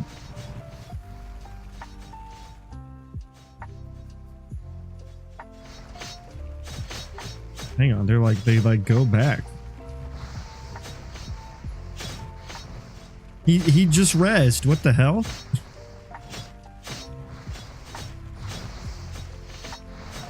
Now, it's hard to tell if are they actually...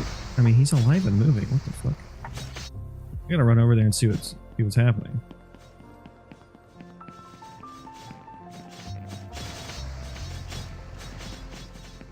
I think I need to reduce the radius of my instant static meshes to test this a little better. Kind of hard to see from this far away. It does kind of suck that they replay the animation when they pop in and out.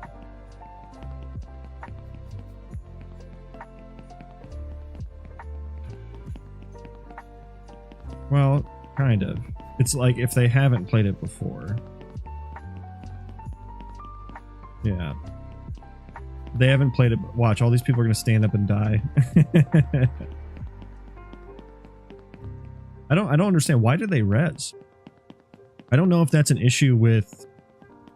Like, they were moving around and stuff. So I feel like it's actually an issue with maybe the gameplay stuff.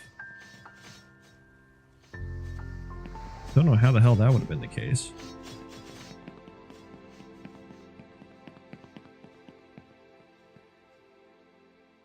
I'll probably need to reduce the number of guys spawned here. Oh no.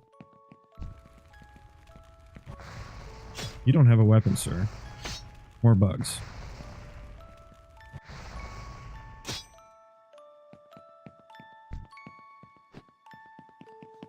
Those 4 guys are still fighting.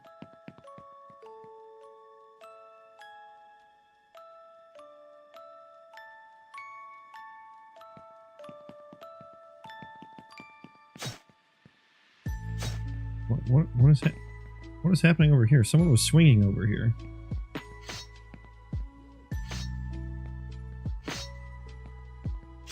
Yeah, there's some fuckiness going on here.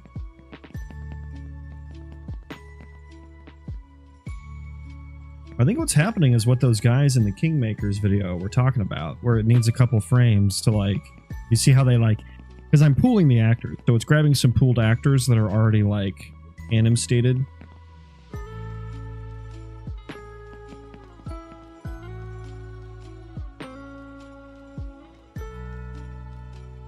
Do you have some kind of pool number or anything that like calls them out and puts them back in that isn't updating on death?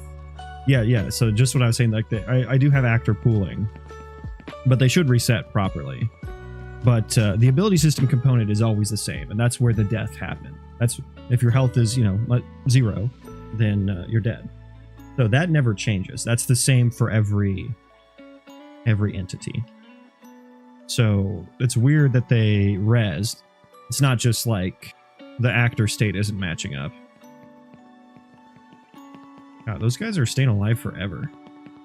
What's your guys' health looking like?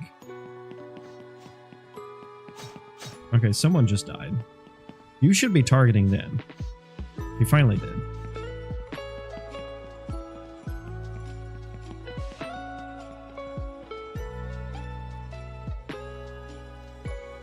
It definitely needs some, like, if you're already dead, don't play the animation.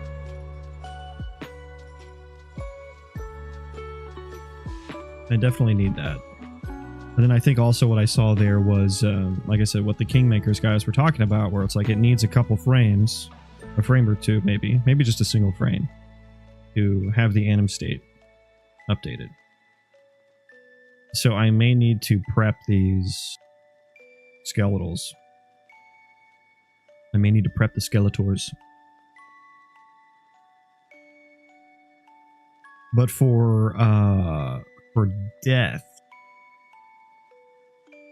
I need to know if it was already dead or not. Or if it just died.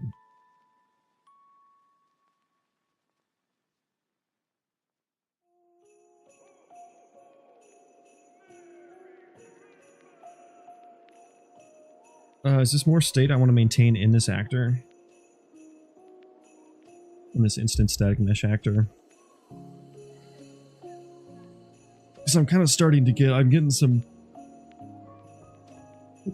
anim state. I'm going to need to maintain some dead state, I suppose, for like some previous frame health.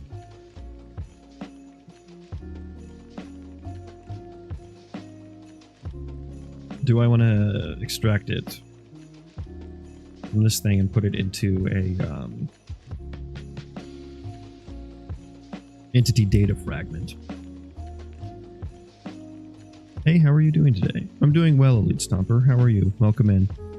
We're working on my ECS entity system, adding some more fidelity to the vertex animated instanced static mesh versions of my entities. I've added in a death animation. I'm checking the current active ability. Based on how much cast time is remaining, I am playing the cast animation. I have a couple of them. One happens in a loop, get anim current loop frame, and then I have a final cast, where they throw the fireball. And then that one needs to be kind of stateful. And same with death. So I'm kind of thinking about, for my death one, I don't want the death to replay. And I have that working.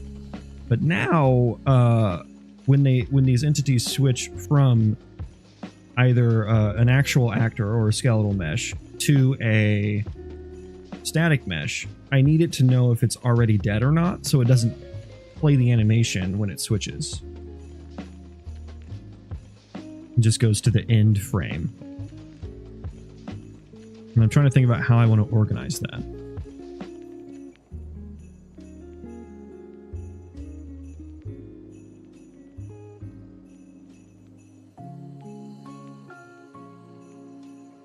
I'm working on learning Unreal Animations also, and a good website that explains setting up blend space. I don't know that I have a specific resource for that.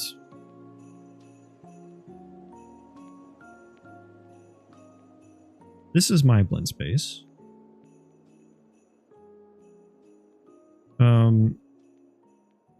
What would I share here?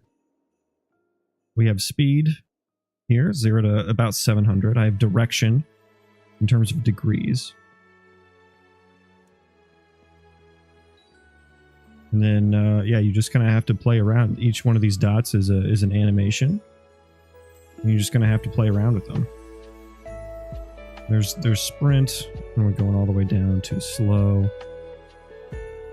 And then we have backpedal.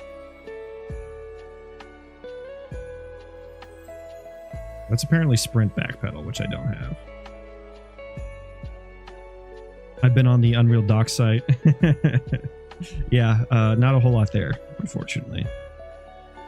Yeah, if you have any specific questions, I can try to answer them, but I'm not, I'm no animation guru by any means. But I can try to point you in the right direction, perhaps.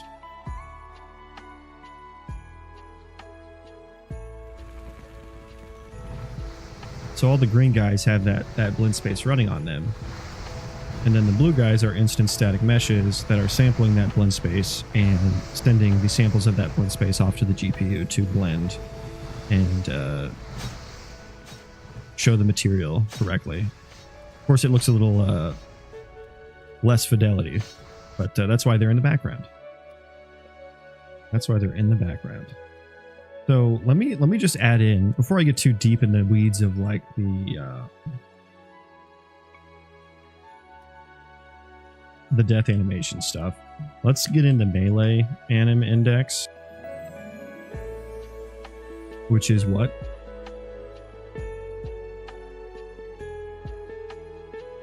$17. Wait. Oh no. I don't have the ranged ones in here. I thought I added the ranged ones. Okay.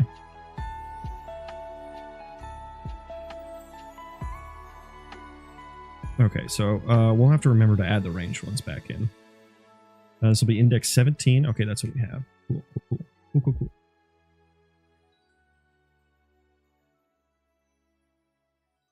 So I need a U melee auto attack ability. Well, it really should be U weapon ability. Yeah, if it's a weapon ability.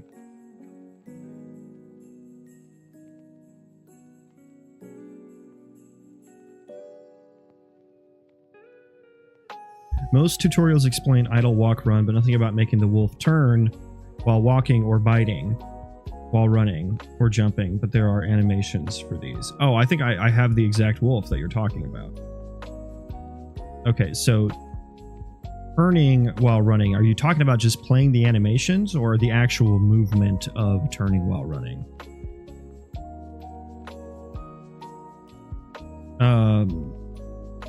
For me, for like playing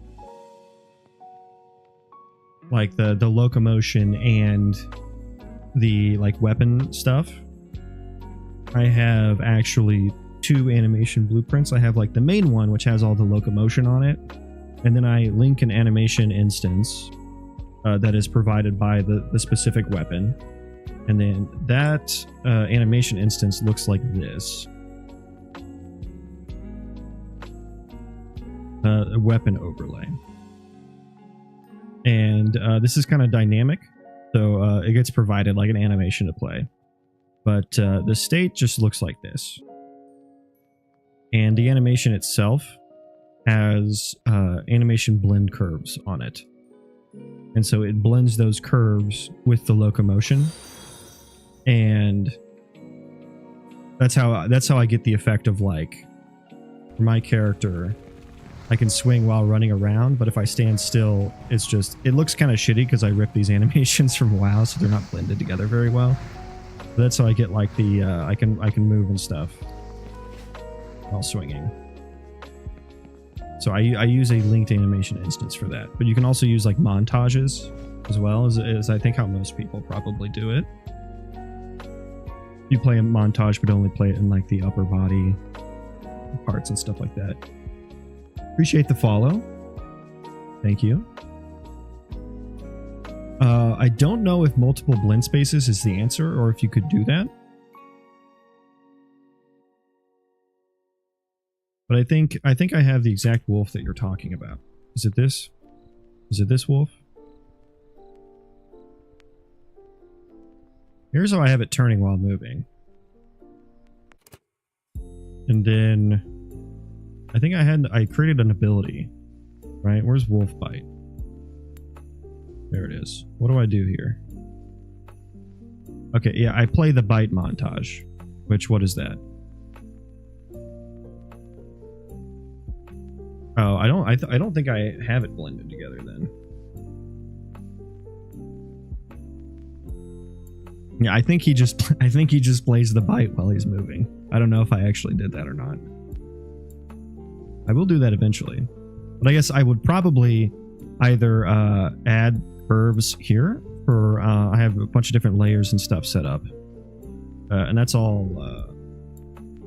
I guess I would need to create that for this wolf. Look at that face.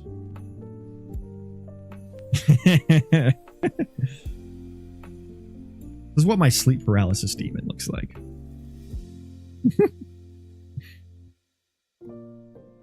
Frightening. My wolf has seen some shit. Yeah, he has, dude. This is, what was that movie? Cocaine Bear? This is Cocaine Wolf. This is low poly Cocaine Wolf. Show him walking. Where's the walking animation? I just had it open, didn't I? Where was that blend space? Play.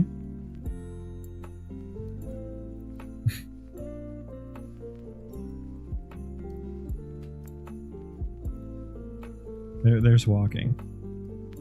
Just kind of moving his mouth around a little bit. He doesn't blink. He's lost the ability to blink since ingesting so much cocaine.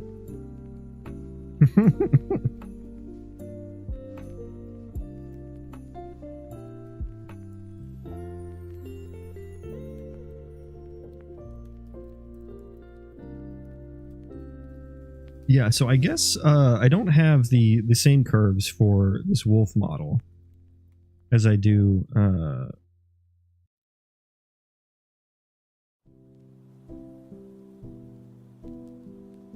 for my skeletons, my peoples.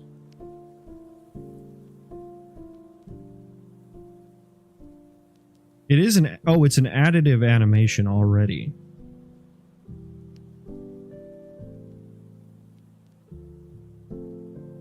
It's an additive animation already. Let me actually...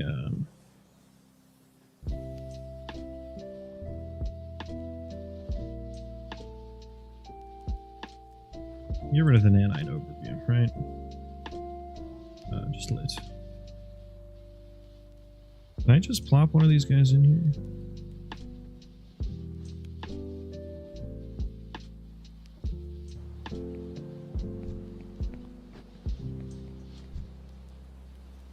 Do you not have an ability system component on you? You don't.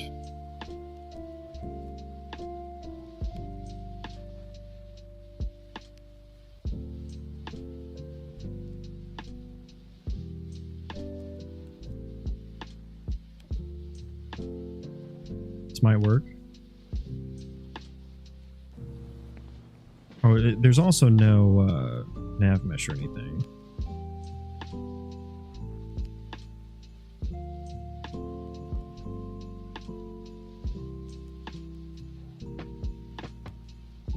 Thanks for showing this. Thanks for showing me this. It helps. Yeah, no worries. No problem. Happy to Happy to answer questions and stuff where I can, but I'm actually kind of curious now. Okay, I don't think that's the area. Is there nav mesh here? There is nav mesh here. He just doesn't feel like attacking me. He doesn't have any logic.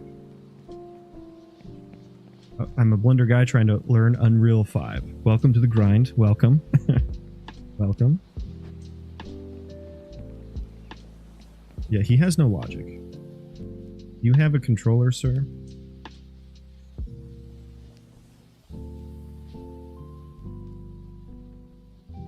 You do.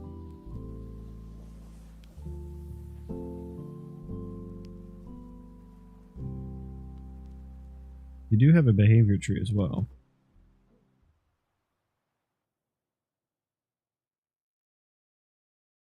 Yeah, I mean, I've changed so many things since I created this, so I highly doubt that I could get it to work now. But I'm going to guess that because this is a additive animation, I think the montage would play it properly.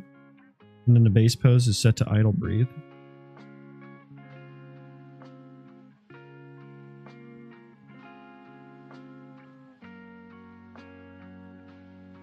Or if you're moving, you could play the jump bite. Oh, there's a run bite animation.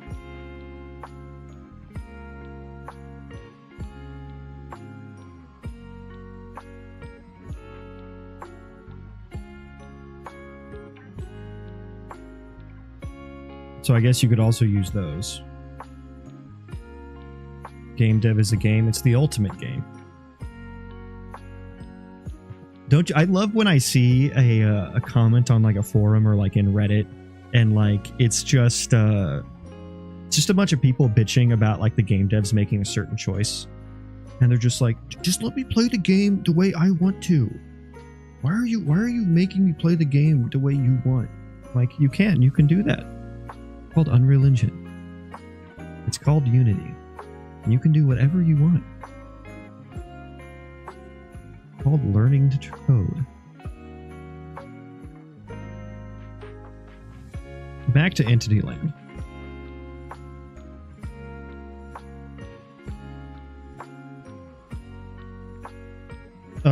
We have the weapon ability potentially now.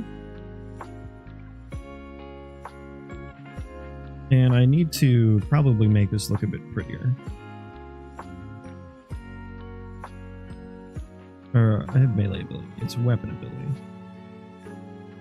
We have a weapon ability. What are we doing here? Now, this one needs to match up with the existing time as well. So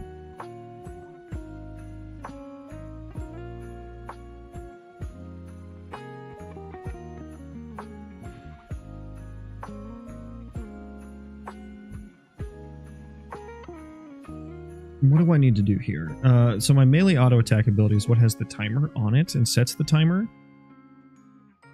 But I guess I need those timer members to be in the base class for other weapon abilities to use. Or no, it's the ability anim queue. So by adding the montage to my search, I'm now seeing more information, so I'm going to take a look into that and figure out how to... Thanks, man, for giving me good direction. Yeah, no worries. There's so many things in Unreal Engine that it just kind of helps for someone to be like, hey, this thing exists. And you're like, oh. Like Dr. Elliott has done that for me for so many things. And then you just go look into it and you just have a blast figuring it out with Unreal Engine's documentation. And everything works perfectly the first time.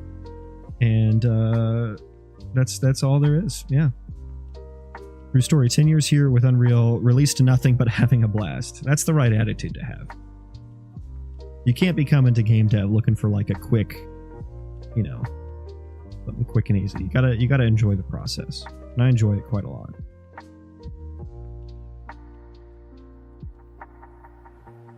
Yeah, you just don't know what this is called or that is called until someone tells you, yeah, exactly. Or that it maybe even exists in the first place, right? Like what? There was some system I was implementing.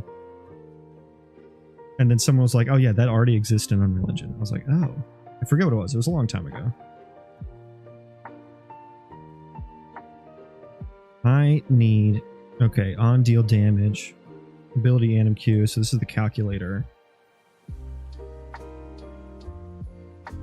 So I need to...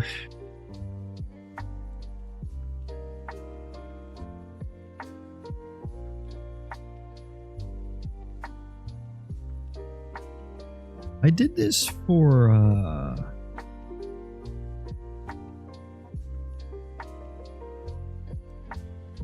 didn't I? I did this already for something. For my animation instances, right?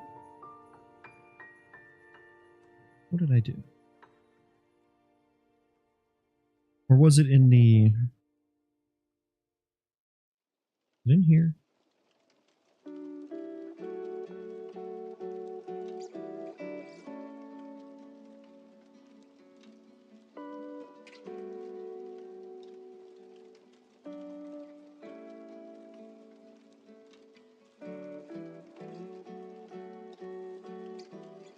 I have like an already dead for the anim PP, but now I need one for the static mesh. And now I feel like I'm literally recreating what the Kingmakers devs were doing, but shittier.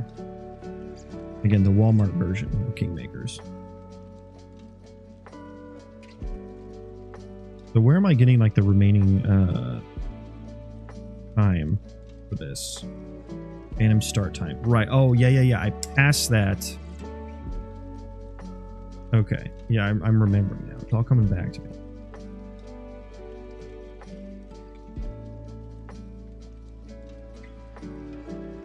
Ability anim Q. And honestly, maybe this class should be the source of truth for like how much time an animation has playing, and then that way I can make it a lot more seamlessly. Yeah, that's right.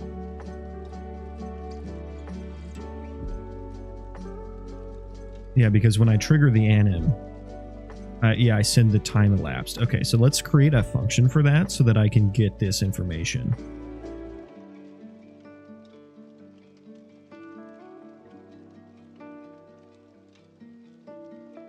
So this is going to be, it's going to return a float. It is also going to be a U function? No, I think it'll just be used in C. Get anim time remaining. Wow, Copilot, you're so good. Now, do I want this to be the current anim time remaining? I guess what I could do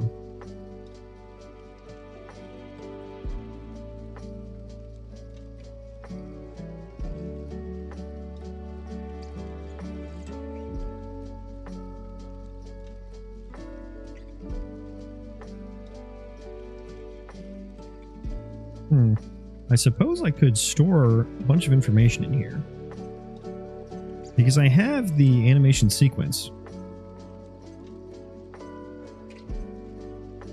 I guess the anim time remaining. Okay, here's what we're going to do. We're going to have get current anim, and that's just going to return current ability anim. Return that Q calculator.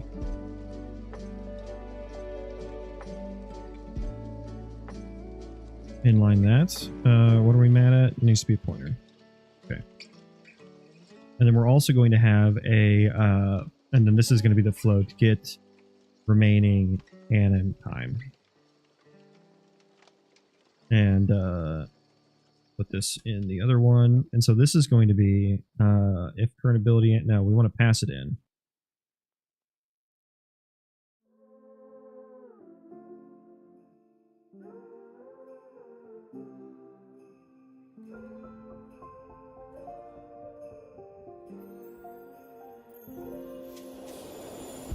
And so if it's equal to the currently animating one, then I need to do where did I put that code at? This thing.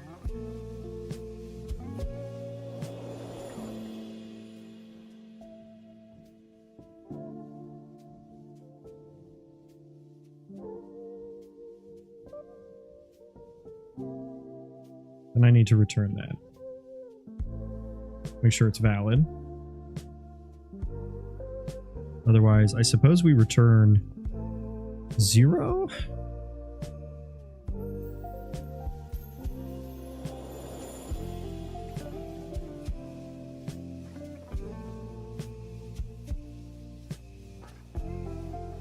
Maybe we don't return anything here.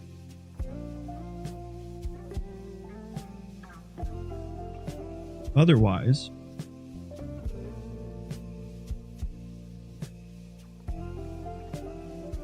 that's a lapsed time. Time elapsed. Okay. Timer elapsed? That's what I want. I don't want remaining, I want elapsed. So I just need to rename this. It elapsed. Anim time. There we go.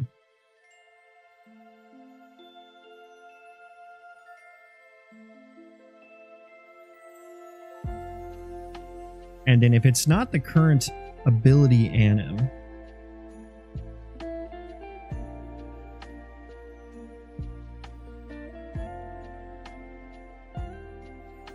yeah, if I'm getting the elapsed time, it's going to be 0.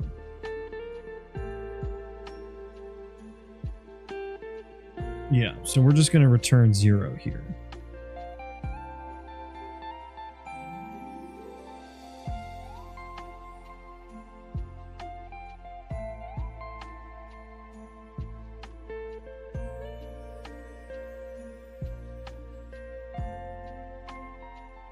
And I guess, like, I mean, I don't know why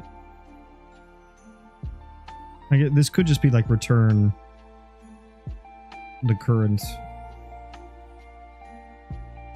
This could be get current ability and an elapsed time or something like that. But I might not even need.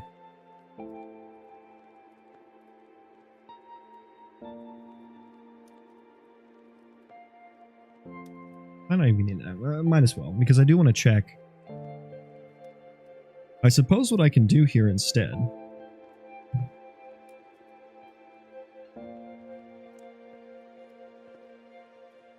is what would be cool in my instant static mesh guy.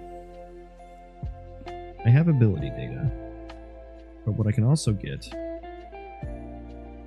is proxy actor data.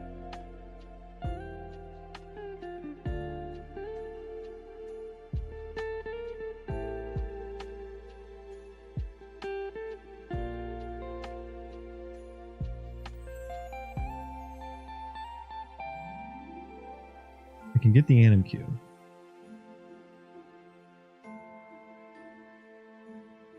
And I can get the current anim.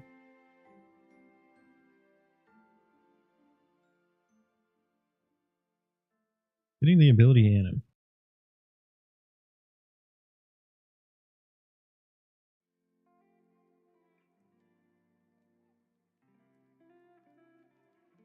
I just need to check if it's valid.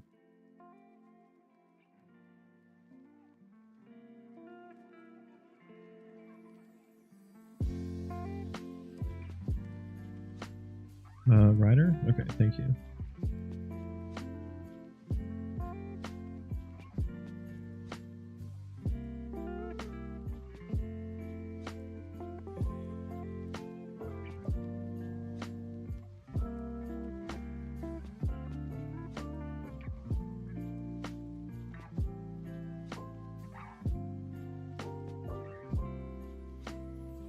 I know, this is a mess. Bear with me.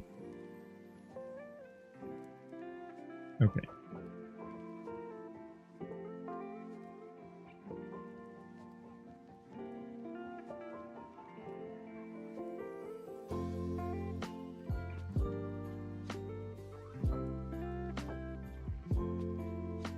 Now, I kind of want to check if I need like a set. I want a set of anims.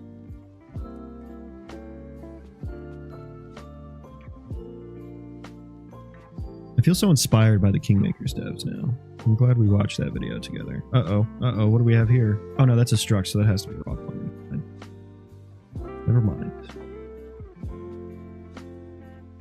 I need to know... Okay, I can check this one.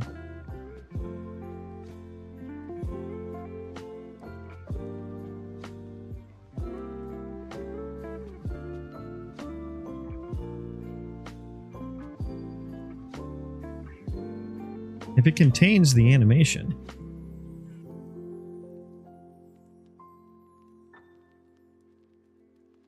Can't cast from anim sequence base to const anim sequence.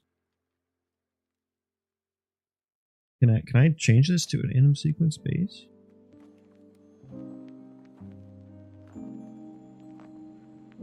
I guess I can. Sweet.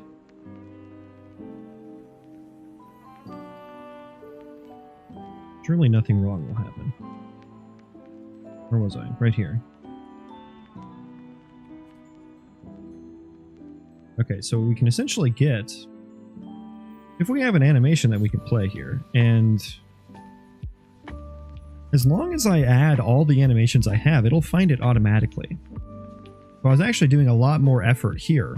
This is about to get... Oh, this is about to get so much simpler. Oh, I'm so excited about this.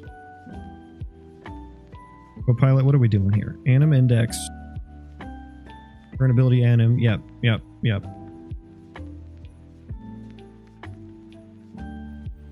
Get current loop frame. Yeah, I guess I need to know. And I should have. Yes, I have if it's looping. Yes! Oh my god. Dude, I'm so happy I wrote this little anim ability queue class. Like, it has all the functionality in it that I need, and I wasn't even, like, considering using it for this purpose.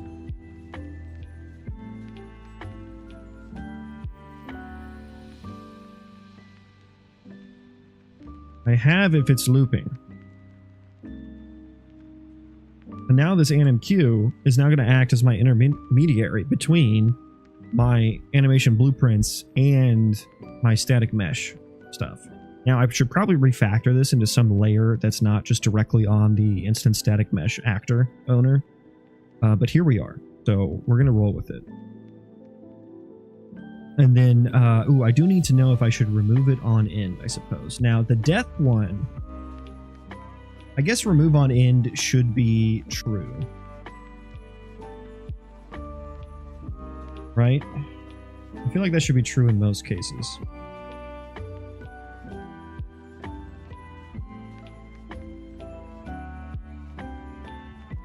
I only wanted to remove... I only wanted to not remove with the death animation, which is kind of a special case, right? That's not executed by any ability. But the casting anim, we don't need to do that shit anymore at all.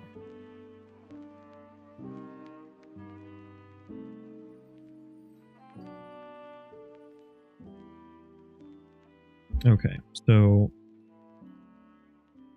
I need now to pass to this. I need like the starting. I guess rather the state. Do I even need this state anymore? I guess the state's driven by this anim Q calculator. Right? I don't even think well, I just need to translate between... I need to get the anim frame.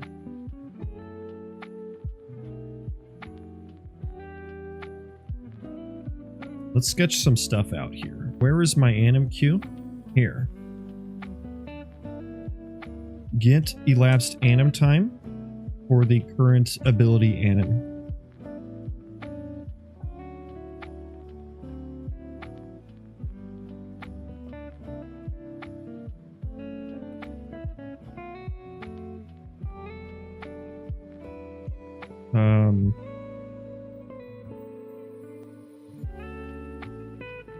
I need... What is it? It's anim info.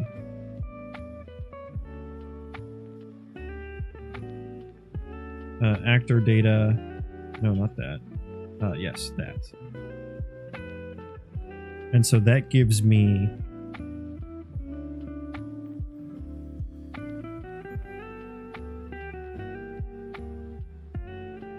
get elapsed time times the sample rate, and then I need to add the anim info start time to that.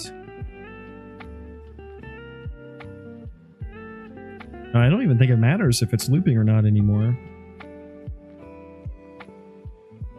Plus the elapsed anim time. I guess I need the play rate as well, because they can play faster or slower. So I need to get the anim queue calculator, current ability anim, times current ability anim play rate. I think I might need the anim wait time as well. No, I use that to create the timer. So if I get the timer elapsed, then we're good. We're good. Let's just put everything on a new one.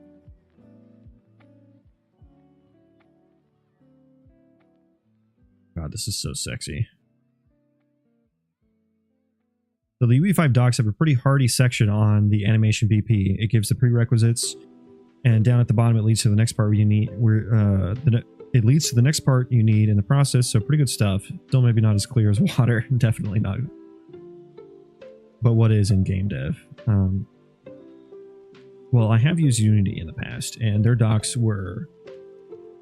Again, this was like maybe 7 years ago or something, so their docs were a hell of a lot better. And they don't release the source code of their engine. Like, you don't get to look at that, as far as I know. So I think they're kind of forced to write good documentation. Whereas at Epic, they kind of get to lean on the source code pretty heavily, and they get to use it as like a substitution for full documentation. But I guess the animation stuff's pretty fleshed out, which is nice to hear if I ever need that. I don't know, I think I remember going to a few pages there, and they just don't have the answers I'm looking for. Like, there's just so many checkboxes and doohickeys in Unreal Engine that's hard to know exactly what they do, even with the tooltips and stuff that they have. You kind of need a guy making a YouTube video to fucking understand it. At least I do sometimes.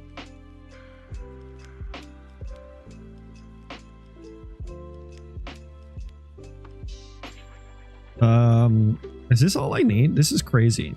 This is crazy.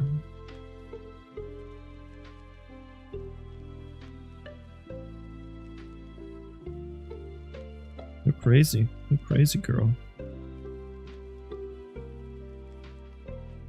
Fuck it, let's see what happens.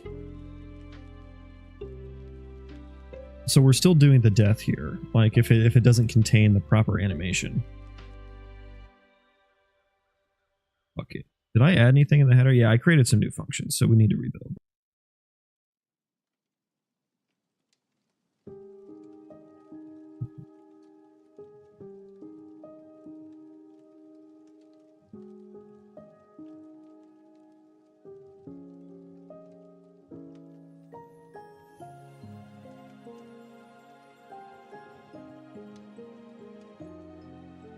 My work email needs to chill the fuck out. Christmas Eve.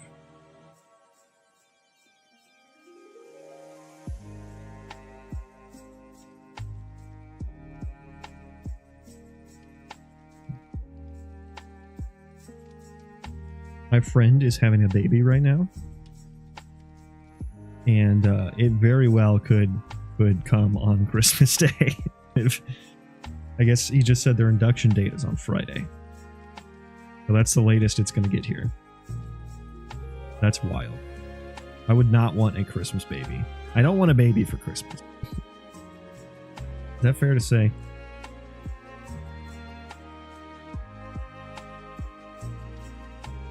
Okay, let's just run it. Fuck it. How do we look? I'm gonna pause, get over here. Okay, not good. Not good.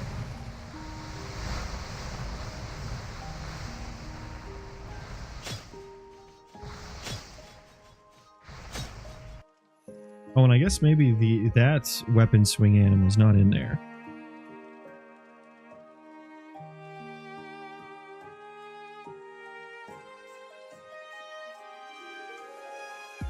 I don't forget where I define what the weapon swing anim should be. Is it on here? It is.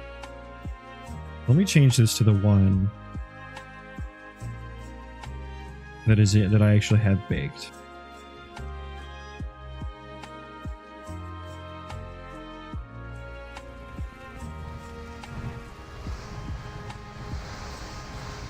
Yeah, clearly the casting is not working. Well, I highly doubt that the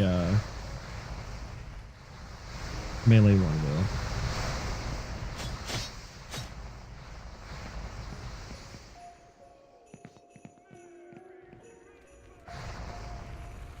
Okay, we're just stuck. We're not playing the right stuff. It's going to the back pedal animation.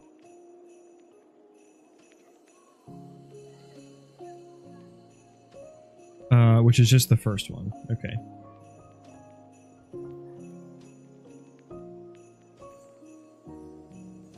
Let's see if I actually get here. Yes, I do. Okay, what are our numbers looking like? Anim frame is 0.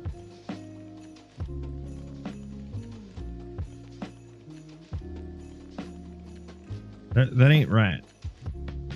Bar frame and in frame is 0. Why? That's not right. Oh my god, really? I can't see the anim sequences. Oh boy. Nope, no I can't.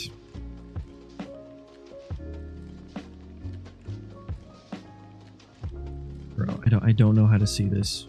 Just show me. I don't know how to look at the data asset in the debugger, apparently.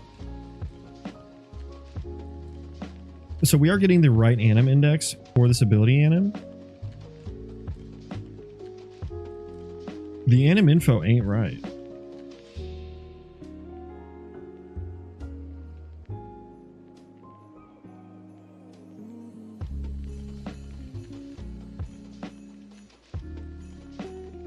We do anim sequence and then I.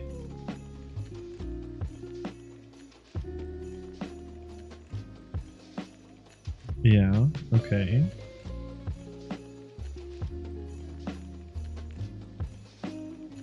Then we add anim sequence and I. Okay.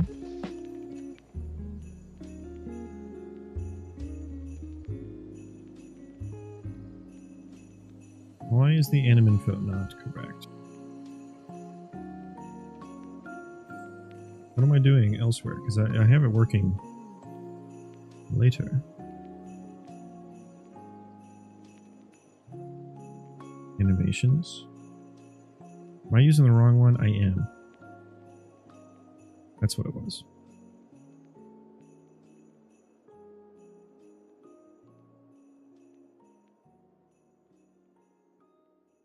That's what it was. Okay, now this is going to work flawlessly. And I'm excited.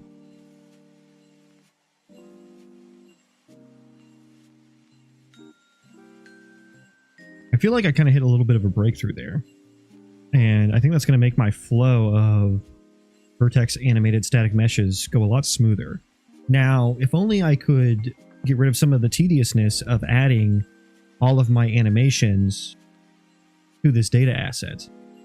But like once I do it, if I add every single animation I have to the data asset, first of all, there's got to be some limit, right? There's some theoretical limit on here, so I don't know if every single animation would fit. But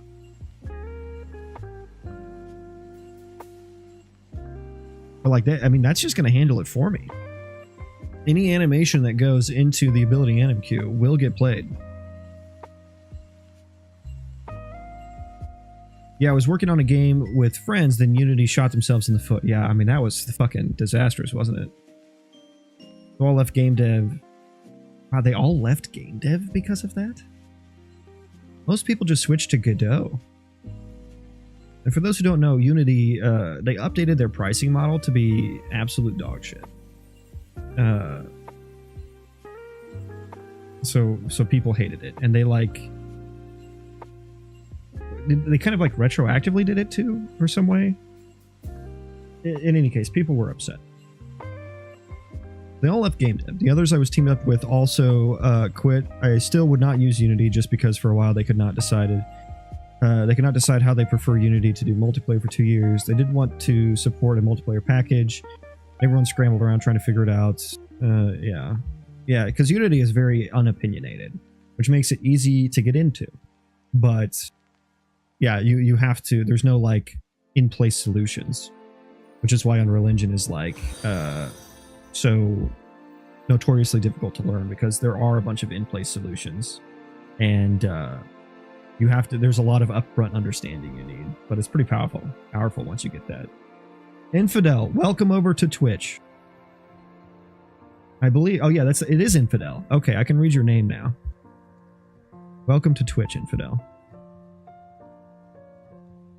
Yeah, I think it's much better to follow on Twitch. I think that's where most people will be chatting.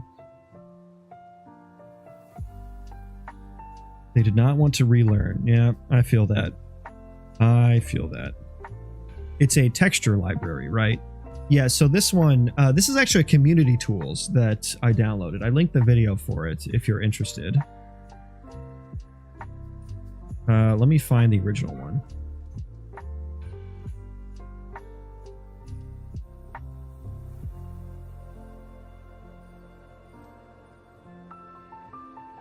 Can we stop with the self-care? I think it's this one. So I followed this video. And there's a plugin that exists within Unreal Engine made by Epic called Anim to Texture. And then there's this widget that helps with it, is a community thing. And that video should have links to it.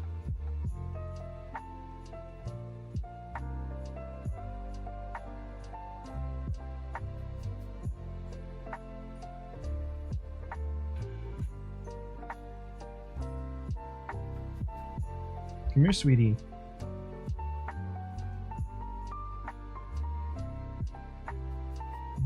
This is Moxie. Moxie, say hello to chat. She's the chunkiest little puppy you ever did meet. And she was working because something happened at the door. Yeah.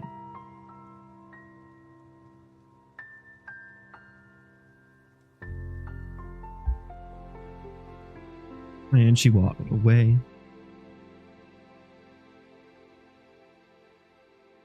Oh my god, it's still figuring out the workflow. I used to be simple. A rock show venue of animations. Yeah, that should be easy, right? Because I assume the crowd is what you're talking about. Take out the vats and then try for bones. And sometimes it works, sometimes it doesn't. I would like to know how to work a screwdriver. I wouldn't know how to work a screwdriver, though, until I have held it and spun it. Yeah.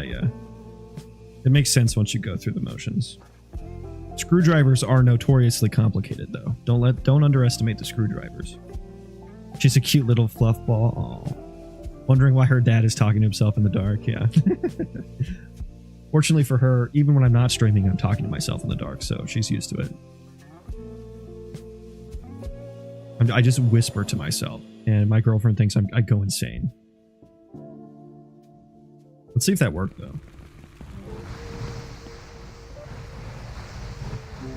Oh my god, it's working. Little janky. It's not playing the looping animation properly.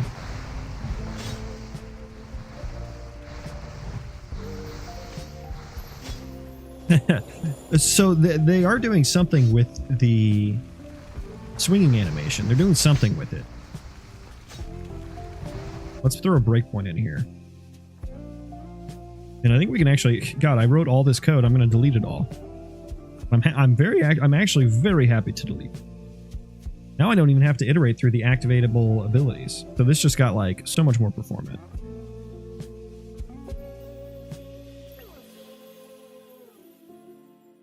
Sometimes you just got to look at it kind of pose.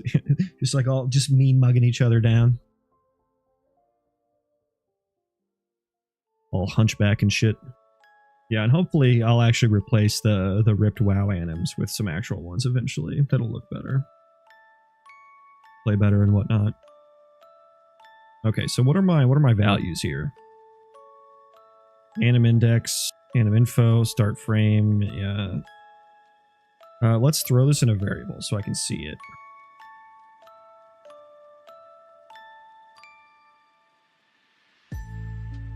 I feel like there's got to be something with like the rate. So it's going to do elapsed time. I think maybe what I should do is that should probably happen first. I should add these two things together before the multiplications happen. Please excuse my dear Aunt Sally, as we all know. And in play rates, that looks good. Sample rate is 30. So let me look at how I was doing it down here. Oh, delta seconds. Do I need delta seconds? No, because essentially the timer is keeping track of that for me. So I don't even need delta seconds here. But I'm taking the current time plus. Yeah. So I think doing the parentheses there is the fix. The fix is in. It's not. I have to run live coding. Not in yet.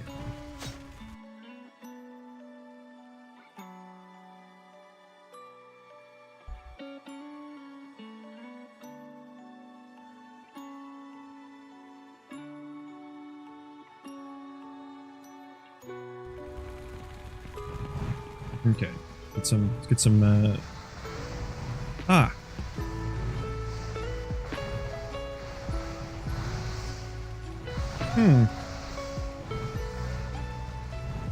This was an unforeseen. What's that moolah? Hang on.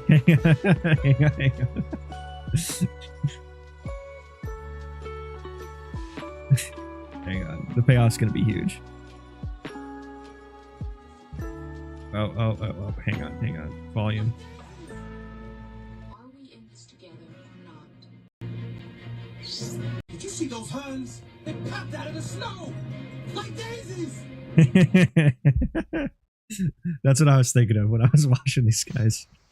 They're popping out of the ground like daisies. And like in the movie, he like literally like there's like a little like piece of grass in the ground and he like grabs it and pulls up and it's just like it's a Hun and he's like ah, he shoves it back in the ground. Fucking hilarious. They don't make them like they used to. I'm flame retardant. I noticed my mistake. Might be I should save all the assets after baking the vat and then test. But I mean, I think it should still work even if you don't save it, although saving is probably a good idea.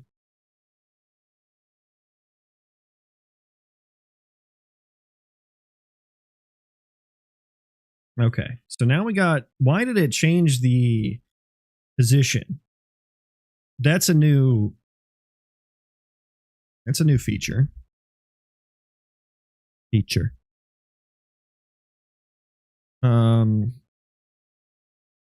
What do?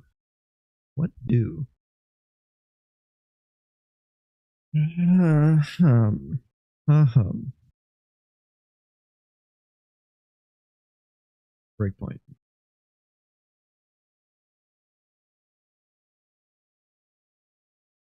Elapsed time is 0.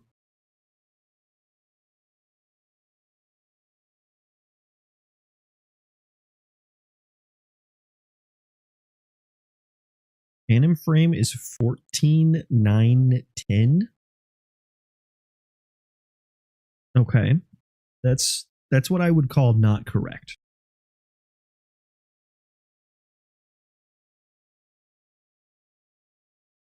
No, I don't think parentheses is correct here. I think it is elapsed time times play rate, which is just 1, times sample rate. Is that just that's essentially just my delta time now. Times sample rate times play rate. Yeah, I think I actually had it right before. Yeah, that ain't right. Ain't right.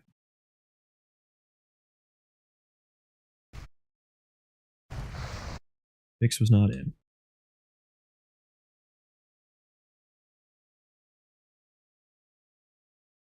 Music, come back to me. Okay, let's go back to this.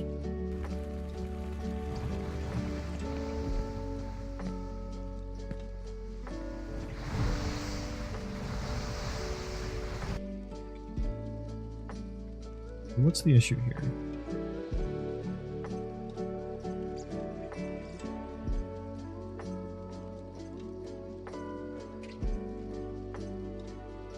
Lapse time is 0.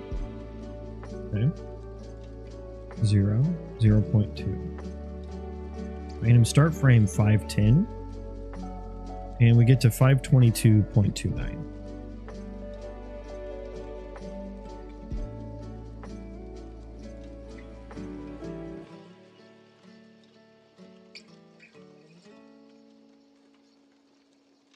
That seems correct.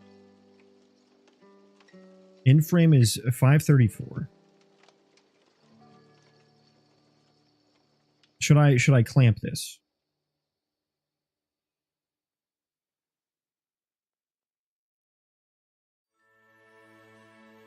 It's rather a min. It's never going to be below start frame.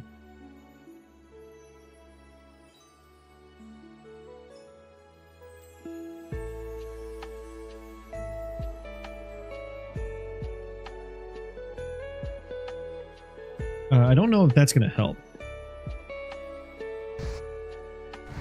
But I feel like that's probably a good thing to have.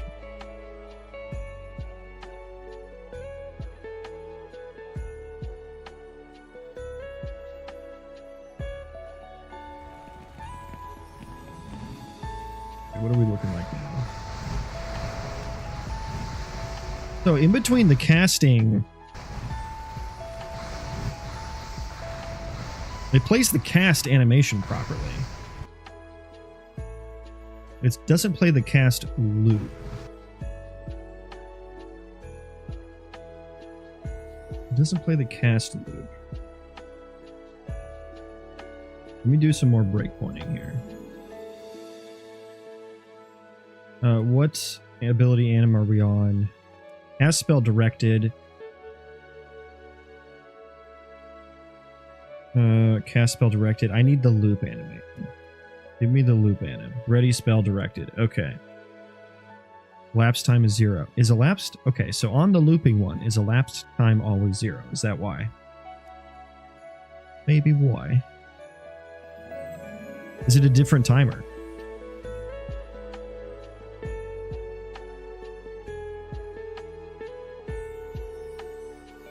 Is it a different timer?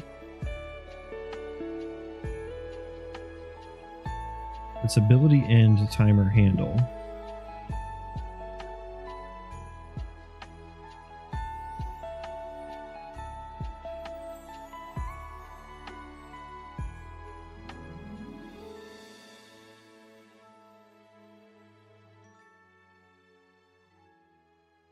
Okay.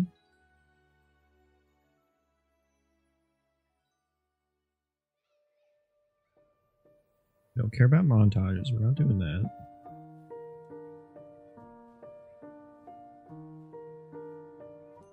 Okay, so if we are looping, we don't set the ability end timer handle.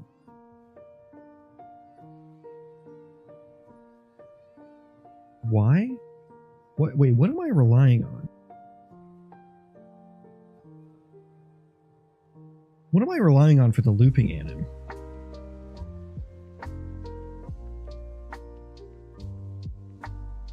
Is the cast ability just in control of that? Yes. Yes, it is. That's the casting timer. I should probably move this to the ability anim queue then, so that I have access to it in my static mesh entities, my VAT entities.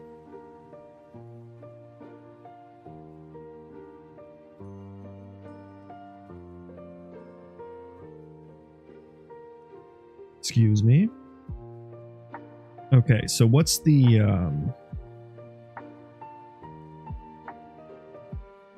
Where's the juice here? Where's the juice?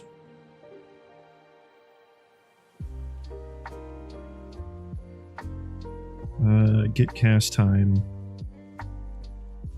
On cast time finished. So where do I add to the ability anim queue? Okay, I made the loop calculator. Let's take a look at this.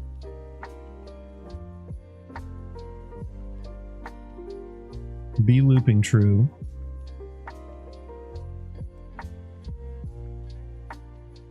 Now the cast one.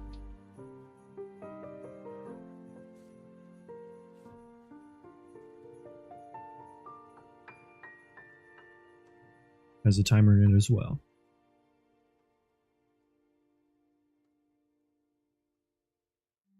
Timers all around.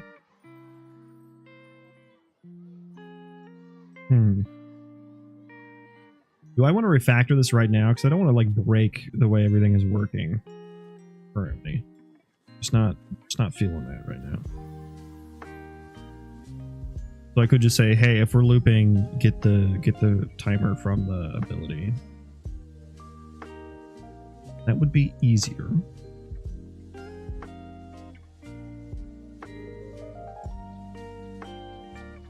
Now this doesn't necessarily set the time remaining either. Yeah, casting is special because these anims can kind of get interrupted.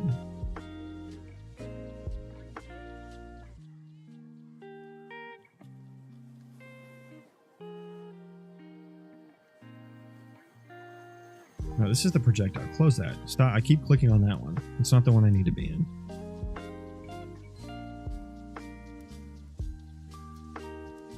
Let me take a look at how the auto attack ability does it.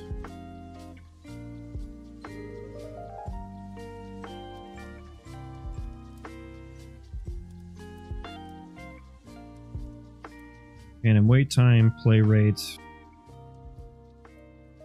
damage timer handle, and that's just its own thing. Well, I mean, I could really... In wait time, play rate.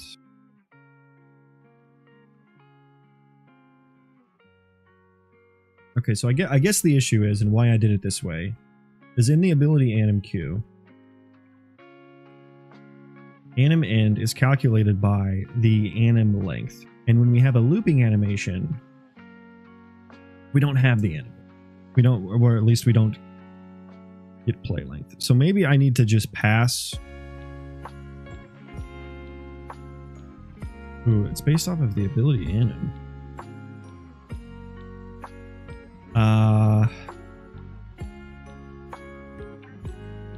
How would I do this without absolutely having to change every single cube calculator that I've already made? And then we just take the length of the anim divided by the play rate. Turn ability anim. I think I have to on the Q calculator. I have to create a function. Ugh.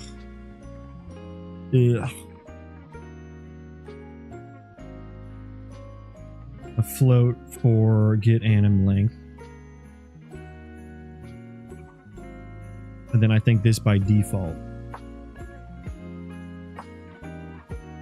will return ability anim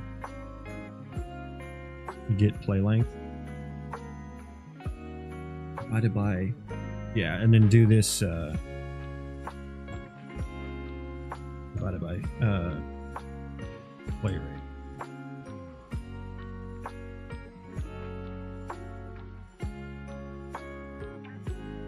And then this turns into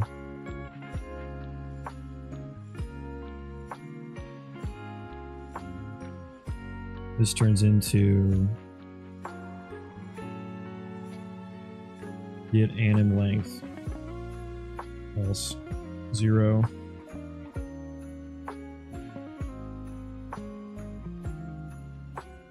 And then in my good, I closed it. In my cast ability, dude, my eye is twitching something fierce. That means I'm onto something. Or it means I've had too much coffee today. But usually those two things go hand in hand. So I think I'm right either way.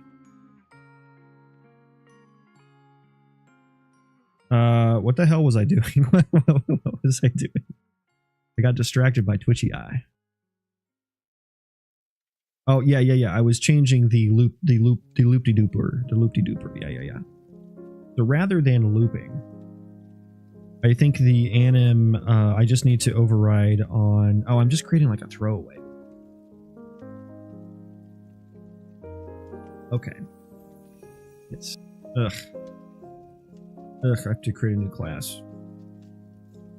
I don't know why, but I always get such a mental block when I have to create a new class. Calculations. No. Where's my queue? Where is it? What was in here? Not an ability? Where's this at? There it is. It's under character. Okay. Proverbial white canvas problem. Yeah, blank sheet's hard to start from, I suppose. I have it in my head. I just... Copilot needs to extract it. Needs to get better at reading my brain. This is going to be...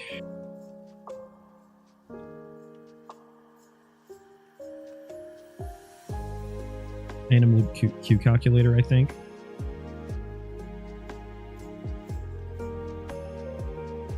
But each, like, the way this anim queue works is like there's an anim queue, and then there's a Q calculator, and you add these little Q calculators to the anim queue, and they call this generate function or calculate function that sets up like the anim play rate, and now the anim length.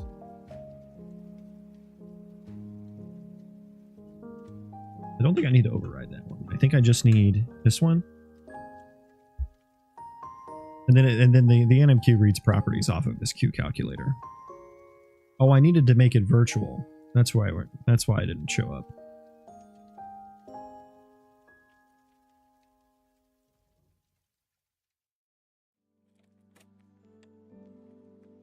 Okay. Actually, I don't think I need that one at all, actually.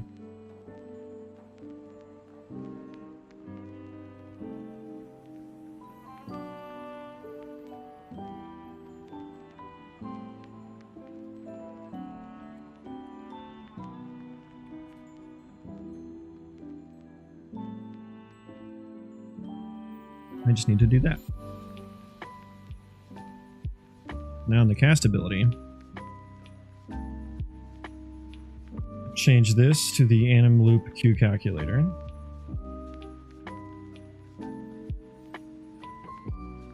And then rather than be looping, set loop time equal to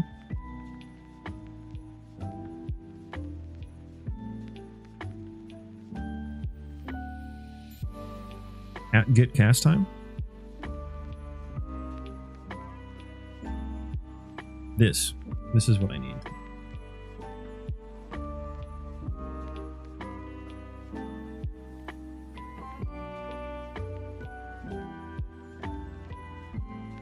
Do I call this loop time?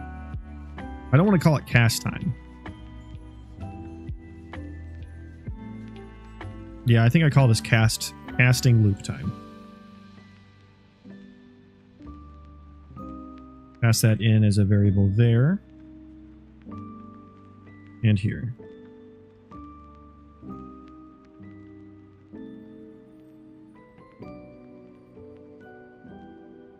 Call that loop time. Update that declaration. Loop time equals loop time. Loop time is loop time. And math is math.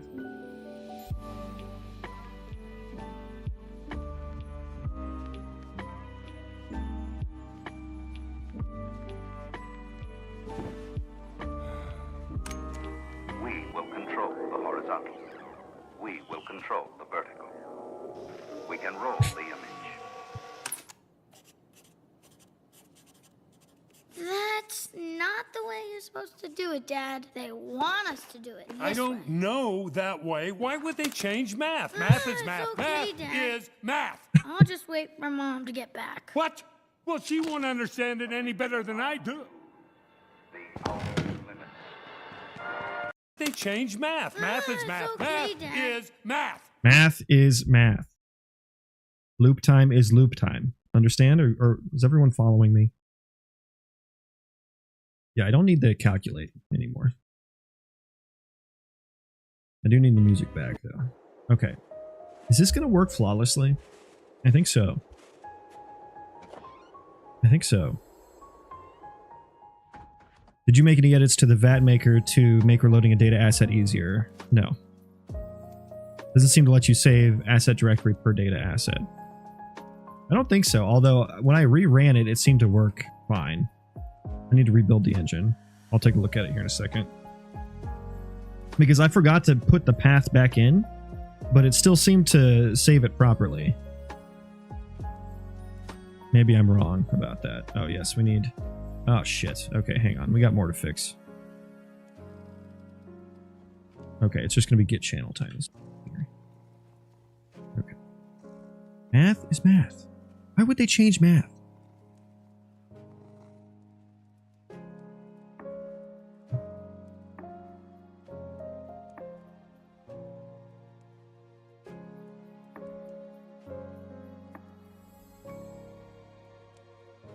What was I saying about it working flawlessly? Did I say that?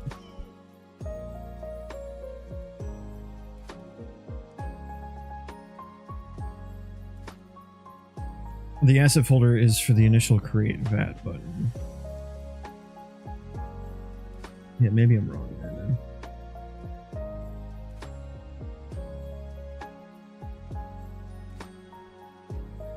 Why would they change math? Oh, I feel that's so hard.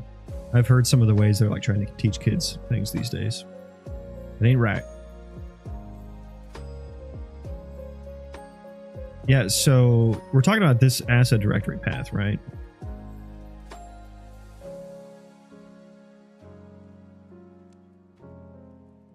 Can I open that? Is what it's in engine plugins. Oh Jesus.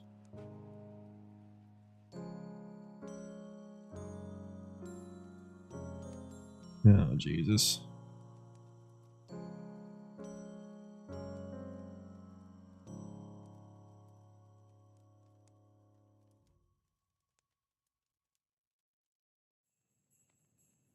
Or no, I did this. So it's in here? Where did this widget go?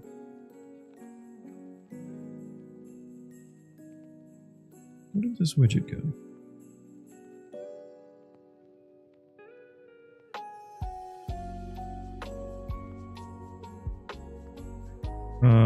The answer to your question is no. I didn't make any changes. Okay, we're moving on.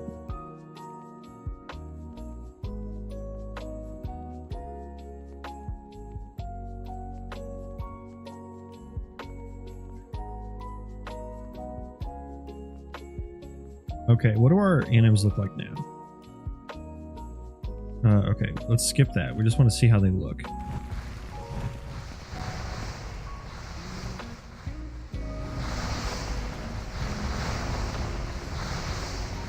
Oh, they don't start it over. And they still play that little in-between frame. And also, they're not playing the melee swing animation. Okay. Okay. Number of problems here. Where to start? Where to start? The loop doesn't loop. So I guess I do need to know if it's looping. Now, let me check and see. Does it still work for my regular guys? No, it doesn't loop. It doesn't play back over. So I do need to. I do still need to have that set. I think I send that. I send that off to the animation blueprint. So I think that is important.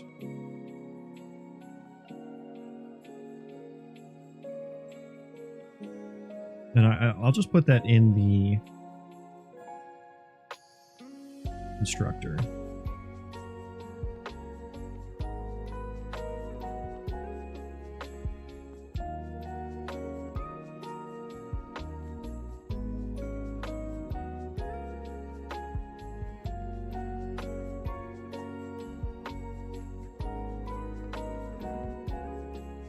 I can probably put I can move a lot of this stuff into the constructor, actually.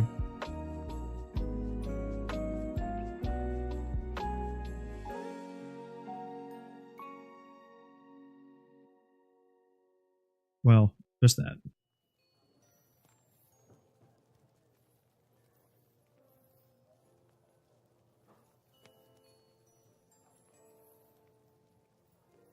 Okay, so I do need to know if it's looping, and then I guess I can check that here.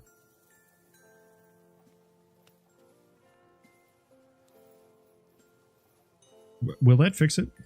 I think I just needed to set that back to looping. I need to rebuild now. I think that's all I needed to do, actually.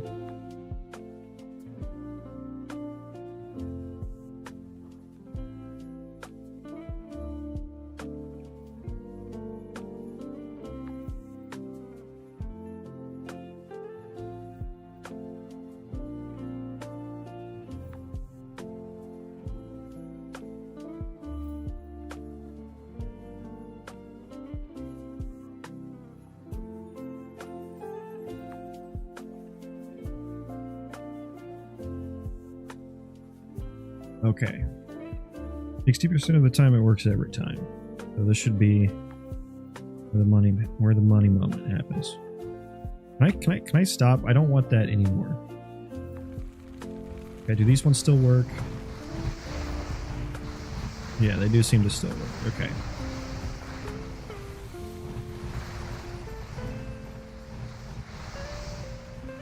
Okay, that one's still not even playing at all.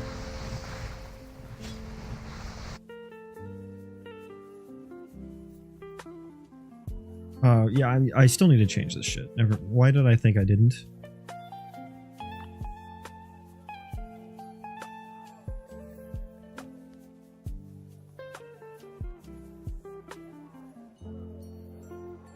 Wait, what did I think was gonna fucking happen here? If it is looping... We send it over to the anim blueprint. Ignore the montage shit.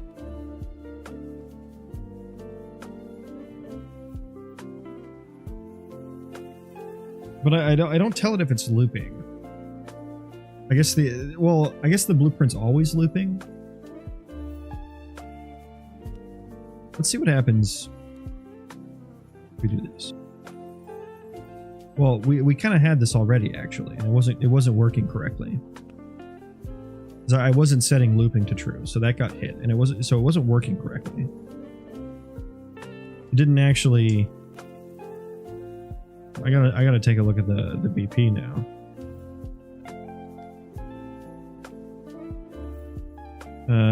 States casting looping. Okay. What? Oh god, this is ugly. Casting looping. Cast spell looping. Set shoot bars.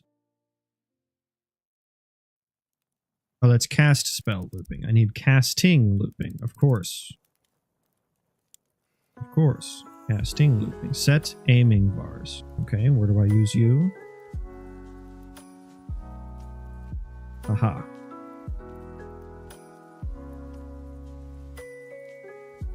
Okay, so I do extract it. I do extract it from. So that does need to be true. Okay, I think that's probably why. Now what's going to happen here? I don't know. I'm glad you asked though, because we're going to find out.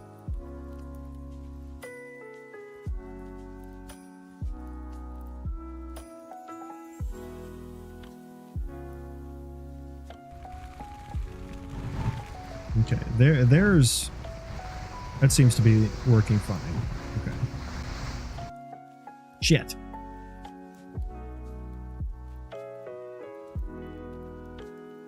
Can you just take me to the file, please? Don't give me these ancient hieroglyphics here. 545? Oh, that was the wrong one. My ability. Ah, okay. What is happening here? And why is this happening all of a sudden? Check cooldown.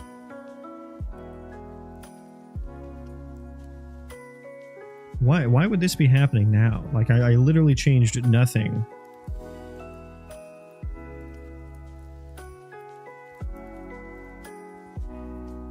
Nothing in regards to that has changed.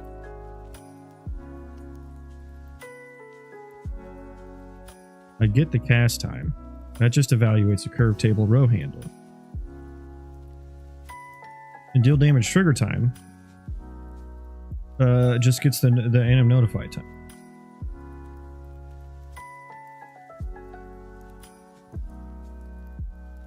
Why on earth? Is ability null here? It's not. UCD effect handle is not valid.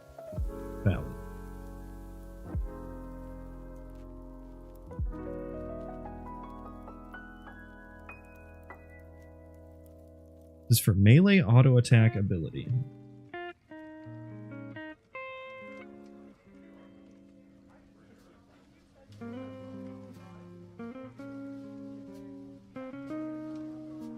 I guess I can save I don't need to be getting this active gameplay effect.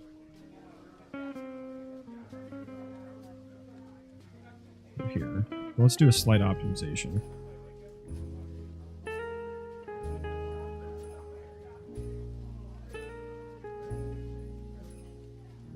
And I guess this handle...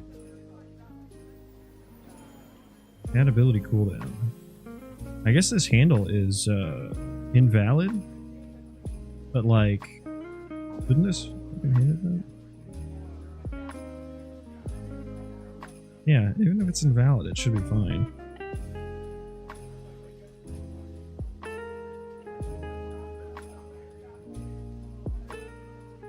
Ah, I see. I should have looked here first. Line... no, line 6150. That is a fucking long class. Shoot me. If I ever write a class that's over 6,000 lines long, shoot me. Take me out back, end me. Ensure pending removes not equal to 0. Or no, it has pending removes after a scope lock removal. God damn it, Elliot. Oh, he's doing this. It's his fault. He told me to use the lock and I was like, no, I'm fine. And now it's happening. He's bad luck. Okay. But why would that be happening from this location? In, I guess, get active gameplay effect, I have to scope lock it here. Why doesn't the scope lock itself if it's required? You know what I mean?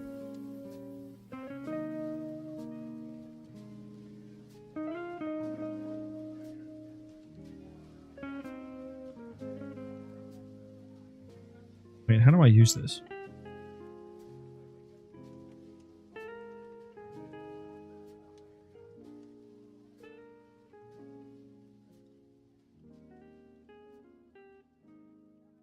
Okay, they just do that.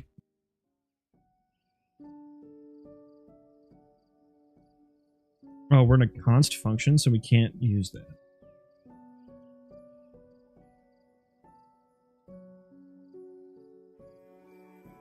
I suppose that's...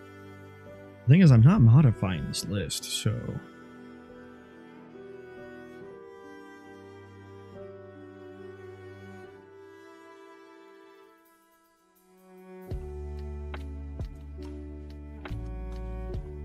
What, so go back to that line, 6150. Is decrement lock?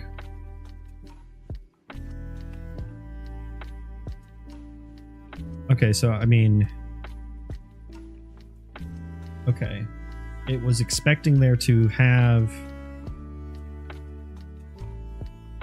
more locks to remove.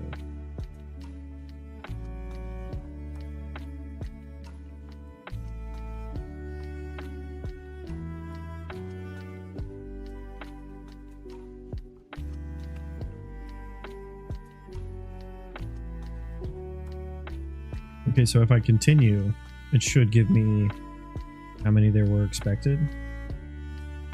It has a -1 pending removes. Okay.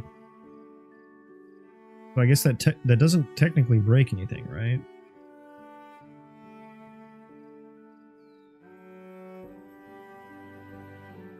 It just doesn't like that.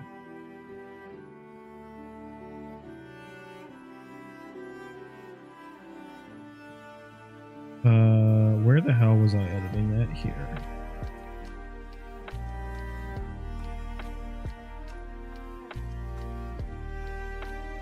We're just gonna read that.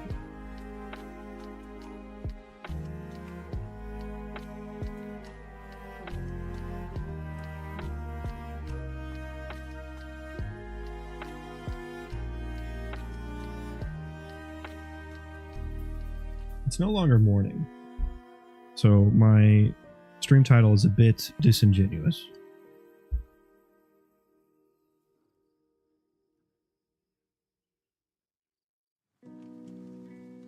It is now officially noon. And no, time zones don't exist, neither do fractions, so it is noon.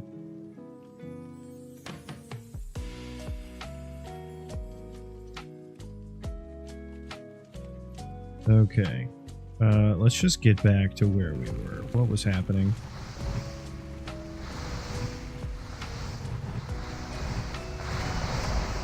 Okay, yeah, so they only play it once. They don't... That's where we were. Okay. So I guess in this guy, in my instant static mesh handler, I need to, it's just clamping it to the end, so it just stays put there. Is there an F math for, like, wrap? Ooh, there is. Does this do what I think it does?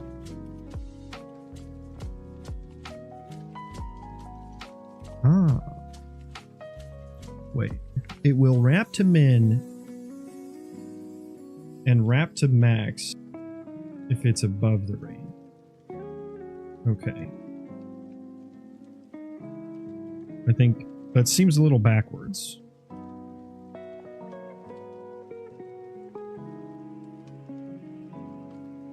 What do you return?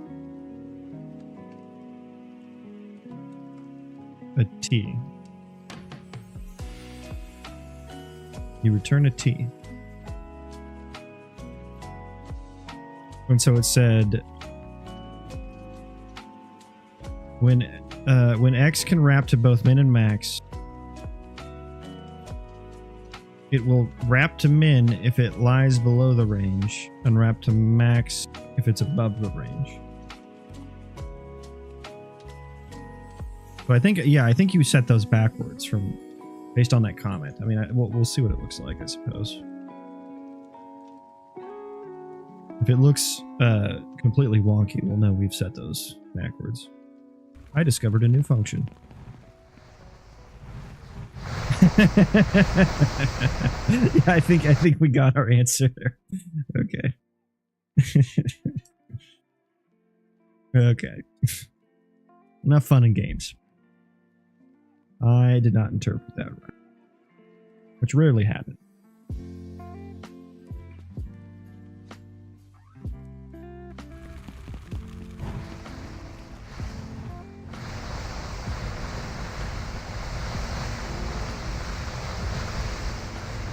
Yeah, I can. It's a little choppy, but you can tell it's doing it. Now it still has that in between frame. There's like a single frame, and I think I know why that's happening. Oh, that's going to be an annoying fix too. So, should I set the current ability in before I process next in queue, actually? So the reason that is, I think, let me look here. In my queue, I wait a frame before I send the next animation. So I schedule next in queue, and I just do it at a timer of like that.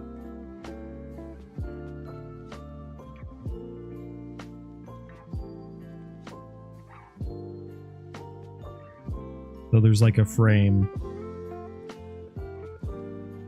And the reason I do that is because I need the animation blueprint to be able to blend out of the animation. Because for me, it's the same state that's going to play the next one. Because it's just like an animation template, essentially. Like with, if I go to my states here, like this casting state, this is the same shit. And it's just going to play, it's given the anim to play, essentially. And same goes for my weapon overlay, which is a bit simpler. You can see I'm just playing that anim. So if I don't wait a frame, it's just going to stay here, and it's not going to be able to blend between the two animations, because this variable is just going to change. So it's just going to go straight from one animation to the other, and it looked really bad. But if I wait a frame, then this transition triggers here, which does like the blending back to idle. But then, in the very next frame, it goes back to attacking. So it doesn't even finish this transition. And it just makes the transition between the two animations very smooth. So I think maybe what I can do to fix this, I think process next in queue is what sets the current ability anim. I think maybe I should set that there. So we don't actually send the payload out to the anim blueprint, which happens here, the trigger, but we do have it set so that the instant static mesh handler actor guy can respond to it and play the right thing. I think that's what'll help that little in-between frame in the casting that happens. Let's first make sure these guys look right. They don't. Shit. Okay, hang on. Wait, why am I scheduling next in queue? If there isn't any.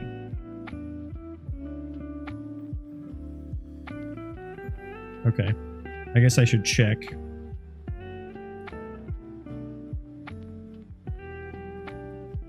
Yeah, if it's empty, yeah, do that. I didn't realize that. I'm gonna run to the bathroom while that builds real quick though.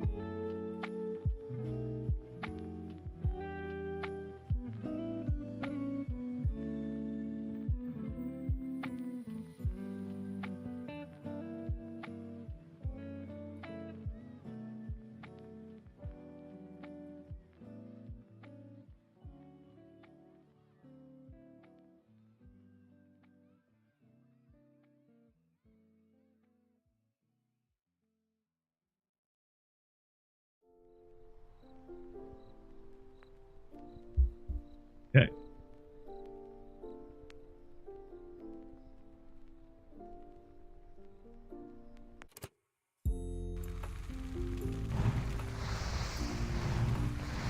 Okay, you still look okay.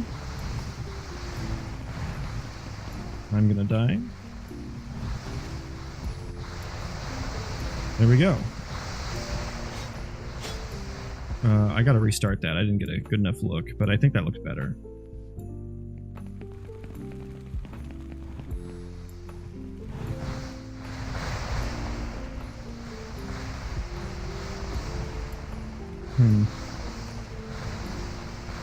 It like starts to replay the cast.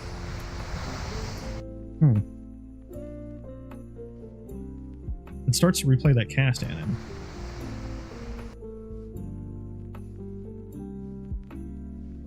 So maybe I shouldn't clamp. Yeah, I need to know. I need to check. I thought if I just clamped all the time, it would be fine.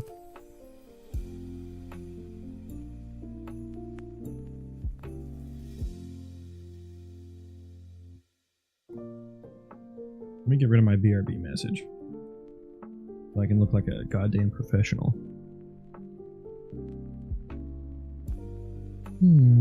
I will need to check if this is the B loop.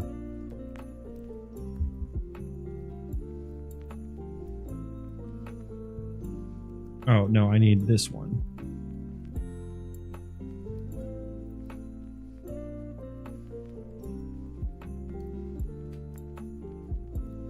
Okay, so I think anim frame, we set it equal to this chunk right here. And then we set it back to itself. Did we loop it?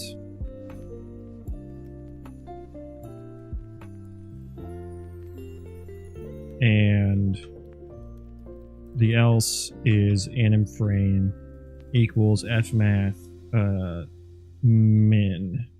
That way we also don't get the any of the next animation. Yeah, there we go. I think that'll is that gonna fix it? I think that'll fix our vertex anim. Static mesh casting. And then we'll need to look at the melee swings because those weren't working at all. Okay. There we go.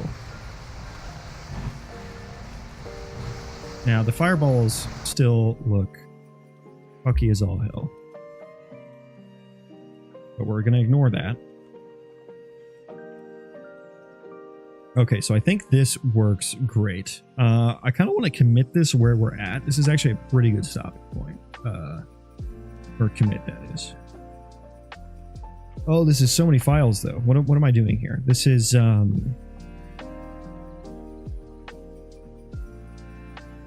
what do I call this? Refactor... vat ISM to read anim state from ability anim view. I think that's a good name there.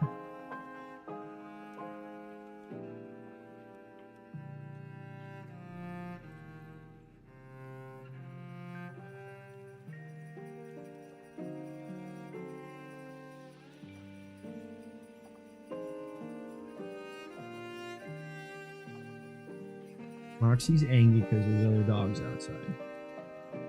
Are you angry?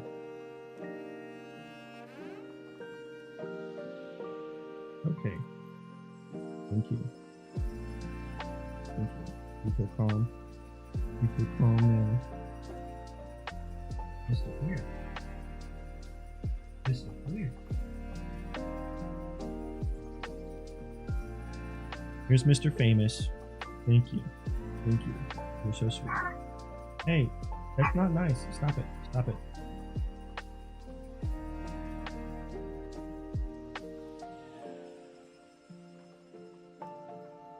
Say hello, chat. Hello. Moxie, please come here. My neighbor's dogs outside are just freaking the fuck out. Like they do.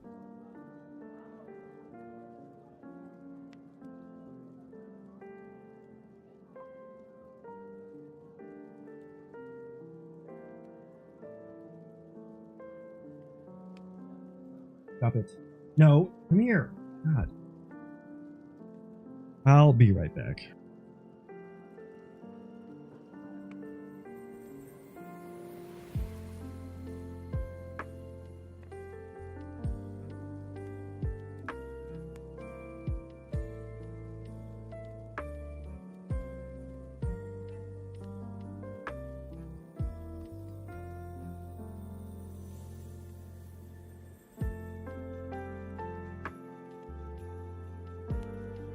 Don't you love neighbors' dogs? Don't you love them?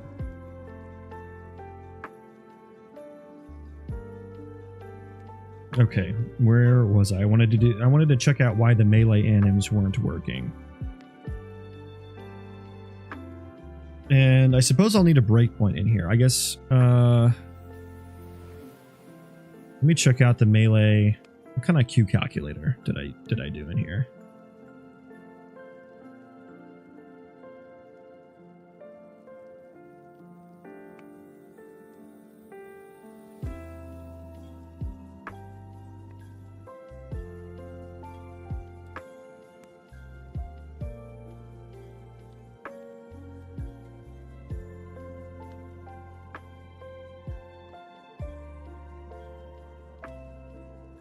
Okay. Where do I put the Q calculator in here?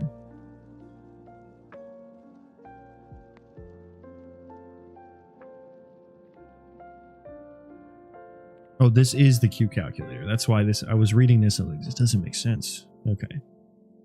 Here's where I get the Q calculator. Gotcha. And so why aren't you, you're not animating at all. Maybe what I should do, let's do this.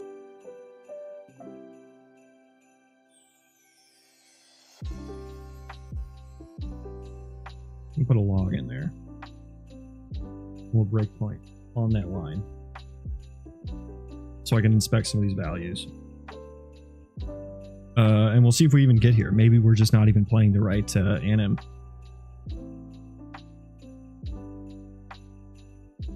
Which wouldn't surprise me.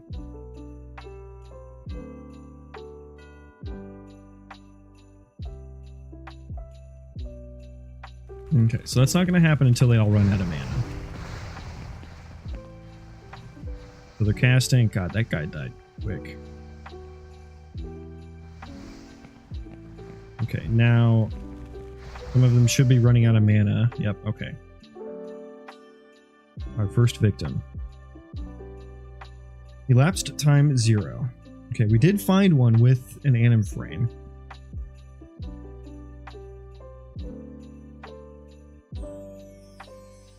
I guess let's tick forward. 0, 0, 0.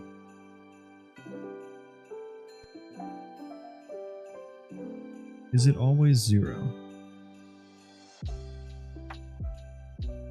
What was the logic I used? Ability anim, get play length, divided by anim play rate. Suppose I should do something like this. Just to make sure ability anim isn't null there. But apparently it's not. Otherwise this would be crashing.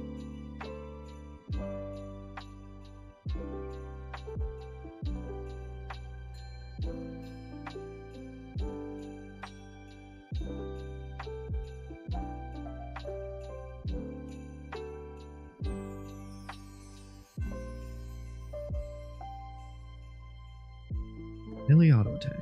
Now we need to look at the Q calculator.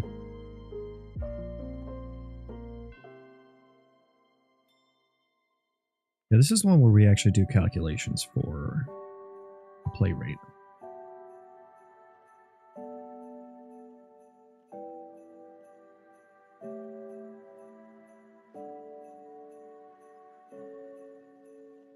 I mean, I do put the ability anim in there.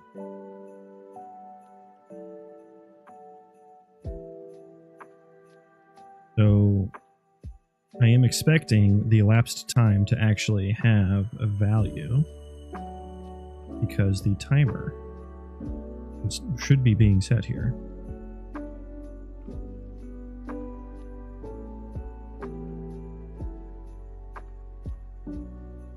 Let's do a few more continues here.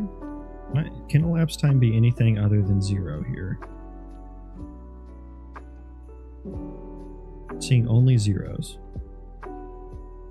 Let me do this then. And elapsed time not equal to 0. Does this ever get reached? Do this ever get reached?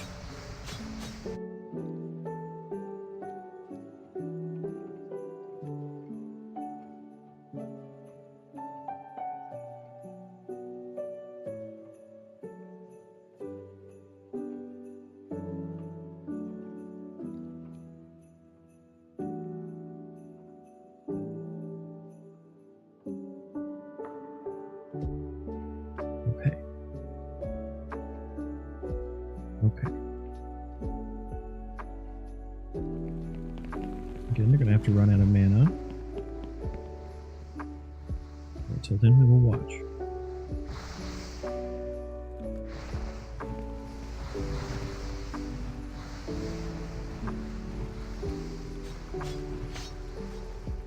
Okay, literally no breakpoints are getting hit.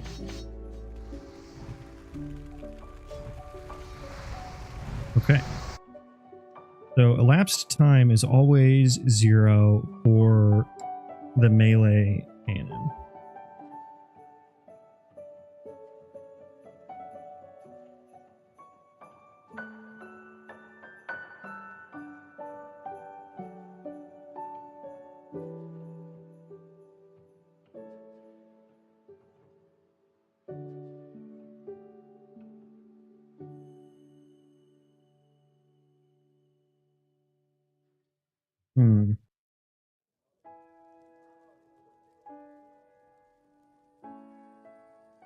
I want to throw another breakpoint in here, I suppose.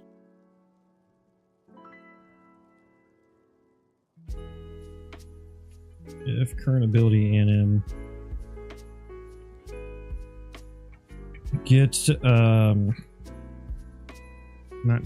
probably anim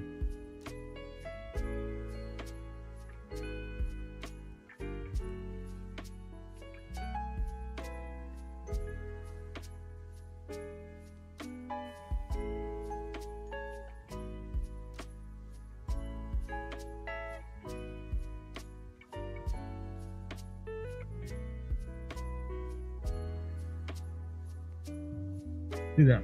That way we'll know what the timer is getting set to. I think that's the right substring I can use to catch that. But I don't want that to trigger for any other animation coming through here.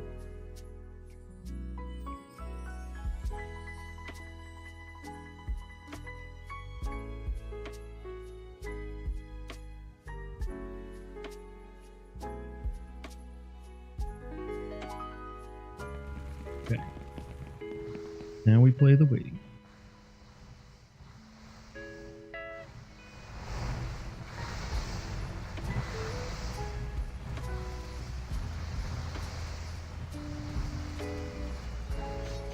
Okay, shit. We're still not. What is the name of that anim?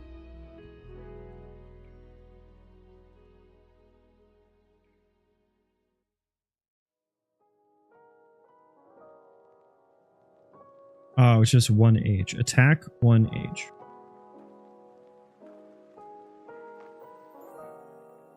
Make it case sensitive now.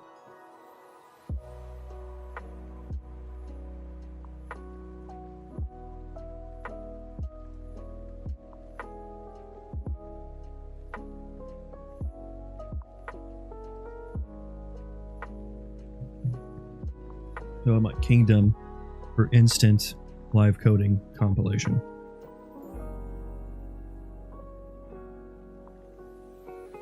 So is that going to be like a cutscene battle you're doing, or a family get together?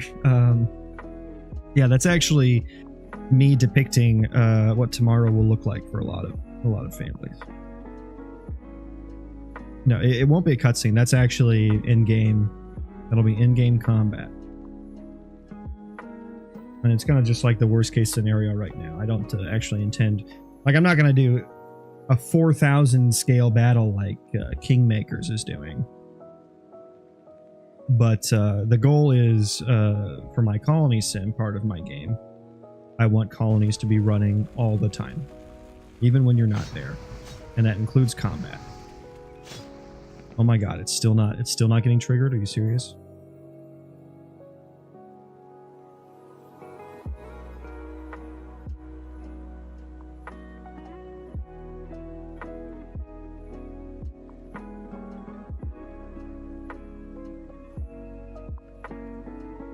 Are you serious?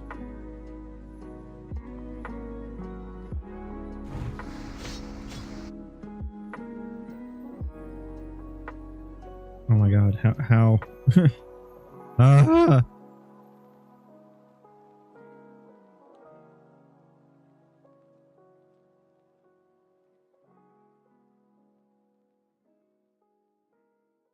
What are these names? If that's not getting happened. What are these actually doing? Oh, my girlfriend is baking and it smells so good.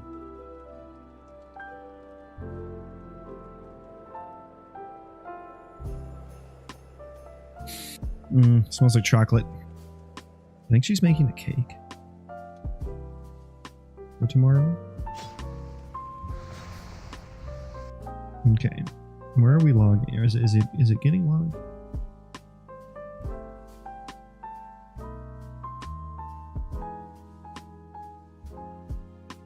There's no name. Wait, what?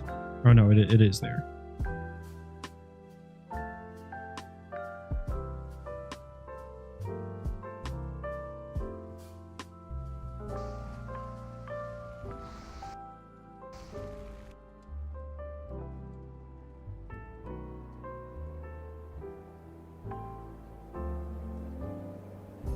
Interesting.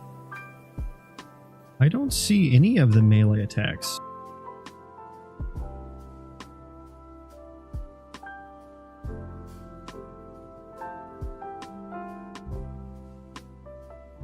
I don't see any getting sent here. Hang on.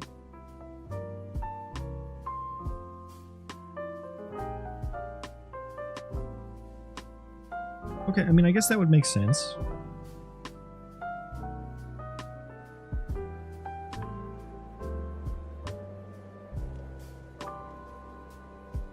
Is it because I'm dividing by like 0 or some shit here?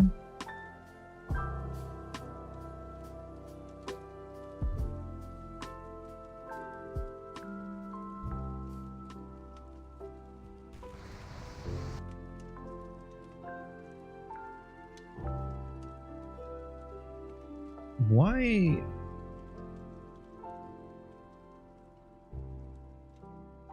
This calculator is getting added. It does have an ability anim on it. I don't change the ability anim.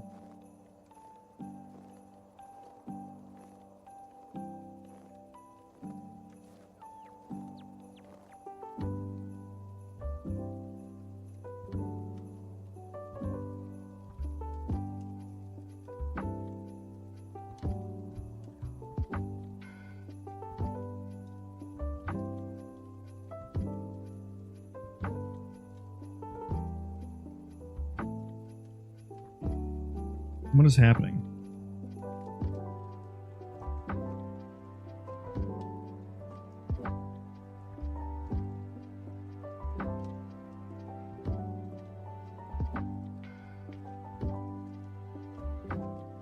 I literally see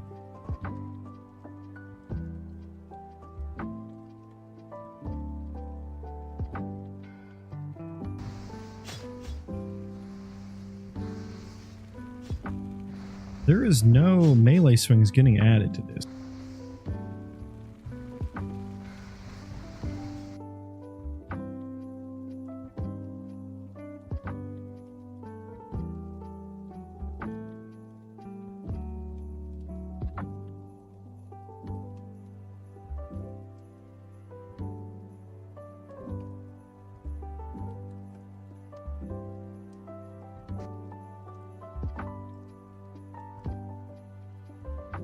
Ability anim Q.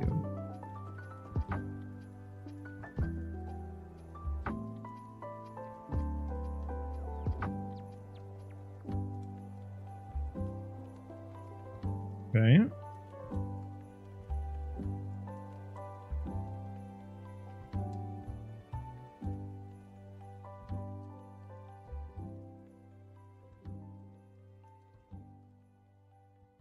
Did I break it?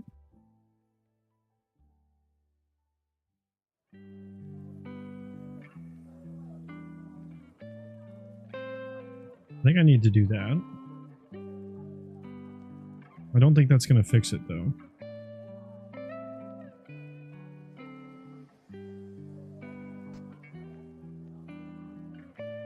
It does get added. I'm going to run this with just one. Just one. So I can get a better breakpoints. We'll need to out-heal his fireballs, though.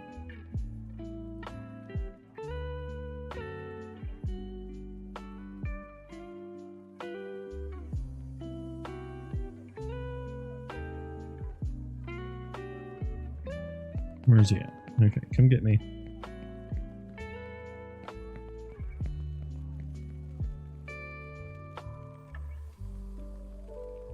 Uh-oh. There I go, just breaking shit again. So was it literally that?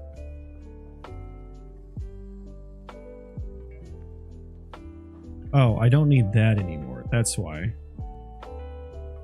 Yeah, we moved that. Okay.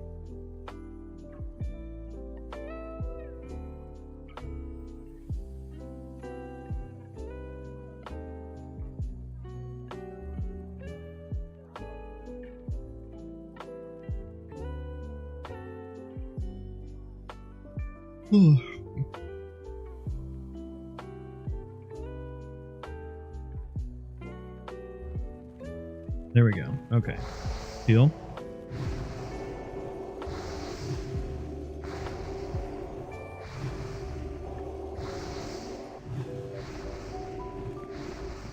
Oh my god, how much mana do you have, bro? Okay, yeah, it's just that's not even working right now.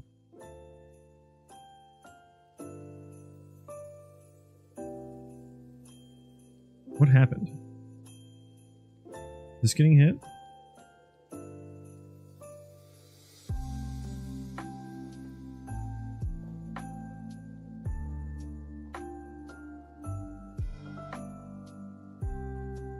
I like the footsteps the player leaves. I need that for the snow biome. Thank you. I didn't do anything for that. That just came with ALS. So it's default functionality right there. I want some, what do they call it when they deform the snow? When you move around? Like a height field or something like that? Gotta give me some of that. The snow biome.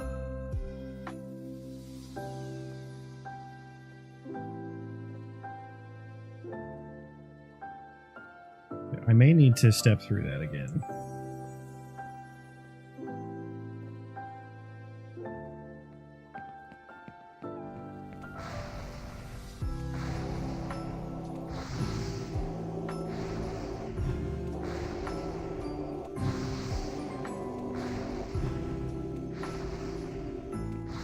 Okay, pause that. I need to know exactly what happens. Okay.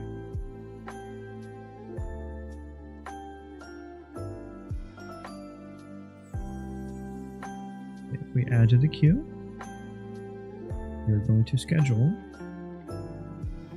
Animation queue is not empty. We're going to remove it, and then we're going to process next in queue. We got here. Go here. We calculated. If current ability anim, anim wait time is less than or equal to 0.0. It's not, it's 0.25.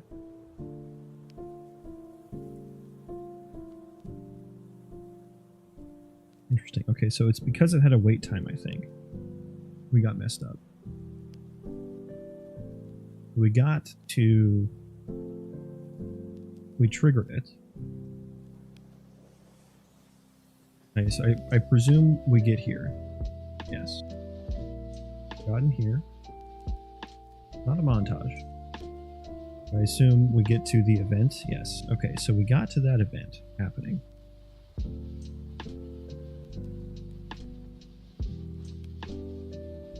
And then what happens?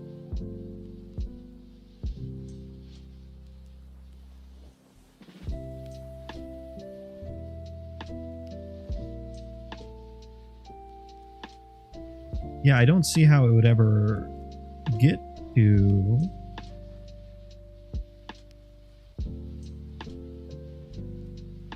It never gets here. It only does the wait time, and then I guess after the... This should be a different function, I think. When did I change this?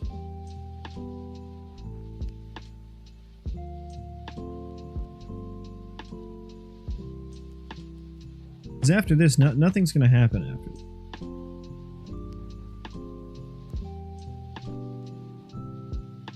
Yeah. We never get here. So I think I'm surprised this wasn't broken sooner. Because I think what needs to happen here is rather than triggering the current ability anim, we need to do that, but it needs to be...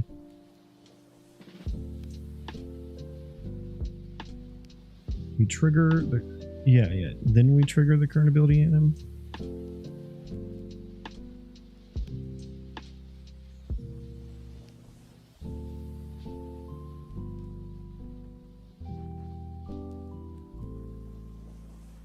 Merry Christmas. I'm going to go for a bit later.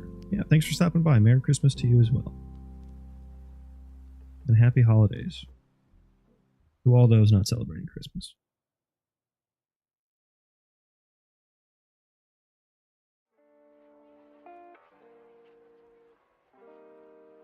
Yeah, I never set up an anim end timer handle.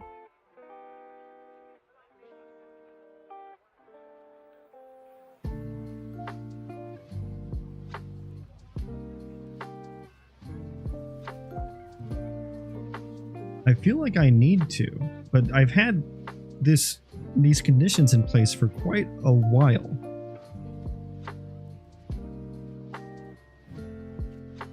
So I'm kind of confused as to how this was even working before. I think essentially I think what I need to do is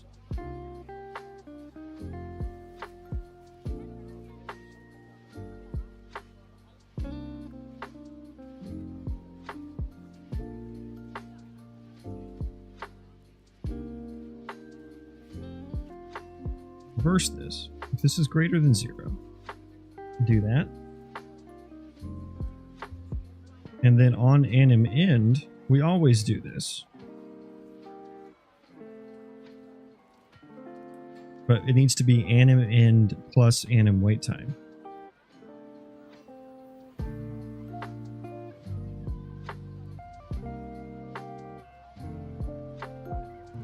And then I guess here, this needs to be get anim end.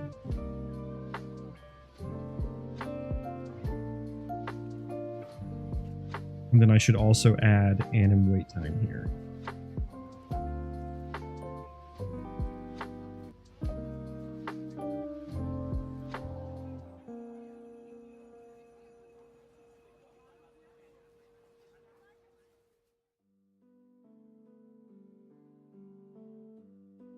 Plus anim wait time.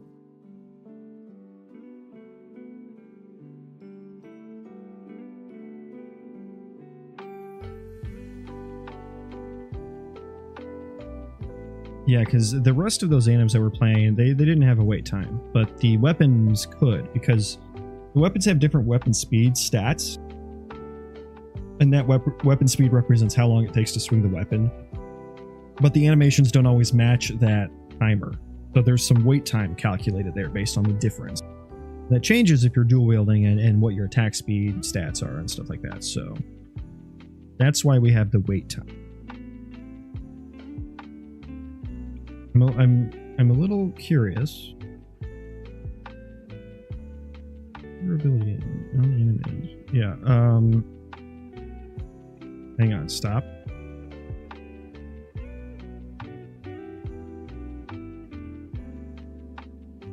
Let's actually reverse this. Less than or equal to. Okay.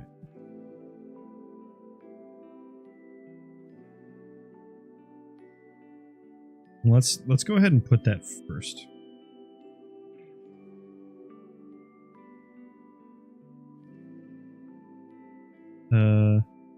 Let's say handle anim wait time. Maybe I can get rid of that now.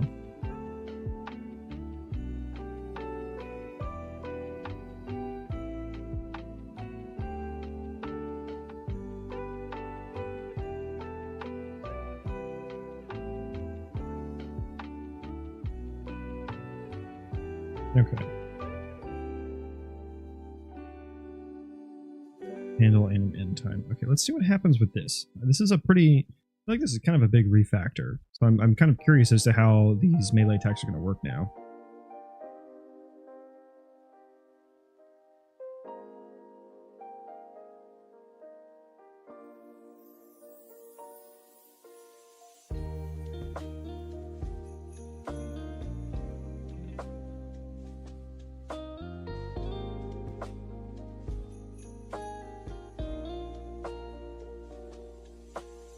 Okay.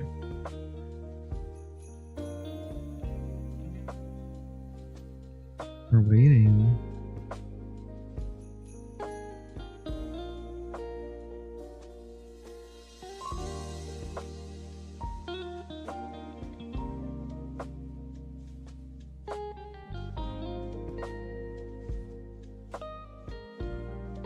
Okay.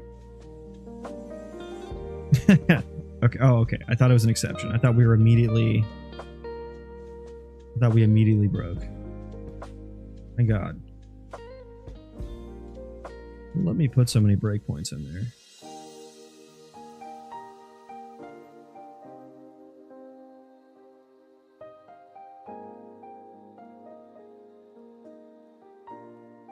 I don't know why this would be the case. We did immediately break. Look at these fucking horses here. That's crazy. Do they have horses in the desert?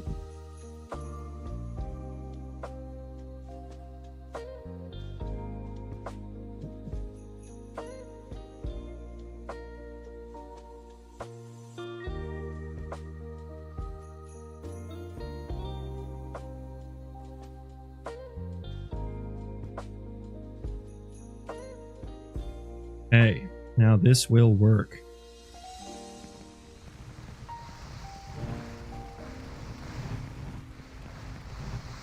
I pray.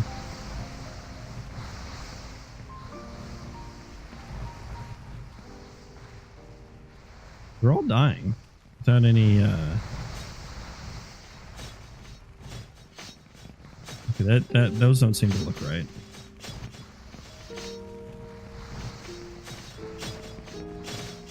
I guess I don't need all those spawned, right? Give me one.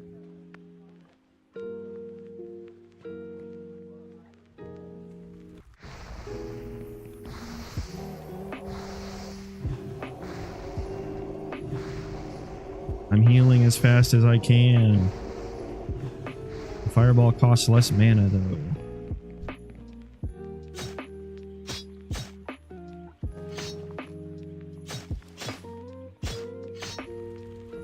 Okay, yeah, that's just all wrong.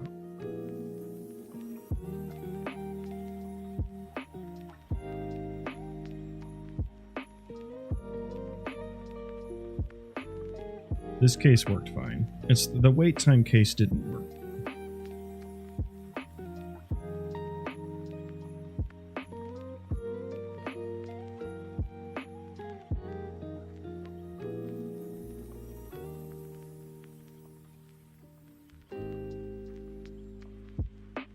It should have calculated the wait time. Let's take away his fireball so that he only casts auto attack, melee auto attack. Go away.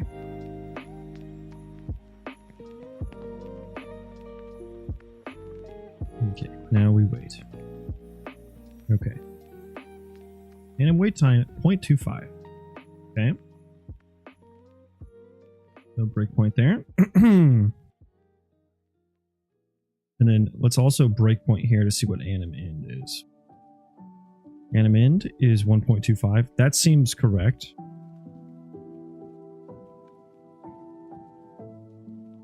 Breakpoint on anim end as well. Should hit that next. Yep. We do have a current ability anim. Do we be triggering it? We do. Get elapsed anim time. I think that's my issue here.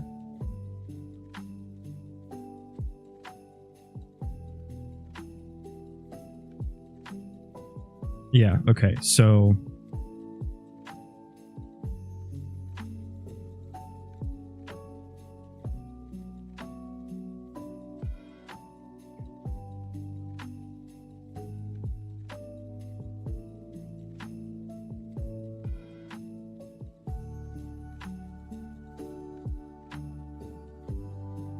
okay, so what we're doing here, if the anim wait timer has more than 0 left, the elapsed time on the animation is 0.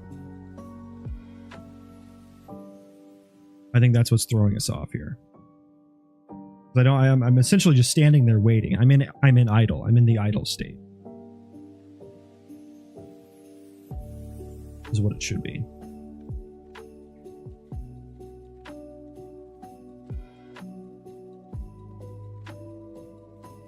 I hope that's what it is. Actually, I don't know now.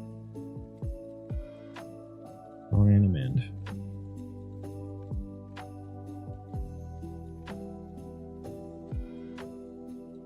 Time elapsed 0.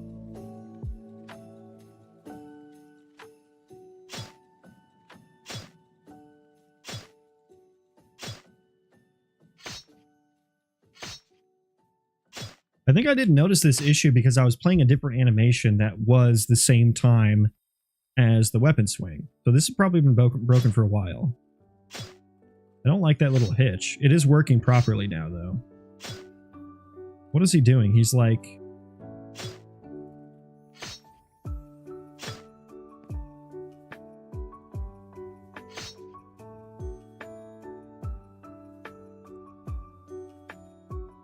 What fucking pose is that? Hang on. What kind of shit is this guy up to? Weapon overlay. We already had it open. Honest. What state are you in?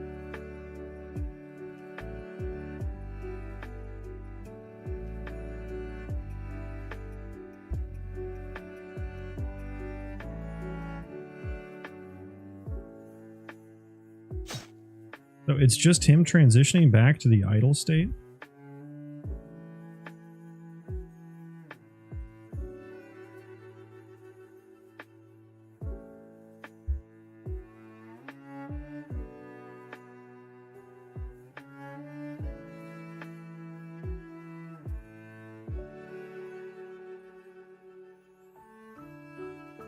Let's get the pose watch on here.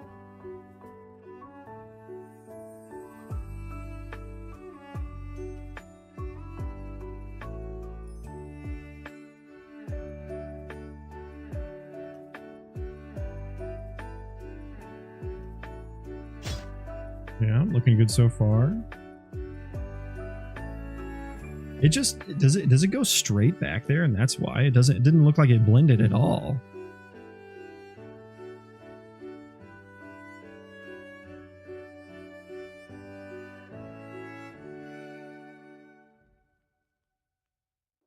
Yeah, where is that pose coming from?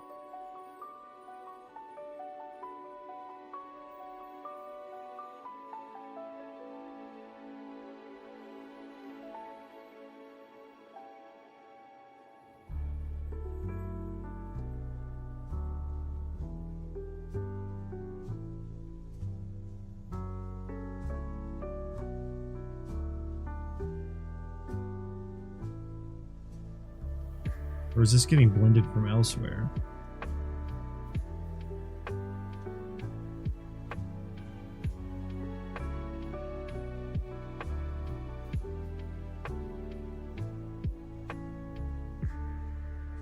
Okay, where's this weird ass pose coming from?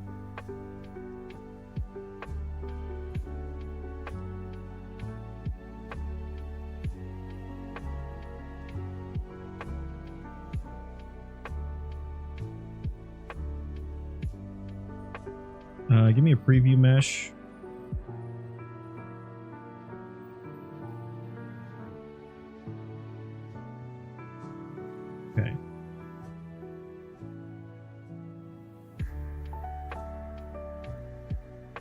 Actually, we're not gonna do it there. I need to do it here. Yeah, so purple there, green there.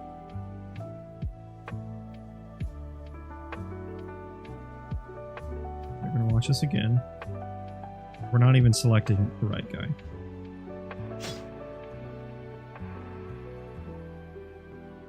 Oh, I died. Shit. Okay. I'm gonna reset that up. Okay.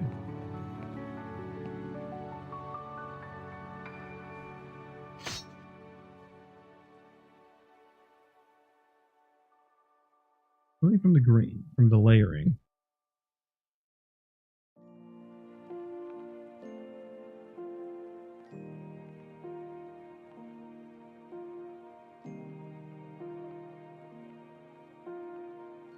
It should just be the purple. Just to make sure. Yeah.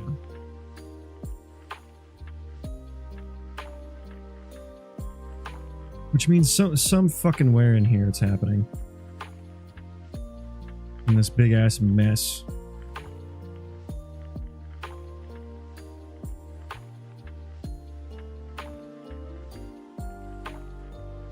Yeah, God.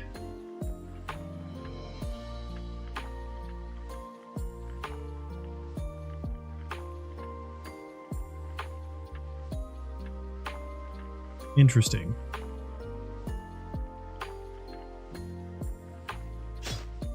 And so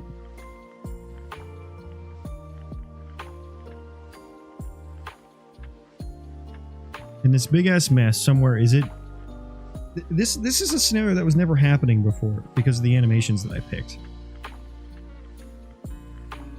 So is it actually like doing the curve blending? Let me check here. Input pose. Toggle pose watch. Now I need the ALS. Give me this guy.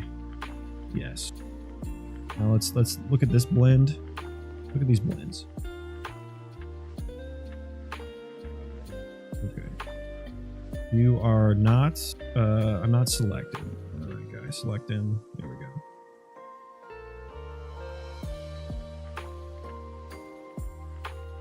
Okay. Okay, he's going. There we go. God, that's a mess. Okay, all of them are actually. Look at this motherfucker. God, look at his fingers. Ow. Ow. Okay, yeah, so where's this coming from then? I mean, it's coming from... There's the curves input.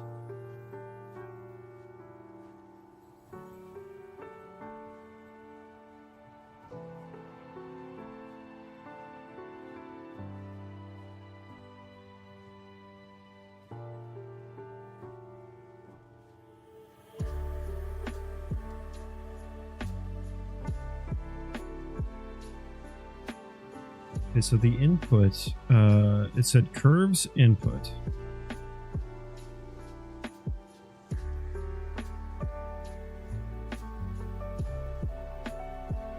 Okay, we're gonna have to wait for the next swing.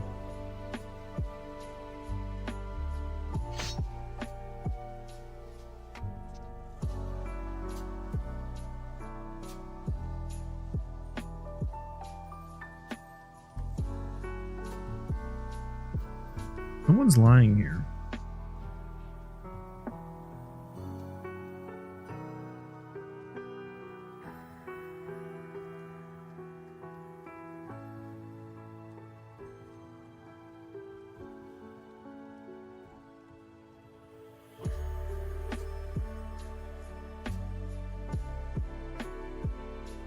Hello. Don't know how to say your name, but hello and welcome. We're debugging some animation stuff here. We were working on our entity subsystem and the vertex animations, and we discovered a bug. Now I'm trying to figure out how these things are getting blended. So I should have this one. But what's coming out of here is a blended version that I don't want.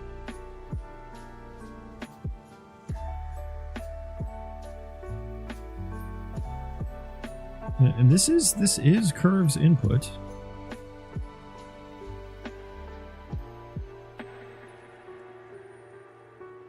How come when I look at curves input, that's not? I guess it is. I guess it is. Okay, I guess it is. Looking at it from the side was the issue, I suppose. So it just kind of steadily blends there, doesn't it? What does locomotion look like?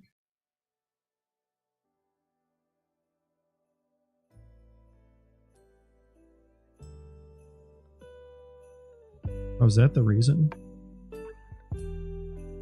Yeah, it's not taking any of... Oh. Hang on. Okay, I think I understand. I think I didn't copy my curves over. That's why. Okay, so what I need to do... I need to find...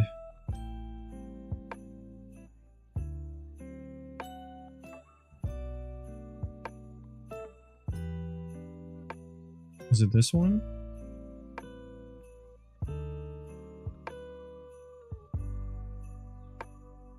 Yeah, my curves are wrong. I think it was this one.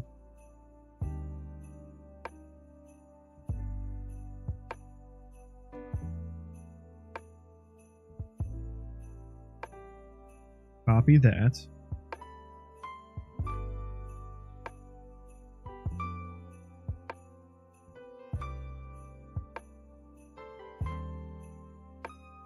Paste.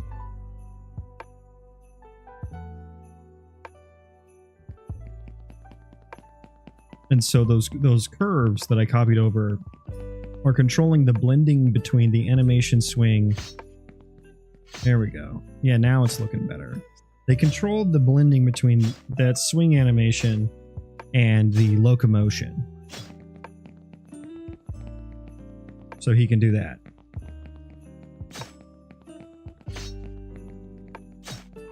And I'm using a new animation, so I forgot to copy all those over.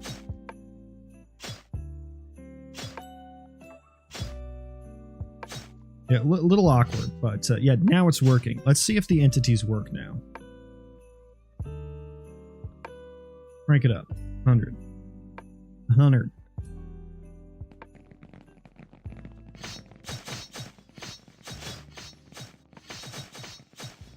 Now we go to our... Nice. Now they're swinging. They just kind of end, though. They don't go back to the idle animation when they're done. Am I accounting for the wait time there? I feel like they may be... Yeah, I don't think I'm accounting for the wait time. They play the animation too soon. I think that's what the issue is there. Yeah, because now the get elapsed anim time... Wait, what does 0 look like? That's not 0. That should be what they look like for a second, but they don't.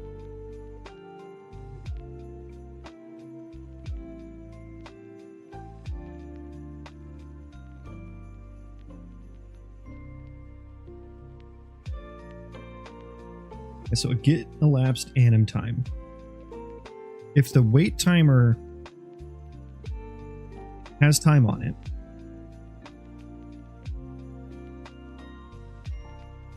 then we return 0. Thank you for the follow, mate. Appreciate that. Welcome.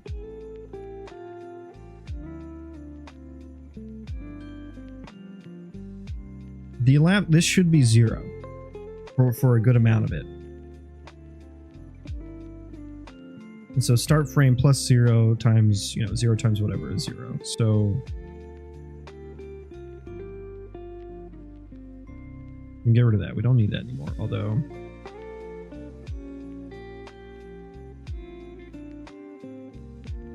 let's do this. Should I breakpoint it here and check out what this looks like?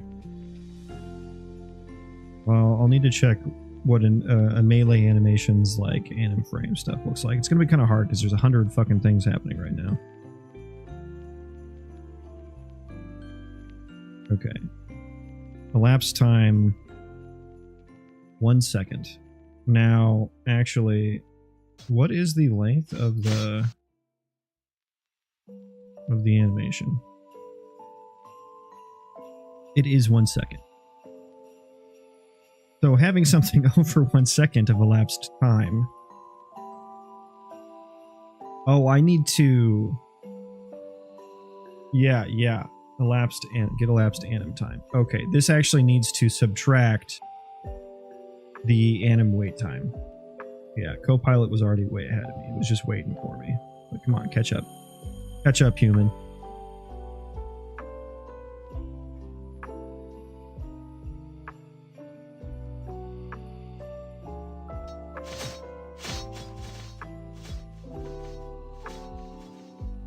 Okay, that looks better. It's still gets stuck like right there. I think there's something more I need. Let me restart let me replay this just to make sure there wasn't some wonky live coding thing happening. No, yeah, they're still hesitating there. Yeah, what are they playing right there?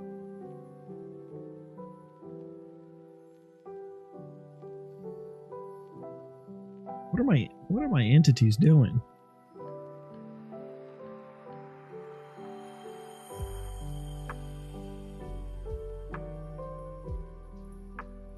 Track the anim wait time. Is that the right move?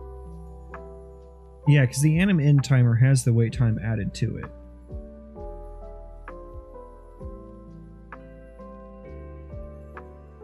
I guess maybe I don't need to do that then.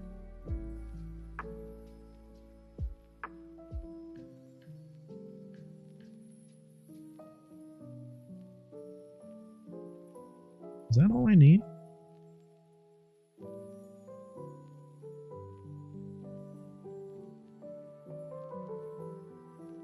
Get elapsed time minus wait time? Or should it be plus wait time?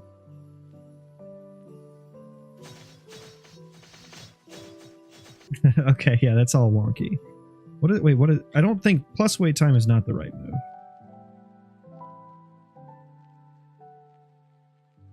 But I need to do different math here. What is it? Oh, is it? Am I getting a negative number here because of the subtraction? Is that what's happening? This isn't gonna work. This is gonna work.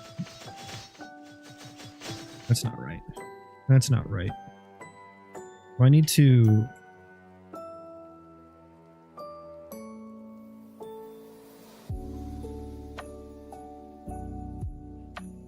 I think I need to max with 0.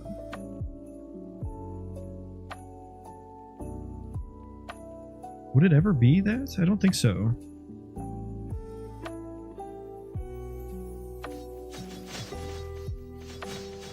No, they're still hesitating.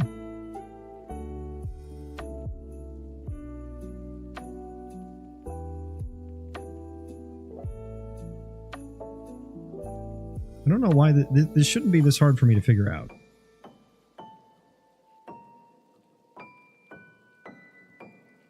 And my brain, I think I've been streaming for almost 6 hours now, so I think my brain is getting fried.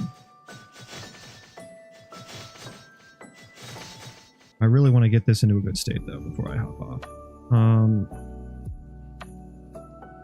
Anim in time. Okay, so anim in timer is based on anim end. We get anim in time by adding the wait time plus the play length.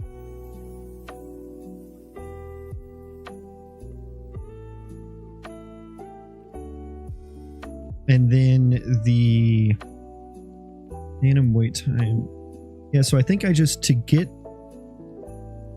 to get how far through that, to get my elapsed time, I should just need to subtract anim wait time from it. That tracks in my head, and I don't even think I need an F max. Do I?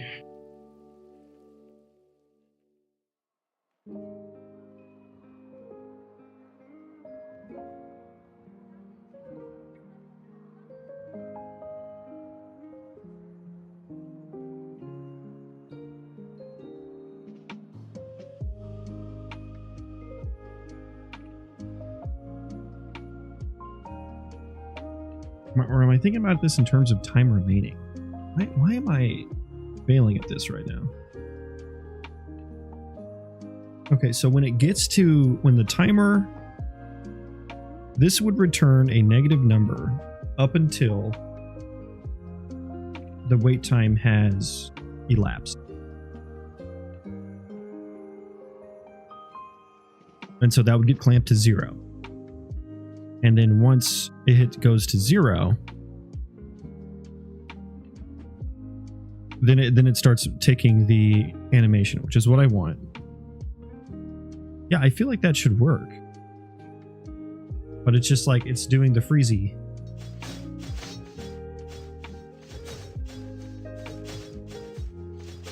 It does wait. I guess it doesn't seem like it plays the full animation, it just stops.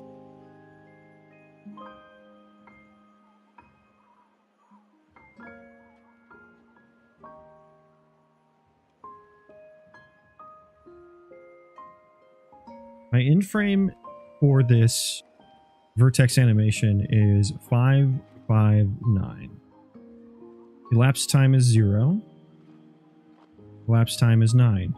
The elapsed time should never be something over 1, because 1 is the length of my...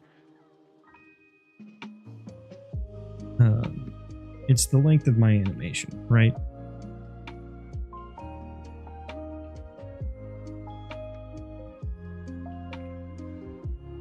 And these values look right.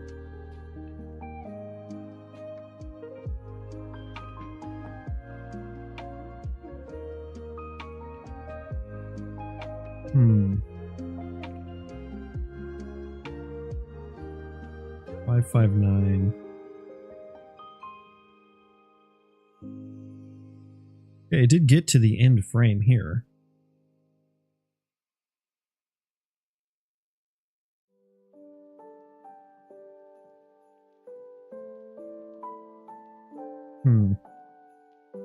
What's happening here? Because I feel like I actually do have the right logic.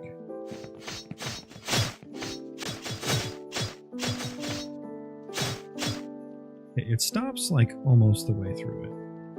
It stops like, what, like right here?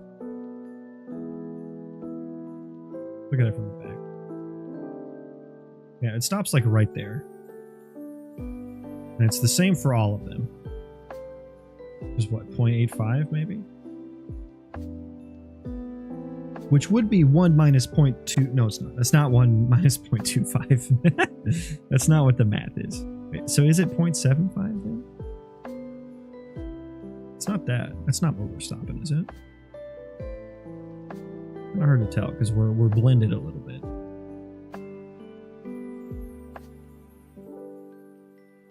Okay, maybe our math is a little low.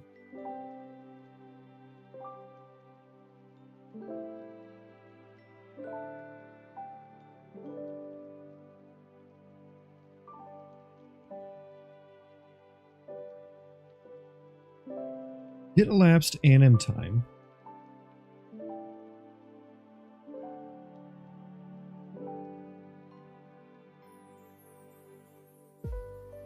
Anim in timer handle has anim wait time on it.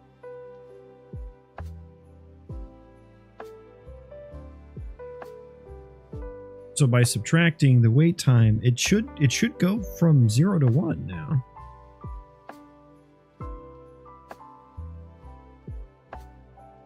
Yeah, there it is. Anim end.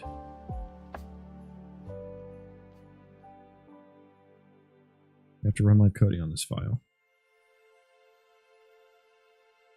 I guess let's make sure these numbers are what we expect them to be.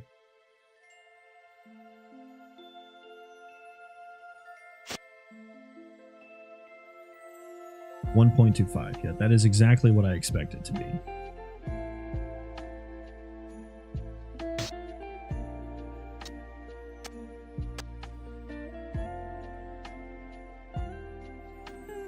Can I please get to the time elapsed part?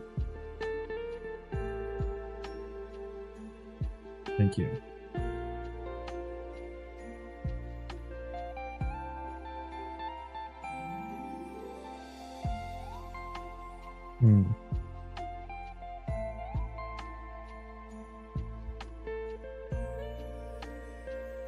The answer is right in front of me.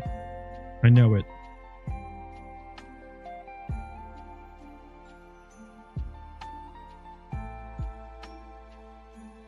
Assign hotkey, pot for pause pi. Yeah, I need to do that, don't I?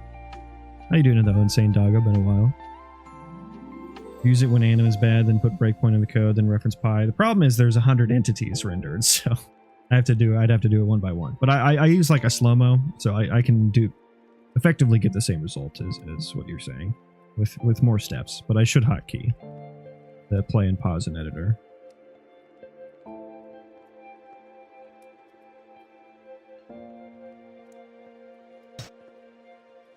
Okay, let's try it with a, the problem is, yeah, when, let's get just 2 instances. This is specifically static mesh things. So they need to both spawn very far away from me, like that, and they need to attack each other. I'll go Kith. They need to wander into each other. Please attack each other. Oh, there they go. There they go. There they go.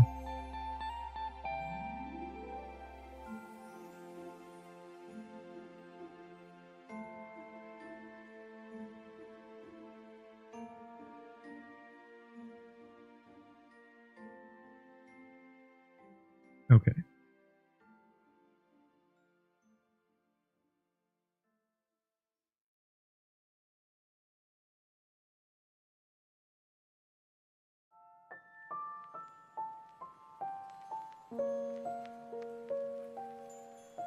Why do you test anim on 100 actors? Make some demo level. This is my demo level. I'm testing the entity system. I need a lot of them running.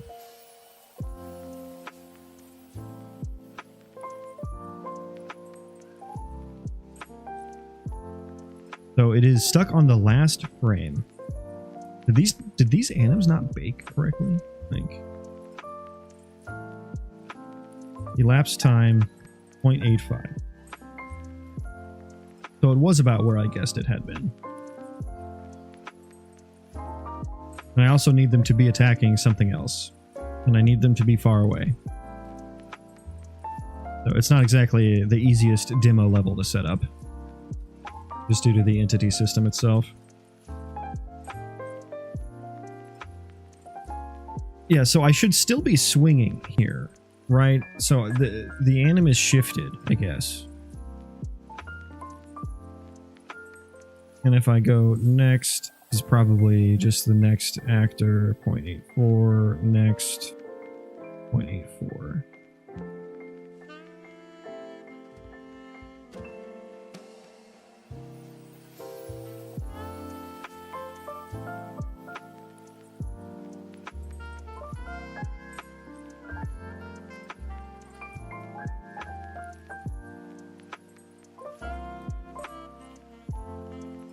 I know the logic is staring me in the face for what this needs to be.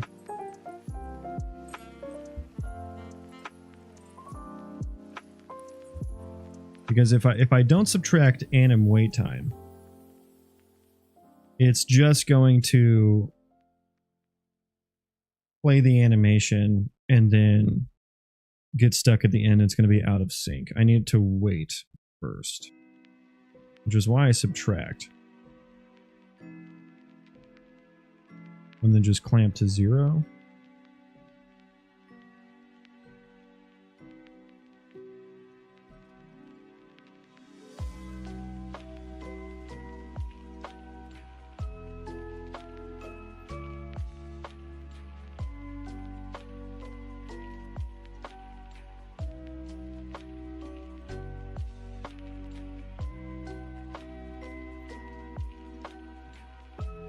what do I need to fucking do here? Lapse time is not right. I've been streaming for like 6 hours. My brain is fried, but I need to figure this out.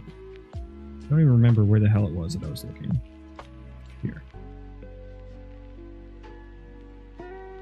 Okay, so this timer is 1.25 long. Get timer elapsed.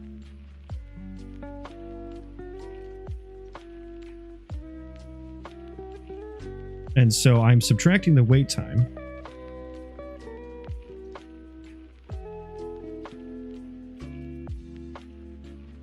Which is 0.25. Ooh, where is it?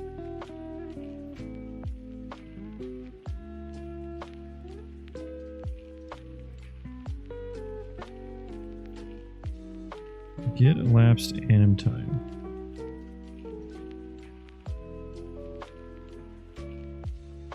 Right, because... no, it should still have it on there.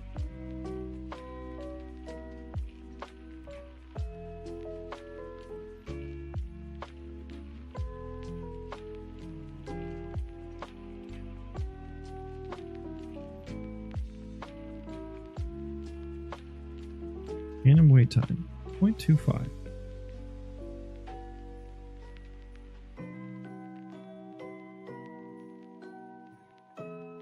Get elapsed anim time for the current ability anim.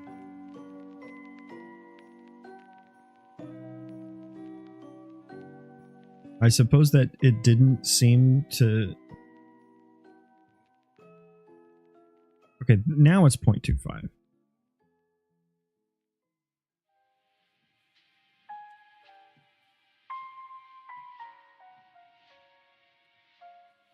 It was 0 there for a second. Okay, 0.25 is what I'm expecting it to be.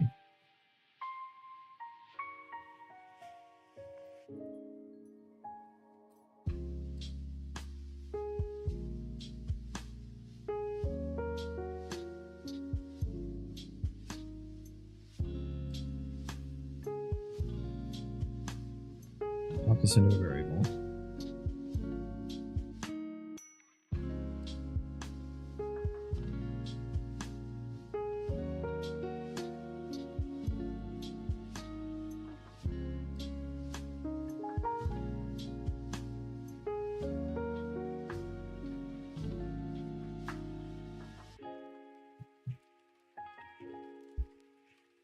Now we wait.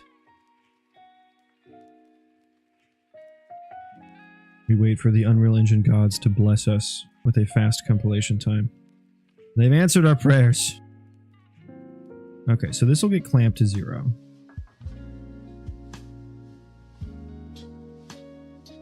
Elapsed time.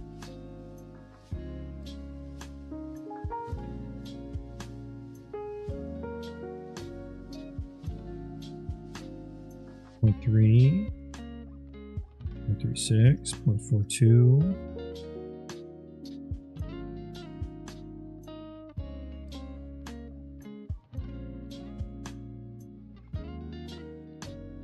Now I should see this get up in the... It should get past 1. Yeah. Yeah. Okay, so it was capping out at like what, 0.84? So what is 0.84 plus 2.5? I can do that math. It's 1.9, right? 0.85 plus 0.25, 1.1, which we're already past.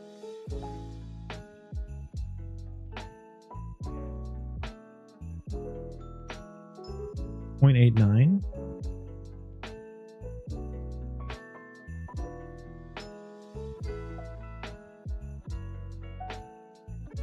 .2. 0.95.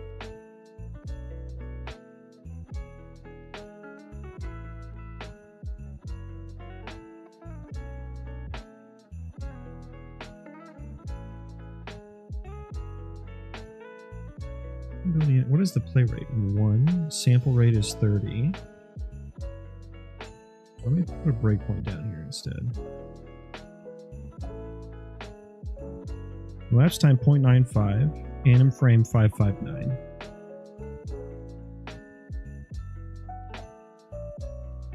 Is my wrap fucking it up here? Anim frame 535. We started over.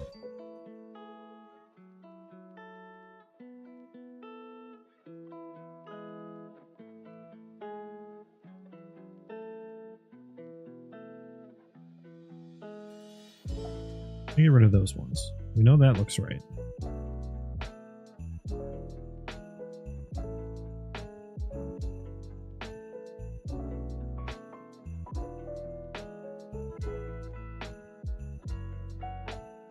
Okay, elapsed time 0.62. Good. I want to get this to about 1. Anim info, the in frame is 559. So I think it's baked incorrectly. I think the animation is baked incorrectly.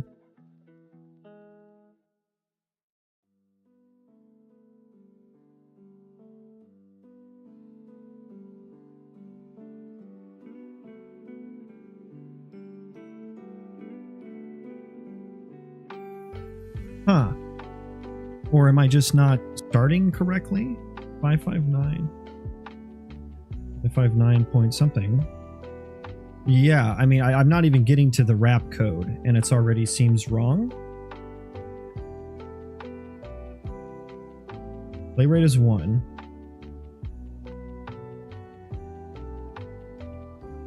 $535 plus whatever this equates to be. 1 times sample rate is 30.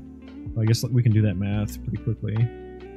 0.802 797,318. Shit. Okay, start that over. 0.802. We'll just do 0.802 times 30 is 24. So 24 plus the start time, which is 5:35, is 559, which is the end.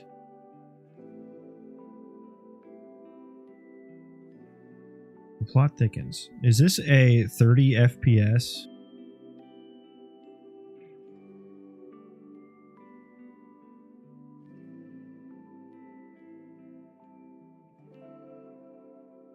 Can you preview baked anim somewhere else? No.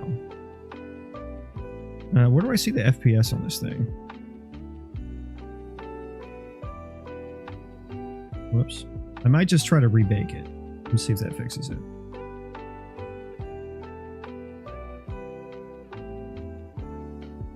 Platform target frame rate 24 FPS?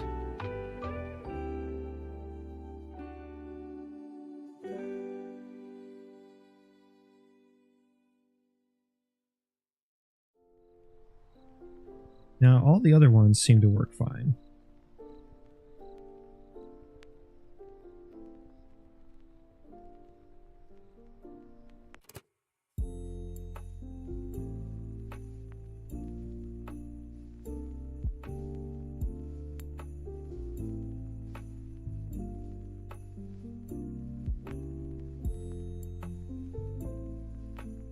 Sample rate 30.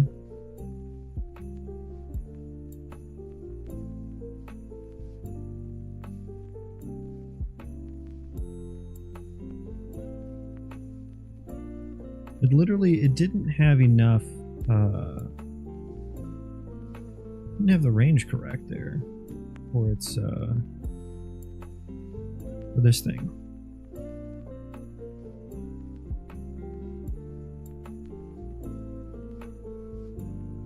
Did I hit the max or something?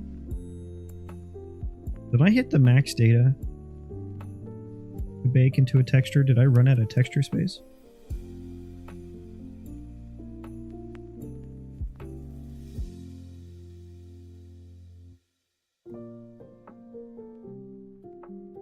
$559 minus $535, oops, sorry, is 24. Okay. So they each have 24 frames, it seems. 510. 534 minus 510. It's 24. Okay. This one's 20. 20 frame. Does that match like the number of frames that there are in...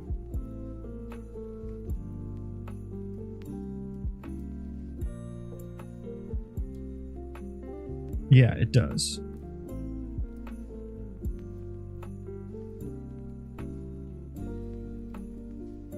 So why is that code not working then?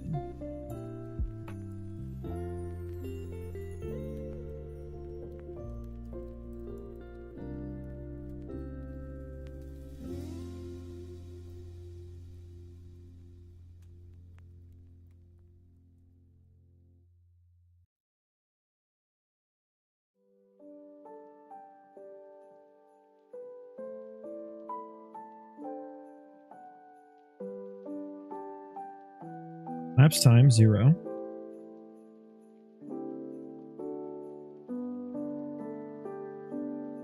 Still 0. Yeah, I mean it stays at 0 for a while.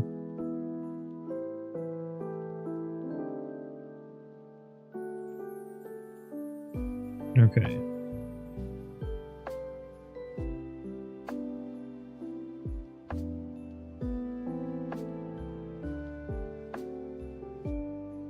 $535, $537,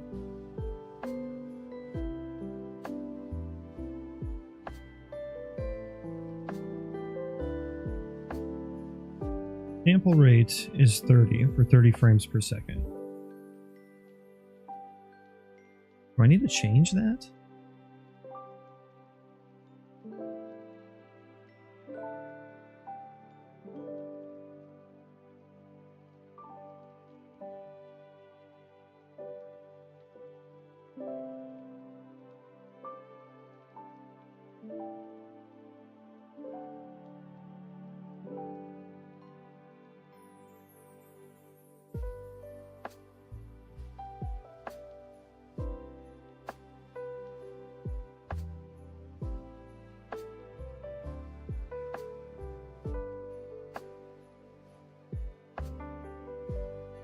Elapsed time. Essentially times 30.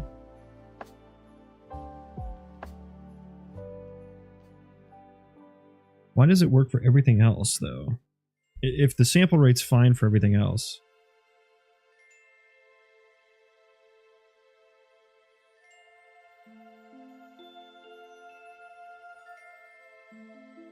Maybe I should look at one of these anims here. Aha. It is different. It is different. That's why. Oh boy. I have animations with mismatched frame rates. Oh, shit.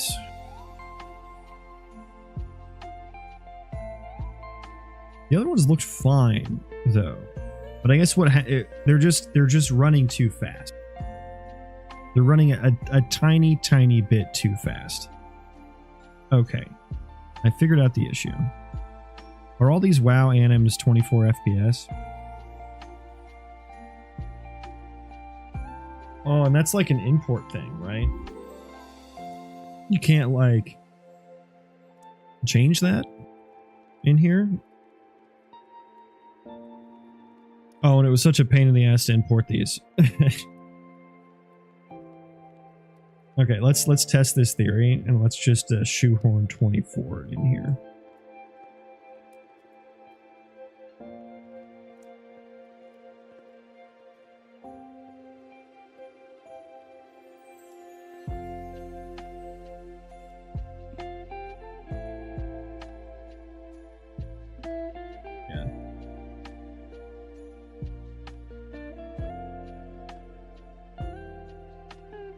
Kind of skips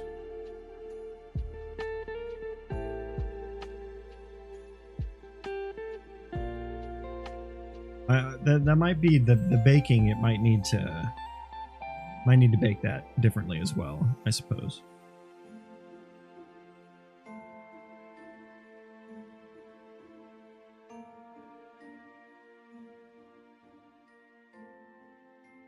Times the sample rates.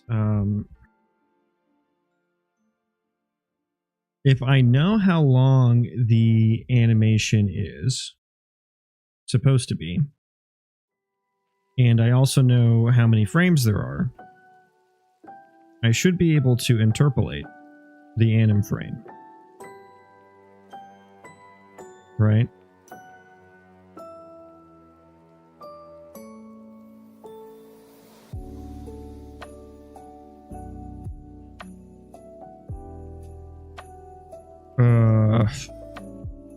Where's just regular interp? Is it lerp? Okay. Float anim frame. We will lerp from start frame to end frame based on elapsed time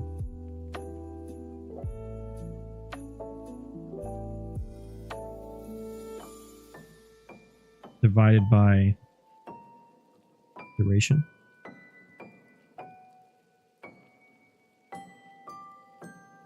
Times play rate.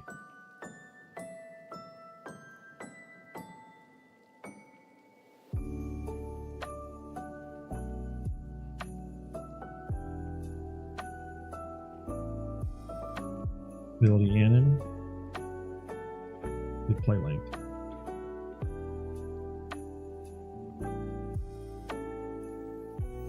So do I even need that sample rate?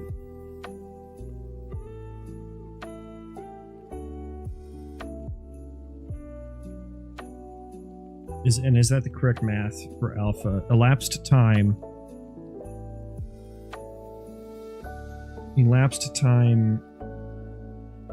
divided by the total time, right? 0.5. Okay, so if we're halfway through, more math. Let's say we have a 1 second animation, we're halfway through. 0.5 divided by 1 is 0.5. Okay, 0.25 divided by 1 is 0.25. Okay. 0.25 divided by, say, 1.5. 1.6, is that right? Yeah, I think so. So I think we can just lerp through it, and then it doesn't matter what rate they are, although maybe the baking is kind of weird.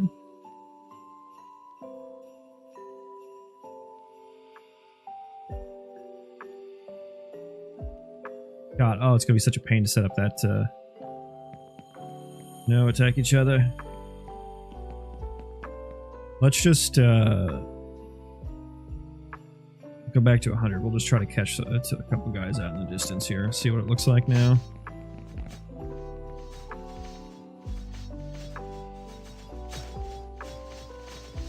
They still pop back to where they were.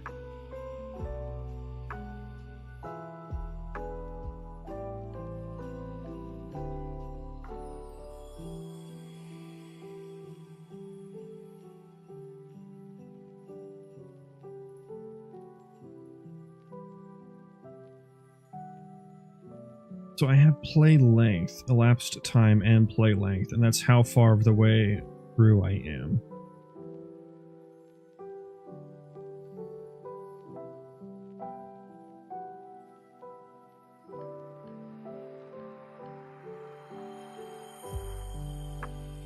This is the percent through the animation that we are.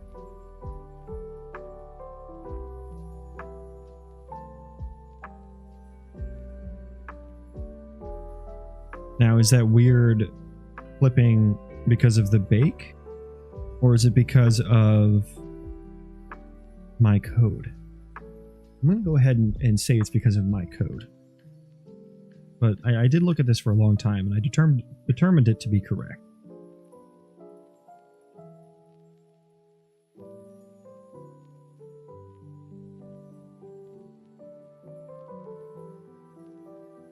It really seems like they just don't... Oh, nice, nice. Watch it in slow-mo.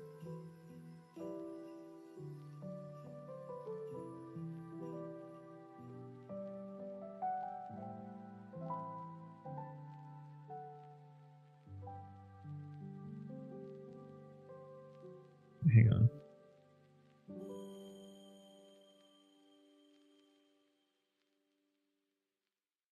Okay.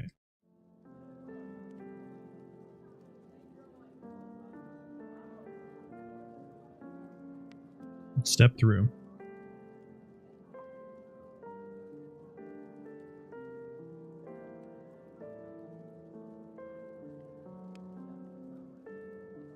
Is that going to be the same thing? It's probably going to be the same thing because the same time. Okay, so that's, yeah. Okay, so it takes 1 sec. It should take 1 second for this animation.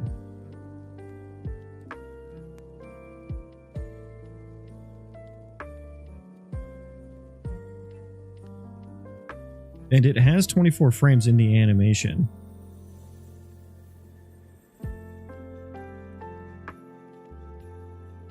Right, 535 minus 559.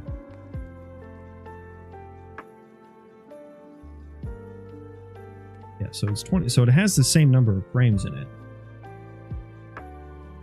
So I feel like this should be working. 539. 539. Okay, we skipped 2. 541. 541. 542. 542.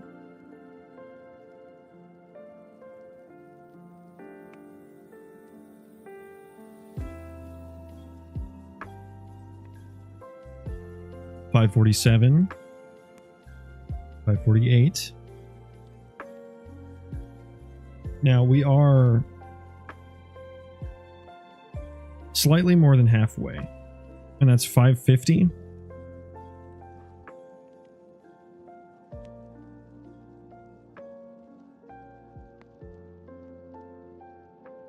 Yeah, I mean that checks out.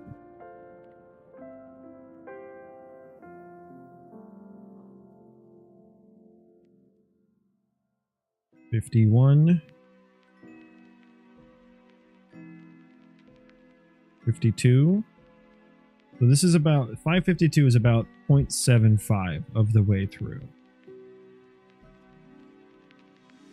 So if we take 24 frames times 0.75, 18 frames, so 535 plus 18 is 553. And it's 552. Okay, so it's off by a single frame. Okay, that's fine. It's also not quite at 0.75. It's at 0.74.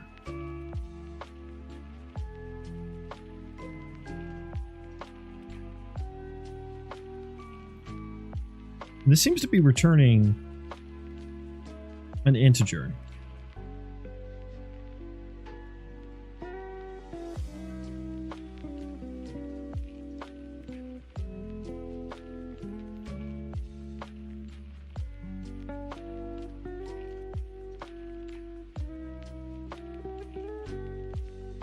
So we are losing a bit of precision there. Infidel. So glad I caught your stream today, watching it while I worked. Got me back to the project where I hit a roadblock, getting it to work with my own mesh. Now I've gotten past it. Dude, that's awesome. That's great to hear. I also find it motivating to, you know, sometimes when I'm not streaming, I have a few other game devers that I watch as well. So I'm really glad that you got through that. Congrats, man. Anim frame. Okay, so now we're getting a little bit of, we're getting some decimals here now. 557. 559 is the end. What do we look like here?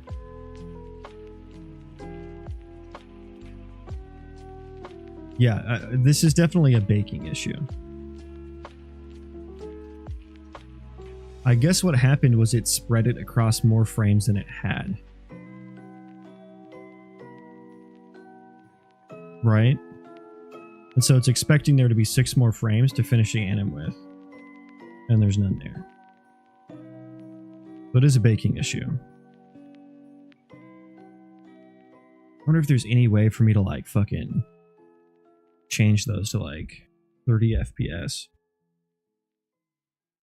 And just like, I don't know, like I'd essentially have to create frames out of nowhere, right? Now I suppose I could, maybe I could turn it down. right? I could turn it down from 30 FPS to 24, rebake the anims, and that would work.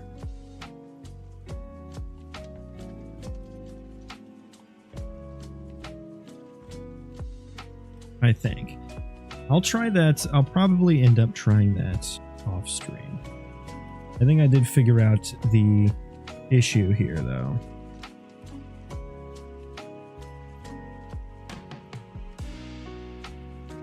But I need a break.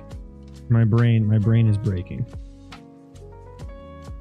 So we're going to raid Rian, who's working on a pixel art game, and his art looks fucking sick.